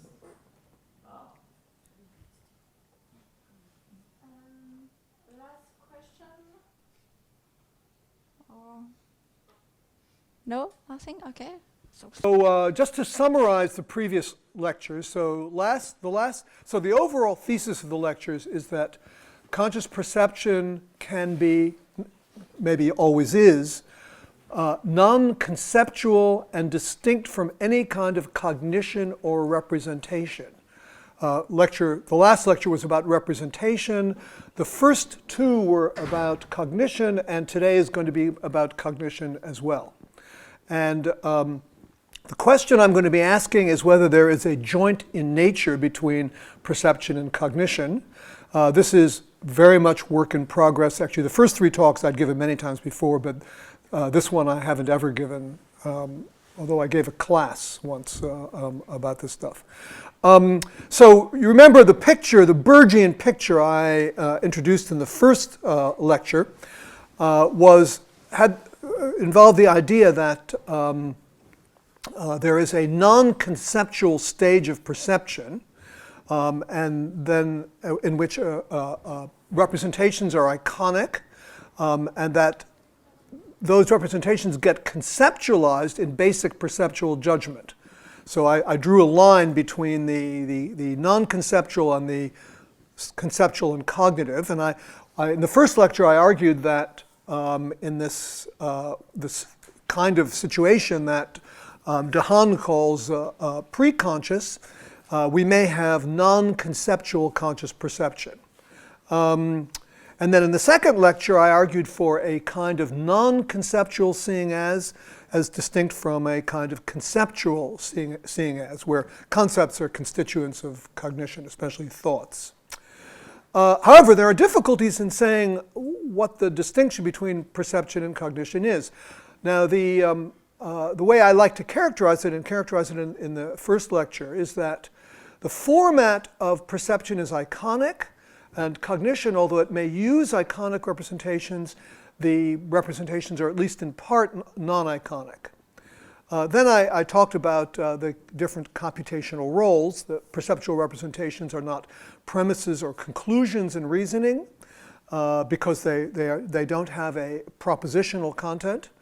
The cognitive representations are roughly inferentially promiscuous, and by contrast, the perceptual representations are at least in certain conditions, encapsulated from cognitive influences, that is not, and to use the term often used, cognitively penetrable. So this is the most important criterion, and the one that I'll be mainly talking about today. And what I will be arguing is, among other things, that known top-down influences seem compatible with there being a joint in nature between perception and cognition. This one I won't be talking about, but it seems, there are problems with it. The one where there are the most problems is whether cognition can't be purely iconic, and the big problem comes with perceptually based concepts, for example, in core cognition. So although the characterization of the joint is somewhat in doubt, I don't think we should be surprised by that, because after all, it's a characterization of, if I'm right, natural kinds, and natural kind perception, natural kind cognition, and we should think of those as natural kinds, whose correct description is itself an empirical matter. So here is the sort of outline of the talk. I'm going to very briefly go through the new look paradigm in perception. Then I'll just mention the new look.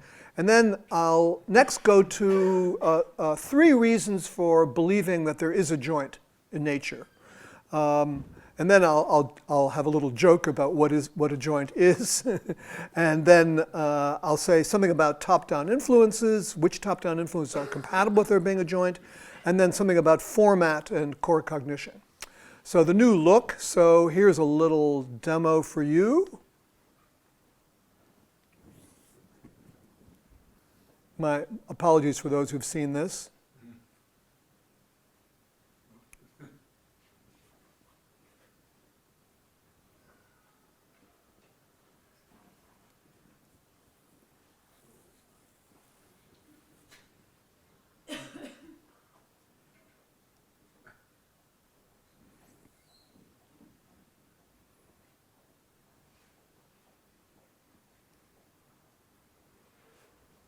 So instead of going through this whole thing, I'll just speed it up to the end. So how many thought that was 6 of hearts? Come on. The first time. It was always a 6 of spades. What? I think I did, but I'm not sure. Okay. Well, okay, this is from the famous Brunner-Postman study. So the new look is usually thought of as beginning in 1947 with a book by Brunner. So they took things like this to show that there is this strong influence of cognition on perception. However, there is this problem, which is that the question of whether you really experience the shapes as they are and judge that it was a 6 of hearts. So the question of whether it's whether you had a genuine non-conceptual experience of a 6 of hearts, or whether you had a non-conceptual experience of the 6 of spades, red 6 of spades, and then there was a conceptual overlay of perceptual judgment on that percept. So these are the 2 possibilities, and what sunk the new look is that they weren't very mindful of distinguishing between them. However, later work methods were developed for making this distinction, not always or in every case or with any degree of certainty. And by the time Fodor wrote The Modularity of Mind in 1983, and he and Plyushin wrote various other things, they were able to claim with some plausibility that perceptual experience was not cognitively penetrated, by which they meant, I'll read this, if a system is cognitively penetrable, then the function it computes is sensitive in a semantically coherent way to the organism's goals and beliefs.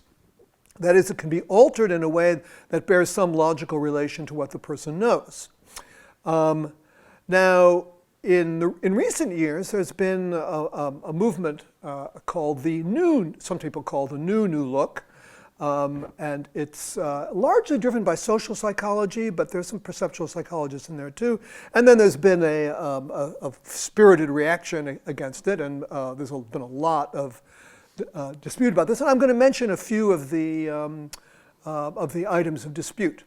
Okay, so first let me go to the question of what methods, why believe in a joint. And I'm going to start with methods of determining. Now, I won't go through this, but I use this in the second lecture. And just to remind you what this is, or for those who weren't there. So this is a fearful face, an angry face, and a morph, combining them. So I showed you this, and then showed you this, and people's immediate reaction was, it looks angry. I showed people to stare at this, and then they looked at the same thing, and the immediate reaction is it looks fearful.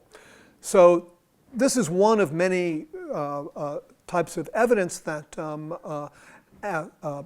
perceptual adaptation, or maybe I should just call it adaptation, since there is some issue of whether it is really just only perceptual. Anyway, the perceptual adaptation is a signature, one of many signatures of perception as distinct from cognition. The problem with this was, as I conceded, although maybe not loudly enough, that there isn't any real evidence against conceptual or cognitive adaptation. I mean, I said basically I don't know of any cases, And I gave some reasons why you might not expect any, but it isn't really, it's a method that's very suggestive, but in terms of hard evidence, it seems a little weak. Now, another perceptual phenomenon is pop-out. So I'm sure you can pick out the red dot in this, no matter how many, up to some limit, no matter how many other dots there are, distractor dots there are, whereas it's much harder to do it here. And this is actually a search display. This is the distractor set size and reaction time, and this is a search data for a pigeon. Okay. So unless you think that some fancy cognition gets in the way here. And this is for a very high degree of dissimilarity between the target and where it is the target and the distractor. And then so you get serial search if there's less similarity. And it's a very complicated phenomenon. And this graph is somewhat misleading given all, this maybe, in the, I don't know, when these things were, maybe in the 80s, this would have been fun. But there's been so much work on this now, and it's all very complicated. And it's not clear what one can make of pop-out. It's a really kind of prima facie thing. But here's a kind of display that suggests that it might be of some value. So I don't know, maybe the face popped out. Okay? So the idea is that at least roughly parallel search is a result of perceptual pop-out, and that's based on a perceptual similarity, not a judgmental overlay on low-level perception. So there is some hope for that as a way of telling, but like many things in perception, it's complicated. So I'm only going to mention one more thing.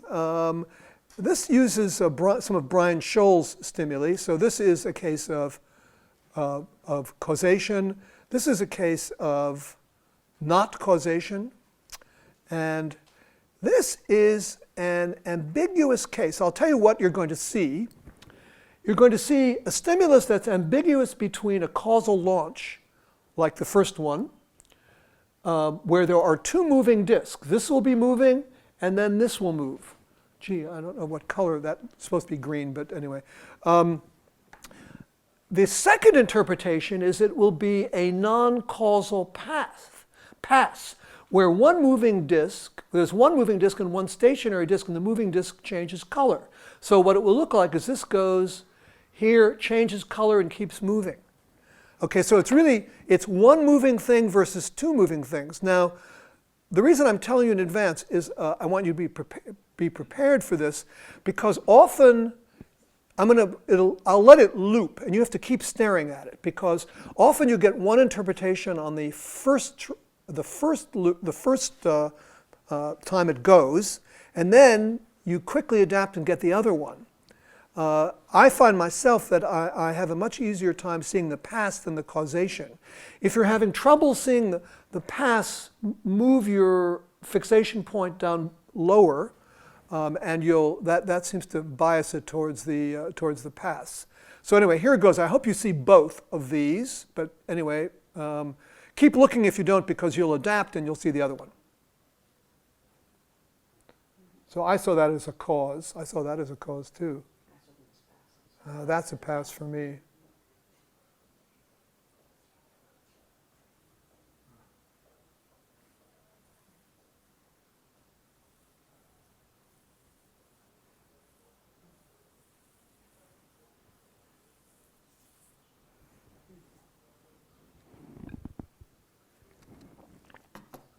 How many have seen both interpretations?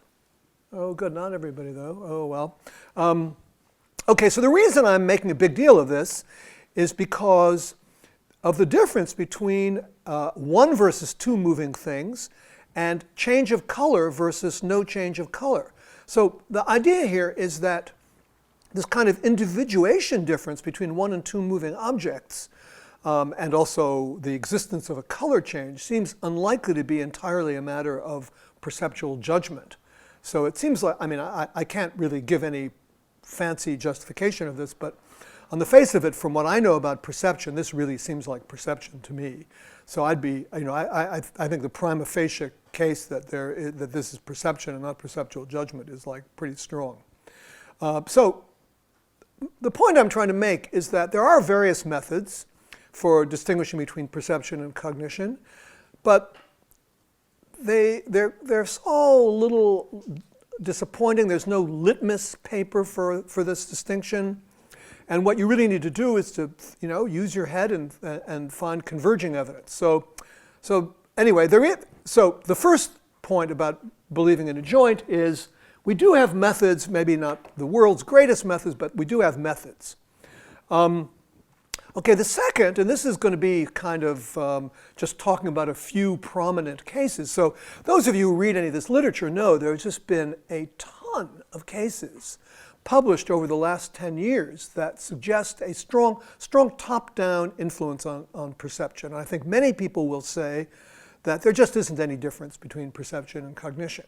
However, the remarkable thing is that as far as I know, every single one of these cases that's been looked at in detail turns out to dissolve, to run through your fingers when you look in detail.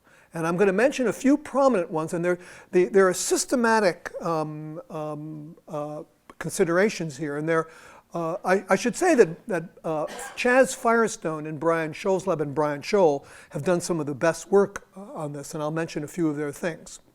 So Dennis Profit is the high priest of top-down effects, and he has a giant research program on this. And one of his lead cases is this case where subjects who are wearing a heavy backpack and told they have to go up a hill estimate the hill as steeper using 3 different measures: verbal, an image matching, and a tilt board where you move a tilt back and forth.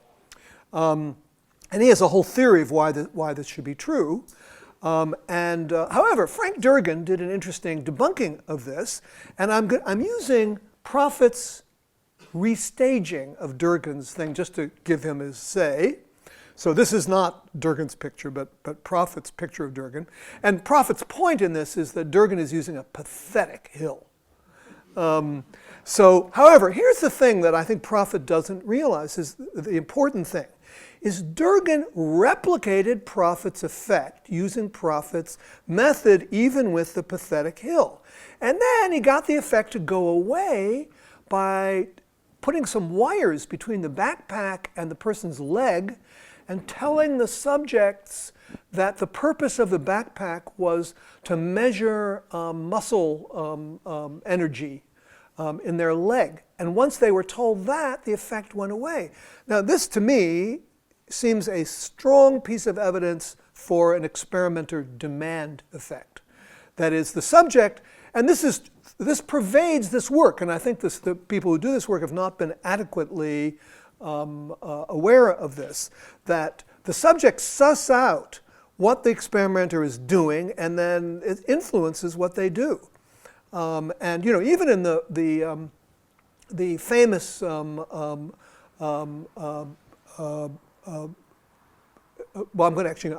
say that when I get to that experiment.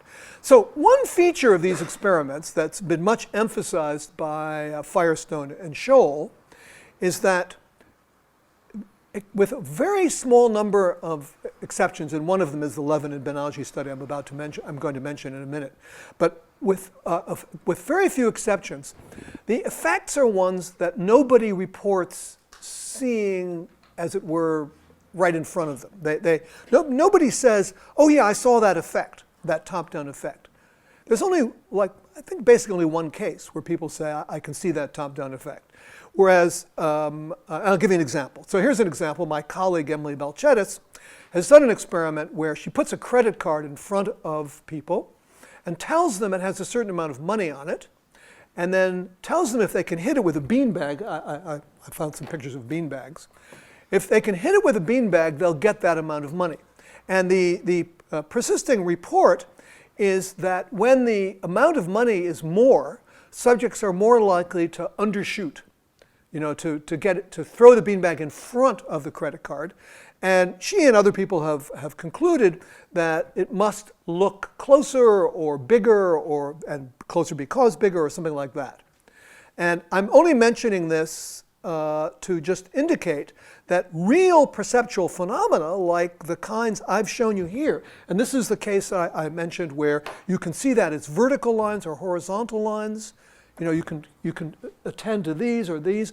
You know, you do that, and it really looks different. Similarly with this is this famous Peter Tse thing that I showed before, where, I don't know, for those of you who weren't here, if you fixate here and move your attention around, you see a major difference. I don't know if people can see it in that very tiny stimulus, if they haven't seen it before. Anyway, so it is of interest to look at the Levin and Banerjee experiment, in which really is visible.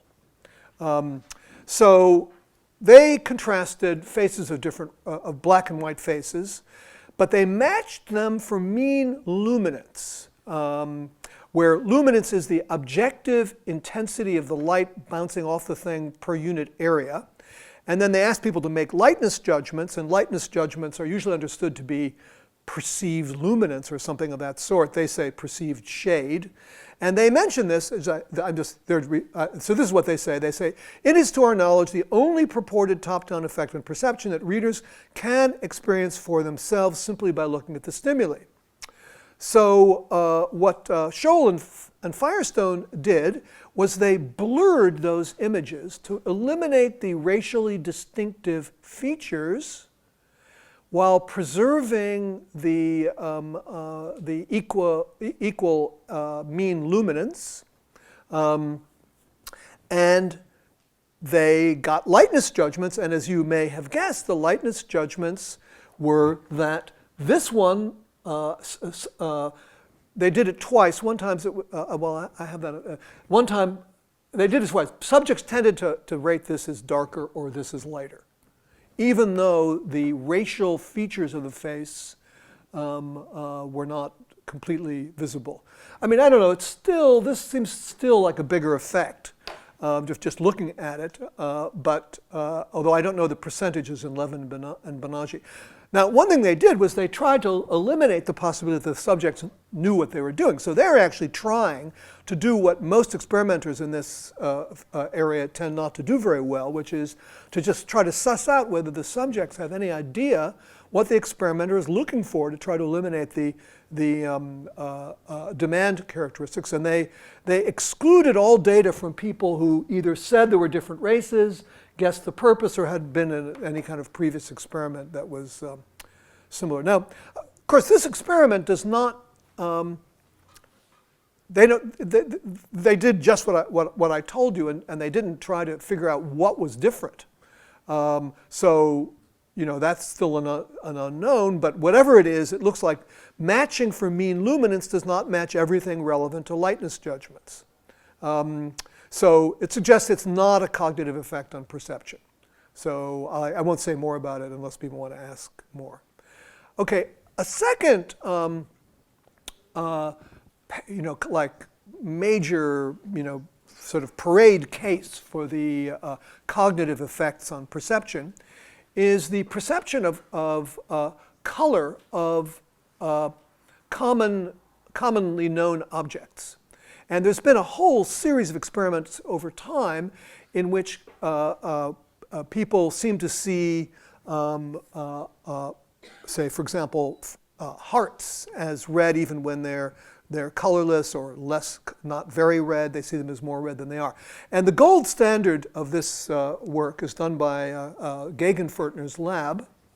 And the way they did this work is they showed subjects various kinds of pictures and drawings of standard objects. So in one experiment, this one, fruits and vegetables, and other experiments, common household things in Germany where their lab is. The task, their standard task is this. They're shown a randomly colored object and asked to twiddle some knobs to make it look neutral gray. Okay, everybody get the task? And what they found, I'll just tell you, so I'm not going to go into this in any detail, but what they found is, and this is a a red-green, sorry, a yellow, blue versus green-red axis. What they found is for bananas and lemons, especially bananas for some reason, that the subjects are adjusting it very much in the blue direction. So in order to see it as neutral gray, they have to, so people think the idea is they have to make it look blue to just counter that, that yellow that's coming in there from their cognitive system because they know it's a banana. Now, there are many really cool aspects of this experiment, but I'm going to cut through all of them except one and just mention this, which is such a neat result. So here's the amazing result. And yeah, I've put yellow markers around the ones that get a substantial memory color effect. So, and there's an interesting generalization, which is that they're all yellow or blue or nearby. Okay, it doesn't work much for red and green. So here's the Smurf, this thing, that thing, that thing, that thing, that thing. Did I miss any?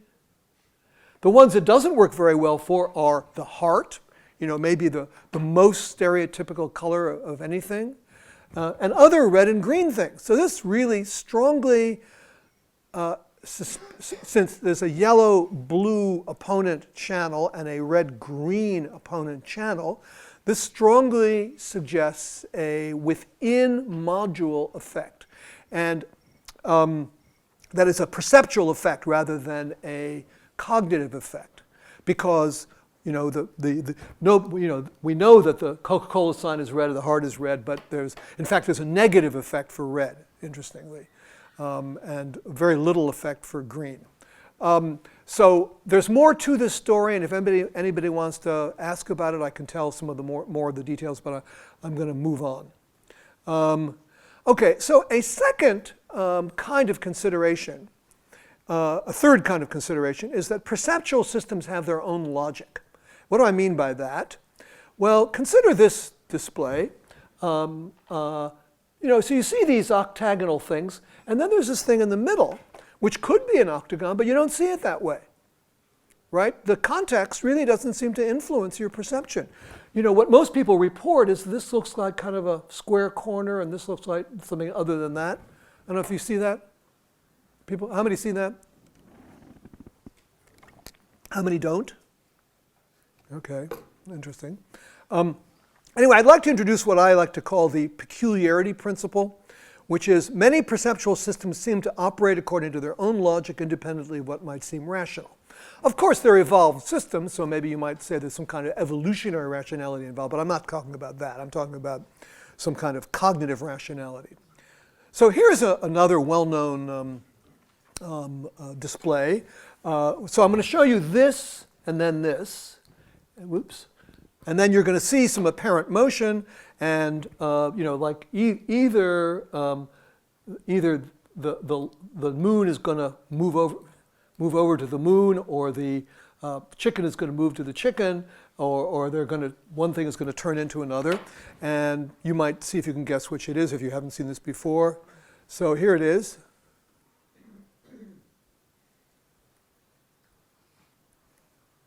So how many see apparent motion? And why don't you shout out whether it's vertical or horizontal? Vertical. Ooh, some of both. Really? You saw horizontal? Look. You're seeing horizontal? Yes. I can't. How many are seeing horizontal? What? It's close enough to square net. You have to make Okay, screw it up here. I just see overwhelmingly vertical. You seeing it now?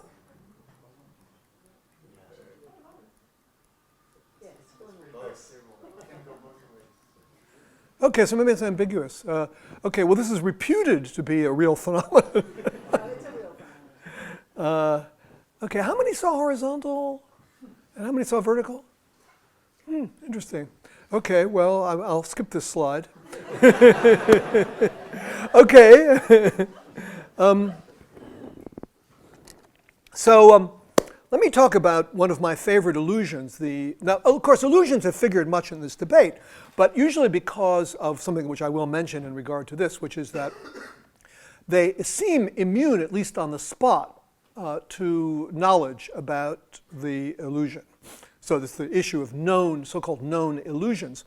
But one really good one is if you make things that look different in weight, but are actually the same in weight, as shown here, the small one feels heavier. It's called the size-weight illusion. Now, a very interesting feature of this is that it's anti-Bayesian. It's the opposite of expectations, right? You expect the big one to be heavy, but instead the little one feels heavier. Now, it was once thought that the explanation of this is that if you put a very big thing that isn't heavy on somebody's hand and they're ready for a giant heavy thing, and so their hand goes up, or at least its tendency to go up, and then it feels lighter. But actually that's not the explanation, because you can put somebody's hand on a surface. It's a passive version of the experiment, works just the same. There doesn't have to be any issue of moving. So that's not the explanation. So as Mel Goodale, who's done some recent experiments on this, says, this powerful illusion does not lessen after prolonged experience. It goes away eventually because the sensory systems adapt. The powerful illusion does not lessen after prolonged experience. The stimulant even persists when the individual is told the stimuli have the same mass. So the size-weight illusion is either some kind of due to innate features of the weighing system, or at least there are things that develop diachronically, and it's not an online synchronic effect of expectation. Now, the interesting result is when you combine the size-weight illusion with the material-weight illusion. So here, this is a graph. So he did this with these displays, which are either styrofoam or metal. And they all have little handles on the top. And of course, people expect the bigger ones to be heavier. So the first stage of his experiment, he asked subjects for their expectations. And this is for high density, and this is for low, that is the metallic looking ones, and this is the styrofoam looking ones. And they expected the bigger ones to be heavier. This is size, this is mass. They expected the big ones, but they also expected the high density ones, the metallic ones, to look still bigger than the No, to be heavier, not look bigger. Sorry, what did I say? To be heavier, to feel heavier, to be heavier. So here's what he did. He elicited the data points for this. Then they lifted each 10 times in pseudo-random order, and the force was measured. And he used shutter glasses so that people could see the things, and then when they lifted, the vision went away. And then he got a perceptual judgment of the amount of force, how heavy they were. And anyway, the result is this. Prior to starting the experiment, subjects expected the density of the metal cubes to be higher than that of the polystyrene cubes. Their illusions, however, did not reflect their conscious expectations of heaviness. Instead, subjects experienced a size-weight illusion of the same magnitude regardless of the cube's material. In other words, the material didn't matter. They just had the regular size-weight illusion with no material weight illusions. So their expectations were based on both size and material, but only size influenced their actual perception. And this is an instance of what I'm calling the peculiarity principle. So as he says, the finding strongly argues against the intuitive suggestion that the illusion is caused by a contrast with a sophisticated, he means cognitive, a representation of an object's likely weight. In other words, rather than being caused by priors based on families of objects, we propose that our conscious perception of how heavy something feels is driven largely by a single expectation of what something a certain size should weigh. It's all based on size. Now, I imagine the objection that, aren't you assuming that expectations that drive perceptions have to be conscious? well, okay, maybe they don't have to be, maybe there's some other kind of expectation involved, but this actually yields an important idea, which is that if the expectations that influence the perceptions and actions are built into the visual system or other perceptual systems, rather than being part of a cognitive system that supports the joint between perception and cognition. That is, it supports the joint, it doesn't undermine the joint. And I think that what we've seen in both this case and also the color case, effects that look like, at first glance, to be effects of cognition on perception are actually within perception effects. So just to summarize, the perception of weight goes opposite to cognitive expectations. The perception of weight in relation to size is immune to cognition, and yes, it doesn't adapt with experience, at least not quickly. The perception of weight in relation to size is unaffected by expectations about materials.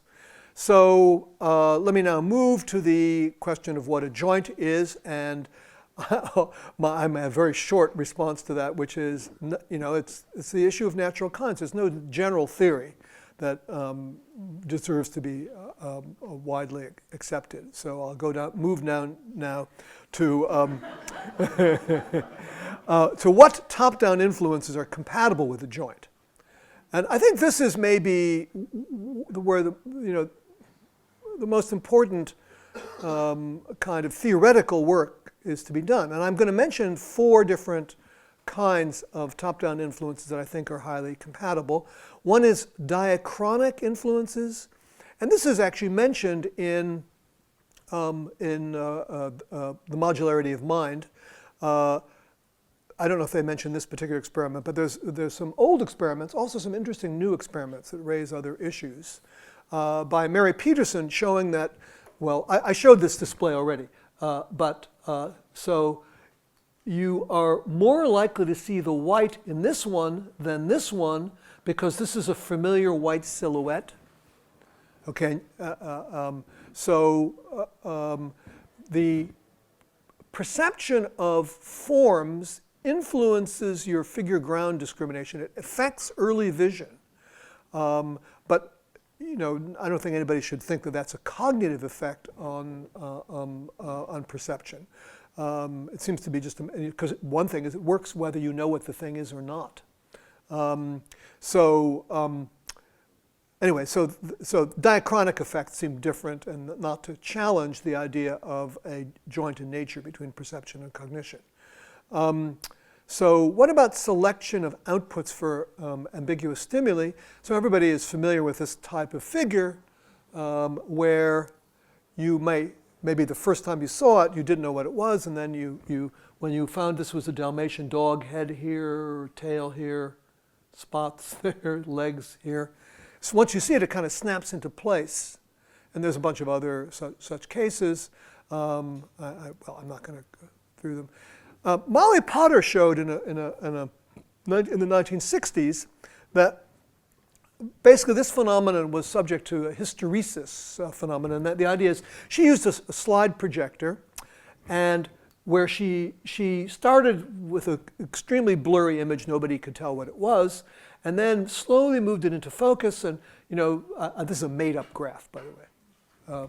So at a certain point in my graph, say here, subjects begin to recognize, and they recognize it rather suddenly. It doesn't have to, and once they recognize it, well, I should have had a less smooth, it really should go right up to there. Then they don't stop recognizing. However, then if you slowly defocus it, it goes down to, it goes past the original focus point.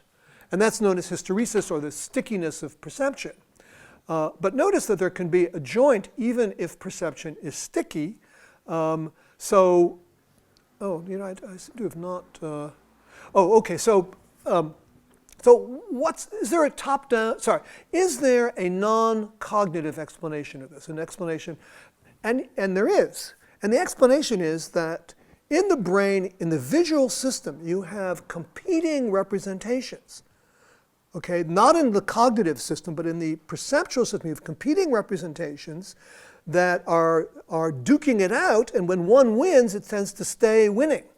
So here is an experiment explicitly, well, I don't know if this is what he had in mind, but Hak-Wan Lau recently did an experiment where he looked at binocular rivalry, it wasn't binocular rivalry, it was an ambiguous stimuli, ambiguous between faces and houses. And he had access to some patients who were having serious electrodes stuck into their brains. And what he determined was that if you measured the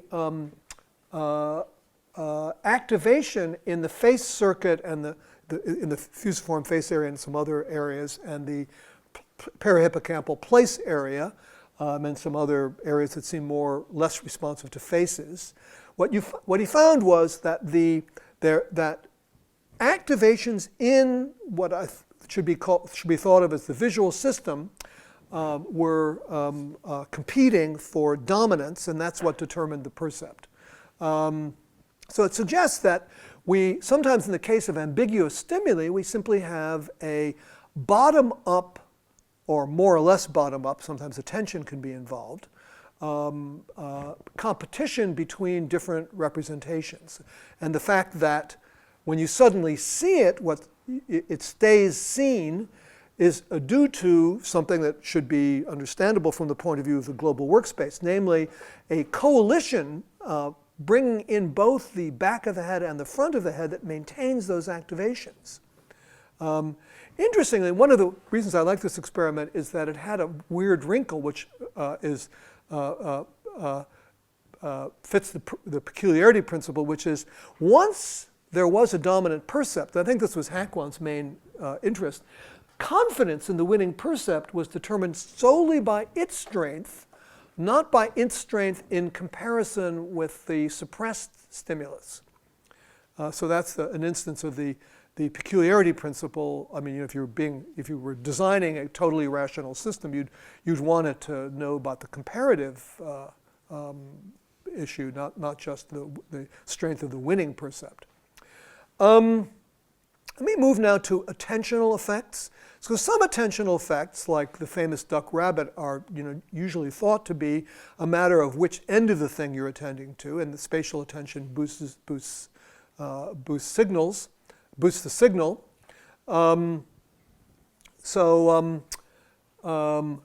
I will say very little about this, except I will mention, so in the last lecture I mentioned the effect demonstrated by Marissa Carrasco and David Carmel, who's here somewhere, who will answer all questions about this, about the effects that Marissa Carrasco observed on the increase in contrast and other variables with attention. And the reason I'm mentioning this is that this paper by Sturmer that I've got looked at brain imaging data and showed that this effect of increasing in apparent contrast in perception was correlated with increased activities in early vision, and that those areas are the ones most similar to the contrast of the stimuli, and the larger the contrast effect, the cortical effect, the larger the effect on judgment. So suggesting that, as I think Fodor and Plyushin say, at least a lot of attentional effects involve something that you could think of as inputs or modulation of inputs to the visual system rather than semantic effects on perception. I'll mention another case, and this is a lot of the top-down effects in the literature, I think, are simply due to the superimposition of imagery on perception. And in case you are skeptical about this, I'm going to show you the most dramatic case I know of this. And that has to do with the fact that it's easy to move a cursor to a missing dot. And if you have two partial grids that when superimposed have a missing dot, if the interstimulus interval is very small, you can fuse them. But even if you don't fuse them, you can superimpose, or many people can superimpose a second grid on a first grid. Or rather, in this case, a first grid. So this is an experiment done by Brockmull and colleagues. And here is what you're seeing is that you have a first array presented, and then the stimulus goes off in the subject. So it's a partial grid. The subject is asked to form a mental image of that partial grid. And then a second partial grid is put on the screen, and it stays on the screen. Okay? And then the subject is asked at various intervals, up to 5 seconds, to move a cursor to the missing dot. Okay, so if the subject identifies a missing dot as the missing dot as one of the ones that's on the screen, then that is a decrement to the 100% for the one that's on the screen, and that's why it's slightly lower than 100%, because sometimes people do identify a dot that's really right up there as missing. And what you have here is the percentage of dots remembered for the first grid that was on briefly and went off. And what you find here is there's a dotted line that goes down like this. So if you get it, if the second grid comes up immediately, the subject confused them and you get near 100%.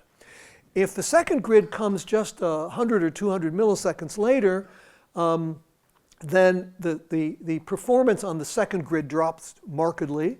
But if you wait for the subject to form a mental image, which the subject can do in 1.5 seconds, which, by the way, is the time independently measured by Steve Kosslyn for generating a mental image, then the subject can superimpose the image of the first array on the array that's on the screen with very high percentage of dots remembered. So what we have here, the reason I'm mentioning this is it shows that we can dramatically superimpose images on percepts. And actually a lot of the top-down display literature, including a lot of the color things, I think are cases of that.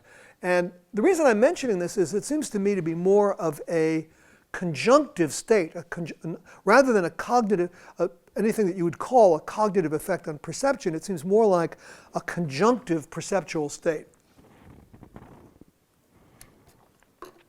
Let me move now to format and core cognition, the subject that I'm the least confident about having the right thing to say about. So what I'm going to be talking about here is the issue of whether you can really describe, as I have, the format of cognition as being in part non-iconic. And the problem comes with the use of iconic representations in thought, for example, as in core cognition. And I'm going to give you a demo to show that, and this is, we'll substitute for not having had an adaptation display earlier. So I hope that this is, so here's what I want you to do. I'm going to show you a display of dots with a red dot in the middle. And your job is to fixate that red dot. And I'm going to count out my watch to 30 seconds. And then you're going to see a display, 2 displays of dots. And you have to say immediately, really immediately, either the word left or right for smaller number of dots. Okay? So either say left or right. You're to judge which array of dots has the smaller number. So you have to say left, meaning left smaller number, or right, meaning right smaller number. Okay, everybody understand your task? Okay, so and the reason you have to do it immediately is these adaptation effects go away very quickly. Okay, so there is the display.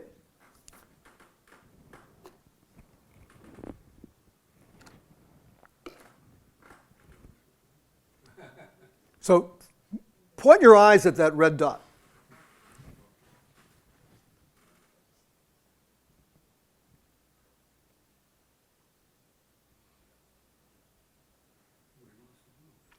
Point your eyes at the red dot. Okay, so I'm going to have, when I say go, you're going to get the new display, and you have to say either left for left smaller or right for right smaller. Okay, 1, 2, 3, go. How many say left? How many say right? Oh, good. Now, if you look again, you'll see that they're exactly the same. Okay? Right? They're exactly the same. So what you did was, here's what happened. You adapted to large numbers, and you adapted to small numbers, and then what you got is the opposite on both sides. Okay? So this one looked smaller and this one looked bigger. Okay, so you saw, most of you saw, and this is from Burr and Ross, 2008, and these are enormous effects. So what does this show? This shows that approximate numerosity can be perceived. But here's the problem. We and other animals can also reason with approximate numerosities. Okay, so what happens when you reason with approximate numerosities? Now, just to give you an example, birds forage in accordance with perceived abundance of food at one location rather than another, and they don't just go to the place with more food because they also want to take into account what the other birds are doing, so they match their time, they probability match according to the perceived amount. So this seems to take cognition. Maybe it doesn't take cognition. It certainly seems to take cognition. They can do all kinds, and of course children can do all kinds of things with what appear to be perceptual representations.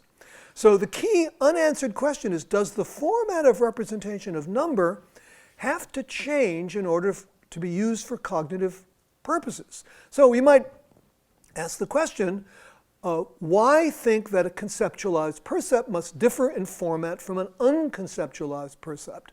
Now there is a sort of a principle that's been widely accepted in philosophy, maybe not for any good reason, with this so-called syntactic view of the mind, which says that computational differences are based on format differences, so conceptualizing a percept should involve a format difference. And you know, this principle has been widely articulated by Fodor, but of course whether it's true really does hinge on the issue, this very issue of whether when you conceptualize a percept, it has a different format. So, I mean, I've really said most of what I have to say about this, which is not much. I don't know the answer to this question. But I can say a little bit. I should say, by the way, that the issue has been in some way involved in a lot of philosophy. I mean, going back to Bishop Berkeley, who thought that an idea, i.e. an image of an isosceles triangle, could play the conceptual role of the concept triangle. And then more recently and this is an intellectualized version of this. So you might ask, how could conceptualization of a percept work? Well, there's been some discussion of this in the issue of phenomenal concepts. And the proposals that have come up look something like this. So for example, you could have a purely descriptive concept like this, but then you can have a partially phenomenal concept, or anyway, subjective concept of this sort that actually contains some kind of a sample. Or here's another example. You could have two concepts of the color red, the verbal concept on the left, the complementary of green, or the partially sample-based concept on the right. And they both pick out the same color, but pick it out differently. Now, this literature on phenomenal concepts, maybe it's at least shows an extreme case, but these can't be taken seriously as a model for a child's or an animal's core concept of causation, object, number, or agency. And I suggest you go to Susan Carey's talk tomorrow, which will be on issues that... oh, sorry, Tuesday, May 20th, I'm sorry. Tuesday.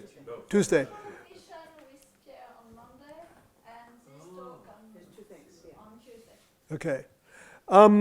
So let me sort of sum up. So the criterion that I think is that looks the best so far is this aspect of conceptual role that involves rough encapsulation. I say rough, but the important point is that known top-down influences seem compatible with a joint between perception and action. And this seems really up for grabs. And the question is, probably the main question is whether perceptually based concepts will show that this is inadequate. Now, the one important point here is that we can be pretty sure that there is a joint between perception and cognition, even without being able to say what the joint exactly consists in. And I think I've given you some considerations for there being such a joint. And just to summarize, I've looked at these methods. It's notable that many these paradigms fail. The perceptual systems have their own logic, and I guess I forgot to put up there that many kinds of known top-down effects seem perfectly compatible with there being a joint. And let me now say about what the overall thesis of the lectures has been. It's been that, as I said in the beginning, that conscious perception can be non-conceptual, distinct from any kind of cognition or representation. In the first lecture, I argued for a greater capacity in non-conceptual phenomenology than in cognition. That itself suggests the joint, if I'm right. Non-conceptual, I distinguish between non-conceptual seeing as and conceptual seeing as. I talked about representationalist views of perceptual phenomenology and argued they can't handle attention.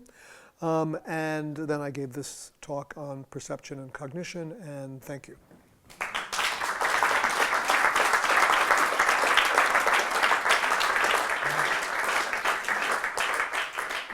It's about the Lao experiment, the one Yeah. about ambiguous stimuli. Yeah. So I thought you actually appealed to the global workspace as a solution for which of the two ambiguous stimulus wins the competition. Yes. Okay, so in the first lecture, your point was that the workspace model, in the workspace model, you have conceptual representations, right? You don't have purely Yes. perceptual ones. So Yes. Are you claiming here that that's an example of a representation with conceptual content? Once the stimulus wins the competition, it's not purely perceptual, but it has Yes. conceptual content. Is that yes, your that's point? right. Okay. No, I'm not saying that the perceptual representation has conceptual content. I'm saying that the overall experience, these are subjects who are looking at faces and houses and presumably making some kind of a judgment. I think they have to answer questions about what they're seeing. So you're accounting for the judgment. Yeah. So I'm saying that at least the winning one. the winning one is activating probably. Yeah. Yeah. Okay, so they are making responses, which is how. So this is very unlike the Einhauser experiment that I mentioned earlier, in which subjects are just passively lying there for 62 seconds at a time, not making any judgments. So I'm suggesting that, so at least in this case, I think there is some, yeah. But I guess you could, probably in the Einhauser experiment, it's just mainly competitions in the back of the head that's doing the job. Thanks, Ned. That was really great. Is this on? Okay. I wanted to ask about the Levin and Banaji experiment. Not because I'm so interested in the experiment itself, but it brings out a methodological issue which I think is really interesting. Suppose that they were right. You gave the Firestone and Scholl debunking kind of explanation, but suppose that one can establish that ethnic categories do have this top-down effect. Why think of that as cognitive penetration as opposed to sort of high-level perceptual information penetrating down? Relation is important for whatever purposes they have. The purposes that I'm talking about are the purposes of determining whether there's a joint in nature between perception and cognition. And for that purpose, what you should mean by encapsulation is isolated from cognitive influences or cognitively penetrable. So that's what I'm, in order to state the thesis, you have to if you're going to use terms like encapsulation or penetrable, you have to say what you mean by them. Right. And it's no use appealing to some common usage of them, because people's move those things one way or the other depending on their interests. But anyway, in terms of, the word effect would work. In terms of top-down effects, of course, there's a gazillion top-down effects. But if you look at them, I think they all fit into categories that don't challenge there being a joint in nature between perception and cognition. Yeah, I agree. I think the case of bistable stimuli is probably the best case, right? Because people acknowledge that you can have maybe bottom-up processes of just percept switching versus top-down, but it seems that now people sort of converge on the idea that a sort of bottom-up definition of the non-control over the switching when you're exposed to sufficiently long sequences of stimuli is the right definition. So in that sense, it sort of supports the idea that encapsulation has to be defined relative to the right set of let's say circumstances, right? So I have some questions about definitions. No, I'll have to do them from memory because I had to put my computer on the floor. So first question is just cognition. Do you distinguish? It seems anybody. If often when people talk about cognition, like photo, you think they're talking about language, something very close to language. But of course, all language, it seems obvious, it involves perception. It's a relation between form and whatever else, meaning, whatever you. Yeah. Okay, so is there any such thing as pure cognition? In other words, is there a level where there's no perception going on at the same time that's related to that thing? Maybe some people think there is and some people don't think there is, okay? Yeah. And then my other question is about iconics, similar question, Yeah. Obviously, the examples you gave are all mixed hybrid systems that involve partly language, partly, and they all have perceptual aspects, partly, a representation of the color red. Is there any such thing? What do you mean by is there any such thing as a pure iconic system, and what would it be like? Yeah. Does it have a syntax? Yeah. Okay. No, those are great questions, and I don't know the answers to them. But oh my God. So that was the issue that was involved in this question of whether cognition is always, at least in part, not iconic. And I gave these examples of concept. So I asked the question, what is it to conceptualize a percept? And I gave some examples that combined the percept with some words. Okay, and then I said, well, that's one way you could do it, but maybe you don't need to do that. And so, maybe there could be, maybe it's just a matter of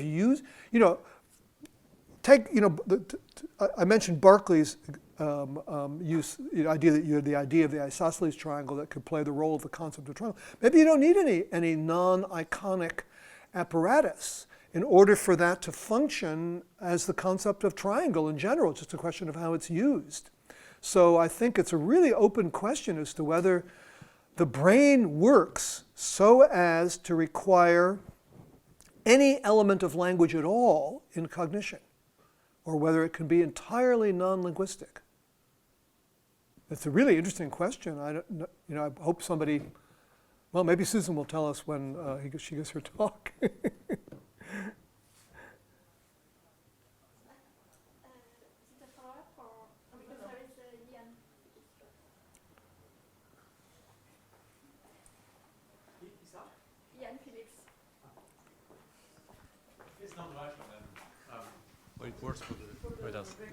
Oh, thank you. So I just wanted to ask a bit more about why in ways you thought that encapsulation was the most important criterion. And I guess that related to what it was to be a joint in nature. Because, cognitive influence sounds like a causal influence of some kind. So why would that matter if there was tremendous causal influence, that there was, between two natural kinds, you can have all sorts of influences of that kind, say. No, I agree. So in fact, in an earlier version of this talk, I made a lot of, I gave some examples of joints where there's plenty of crosstalk. The dorsal versus the ventral visual system, there's all kinds of crosstalk. there's certainly a joint in nature between, you know, one person's thoughts and another person's thoughts, but there's plenty of causal interaction. I certainly agree with that. So causal interaction alone doesn't show that there's no joint. Okay,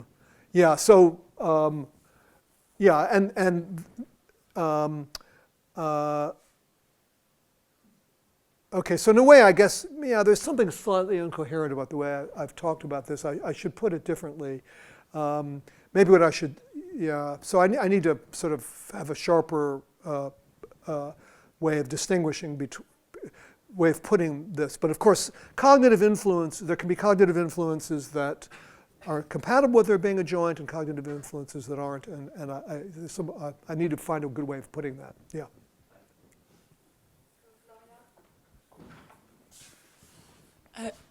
All your examples, apart from the backpack, are from visual perception. Yeah. So there is a game for children in France, Cherchez l'intrus, something that hasn't. Look for the example that doesn't have anything to do with the rest. So what's the backpack? So because your theses are compatible with the idea that visual perception is very special, it's autonomous from, but the backpack. This is not visual at all. So seems very different from all the rest. I mean, yeah, there's certainly a strong visual component to that because you look at the hill. Okay. So it's not just I didn't get. Yeah, the backpack. You're looking at a hill, and you're judging the tilt of the hill. Okay. But look, of course, I'm open to all modalities. I just know more about vision. And of course, you know, there's so much perception work done on vision. It's just there's much more literature on it. Mm-hmm. I'm sure there's work like this on. Well, of course, there's certainly work on the interaction between sight and sound. And so for example, the phoneme restoration I thought it was effect, about it was how difficult it was for people to the perception of really of the height, but not visual perception. But it is a visual perception example like that. I was wondering if you can say something more about adaptation, and whether you think, I mean, it's a sufficient condition for a property to be perceptible, or also, let's say, necessary condition. And just to come back to one of the examples, I mean, the yellow and gray bananas. So I was wondering whether, I mean, if the subjects look at a gray banana, let's say, I mean, is it sensible to ask whether there's a perceptual adaptation to yellowness, for instance? Yes. And my guess is there won't be any perceptual adaptation. Oh, but my guess is there will be. There will be? Okay. Now, maybe there are data, I don't know. Yeah. So I don't know, the only case I know where the use of top-down effect that is in some sense top-down has been used in adaptation is the wonderful work on the phoneme restoration effect, where it's been shown that. So the phoneme restoration effect is, in fact, I've actually got some of them on this talk somewhere. So I have a sound. If I click on that, there'll be a sound on my computer, but you won't hear it. If you take the word legislature and you cut out the is sound and put in a cough, you'll get this. And you hear that, and it really sounds like the noise is masking the syllable. And it adapts just like it creates adaptation just like it's there. So this technique, the adaptation technique, has been used very effectively in this phoneme restoration literature to show this. I'm inclined to say that adaptation is a sufficient condition. The big problems to do with adaptation are distinguishing it from other somewhat similar things like habituation and even so-called neural adaptation, which seems to be somewhat different. So, you know, I think what we're dealing with here is an area where the theoretical issues need to have more impact on the experimental work, because there's all kinds of things that need to be found out, but people, you know, don't seem to be doing it. So I'd be inclined to treat adaptation as at least a sufficient condition. James? Thanks. So I guess maybe with the exception of adaptation, all of the phenomena you're looking at to try to find the joint are at sort of the computational level. Even the notion of format is sort of the kind of format that has an impact on computation. Yeah. And one might look for the joint in nature, say, at the anatomical level or at the level of the everyday, in the idea that, say, because I saw it is a good answer to the question, why do you believe that? And because I thought it is not. So do you think there's something special about the computational level when it comes to finding a joint in nature, or what's the motivation for looking at that level? Well, first of all, okay. So everybody hear the question? The question is, why am I focusing on the computational level to define or consider various definitions of a joint in nature between perception and cognition? Why not focus on the anatomical level or the everyday level, where we have everyday ways of talking about perception and cognition? So I don't see myself as focusing on the computational level. I see myself as focusing on the scientific level. And what I see myself as doing is looking at the relevant sciences of perception and cognition, and looking to see where there seem to be considerations that are relevant. If there were anatomical considerations that are relevant, that I knew about, I'd be mentioning those too. It's just that, so I don't actually see myself as talking about the computation level, because I think that a lot of the things I've talked about are sort of somewhere in the border. Cognitive neuroscience is what I would describe them as. But I'll look wherever there seems to be something that seems to be genuinely a natural kind. And that's why I wouldn't pick the ordinary level, because I think that the ordinary discourse is not going to be a good guide to natural kinds. So if I can ask my question now, so you briefly mentioned imagination. Yeah. And I was not sure exactly what role where you wanted to put it. So in your relationship between a perception and cognition, is imagery a kind of tandem between the two? Or is it half in cognition, half in imagination? In perception? Or are you following like what Fiona McPherson says about cognitive penetration? Like she argues that we have cognition that can affect imagery, which can affect perception. So where do you put it, more or less? So Fiona McPherson's paper on this argues that that cognitive penetration, that the photopolitian cognitive penetration thesis is shown to be false because imagery can be superimposed on perception. So my stance is we shouldn't be asking that question. We should be asking the question instead of whether there is a joint in nature between perception and cognition, and then we should notice that imagery doesn't challenge that joint. It's the kind of cognitive effect that doesn't challenge that joint, because, at least as I argued, it's more like a kind of conjunction than a semantic effect. It's a conjunction. It's something like the perceptual level. The cognition causes an image which then is superimposed. Now, there is some room for discussion about what counts as a... So you mean that on your view, imagery is more on the cognitive side than on the perceptual side? I think it's somewhere in between. It's cognitively caused, but what the cognition does is cause a percept-like state. But look, if that were general, then if all of our perception were hallucinated, then then I think maybe one might feel differently about a joint, and one would certainly feel differently about the epistemology of perception. But I guess maybe this, thinking more carefully about this, is that the fact that imagery, I think imagery is if you like, it's a controllable hallucination. It seems that people have to do some work at it. It takes some time. I don't see it as challenging certainly the epistemic role of perception, or at least it does so in a controllable way. So,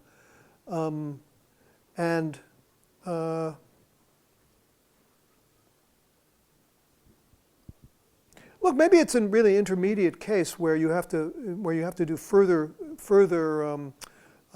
narrowing down on what you mean by a joint. David? So to go back to the computational level that was just mentioned here, or maybe not, I was wondering how the idea of a joint relates to the more recent formulations of what's known as predictive coding, where the idea is that all of perception, all of conscious perception, is the outcome, or that the role of sensory input into conscious perception is merely to generate error signals that would contrast whatever it is that we're expecting to see. Now, on the face of it, that would seem to go exactly against what you were talking about, but then if you think about the fact that according to predictive coding, early sensory cortex is actually at the top of the hierarchy of perception, it's where the actual action happens, maybe the discrepancy is not as large as it would appear at first glance. So I was wondering what your thoughts were about that. Okay. I've tried to understand the predictive coding point of view. I carefully read the Andy Clark paper in BBS, and I wrote a reply with Susanna Siegel. We covered 2 or 3 sessions of it in a course, and I just went to a conference that was partly on predictive coding. Honestly, I find the stuff unintelligible. And I had a long conversation with Jakob Hoey, who's just written a book on this viewpoint, in which there's on which the back cover of which there's a statement by Carl Friston, the guru of an originator of this account, saying, "Well, I was going to write a book, but then I read Hoey's, and so I don't need to write one." And so I asked Hoey the following question: "Can you tell me an experimental result that would refute predictive coding?" He said, "Oh, there can't be one." Why not? He says, "Look, it's like for any evolved creature, the predictive coding point of view is more of a description than a process-based theory." So I don't know. I find it a bit like Freudian theories. That it's, I mean, look, take something that I'm sure you know way more about than I do, the predictive coding theory of binocular rivalry. Okay, so we have an account of binocular rivalry that, at least that explains its rough features in terms of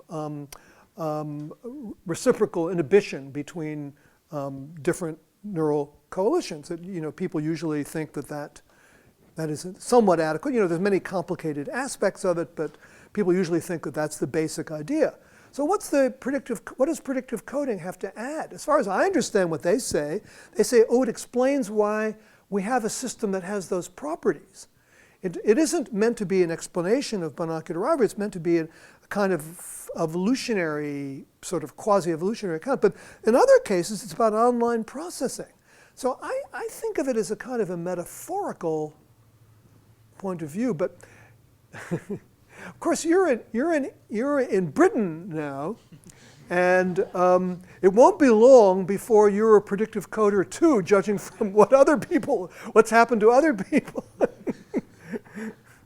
I don't know if you have any responses, but it seems like a spreading disease to me. No, I completely agree with you that it's an explanatory framework that seems to work well at a descriptive level. It's not quite clear what predictions or what refutable predictions it makes. But then again, I'm also not sure what prediction the idea of a joint between perception and cognition, as opposed to, say, a view of a continuum between the two would make. That's a good point.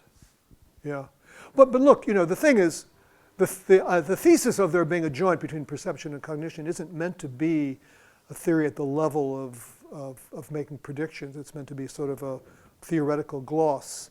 Whereas I take it the predictive coding point of view is meant to be much more of a nuts and bolts idea of how in detail perception works. So it ought to make predictions.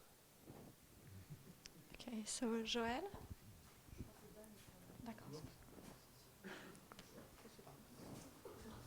I've missed the early lectures, as you know, so maybe... maybe you should stand up. Maybe I should because stand can't up. hear you in the back. You may have answered what I'm going to ask since I missed the early lecture, but I can't resist asking the following question. So you're arguing for the existence of this joint between perception and cognition and against a view of continuity. Are you considering another type of adversary, which would be to say, no, there is not one joint, there are many, a much more modular view, assuming that there are many distinct mechanisms in all this border region, if you want, which are jointed one to the other, or one from the other. And this, I think, would a line of research that would strengthen this possibility would be the consideration suggested by Gloria, actually, of other modalities. In particular, if you think of smell, the story would have to be very different. So first you might say, oh, well, I've moved from, I'll take the different modalities and assume that they may each have a different joint. That's an easy and fairly classical move. But maybe you need to go even further and assume that, say, even within, if you look at the relationship between visual perception and conceptual unification of visual percepts, there may be more than one level of articulation. Yeah. No, I'm open to that possibility, and I agree that there seems to be much more in the way of hallucination with regard to smell. It seems like more like the superimposed imagery stuff. I was also thinking of a relationship with concept. You don't identify conceptually smells the way you do. It's more metonymical in most cases than it is with visual perception. Yeah, metonymical? Yeah, instead you identify the cause, you don't identify the object. I see. Yeah. Yeah. Look, I'm open to it, but I need to have some examples or look into some other possible joints. No, look, I think almost any area that one looks into in detail turns out to fragment.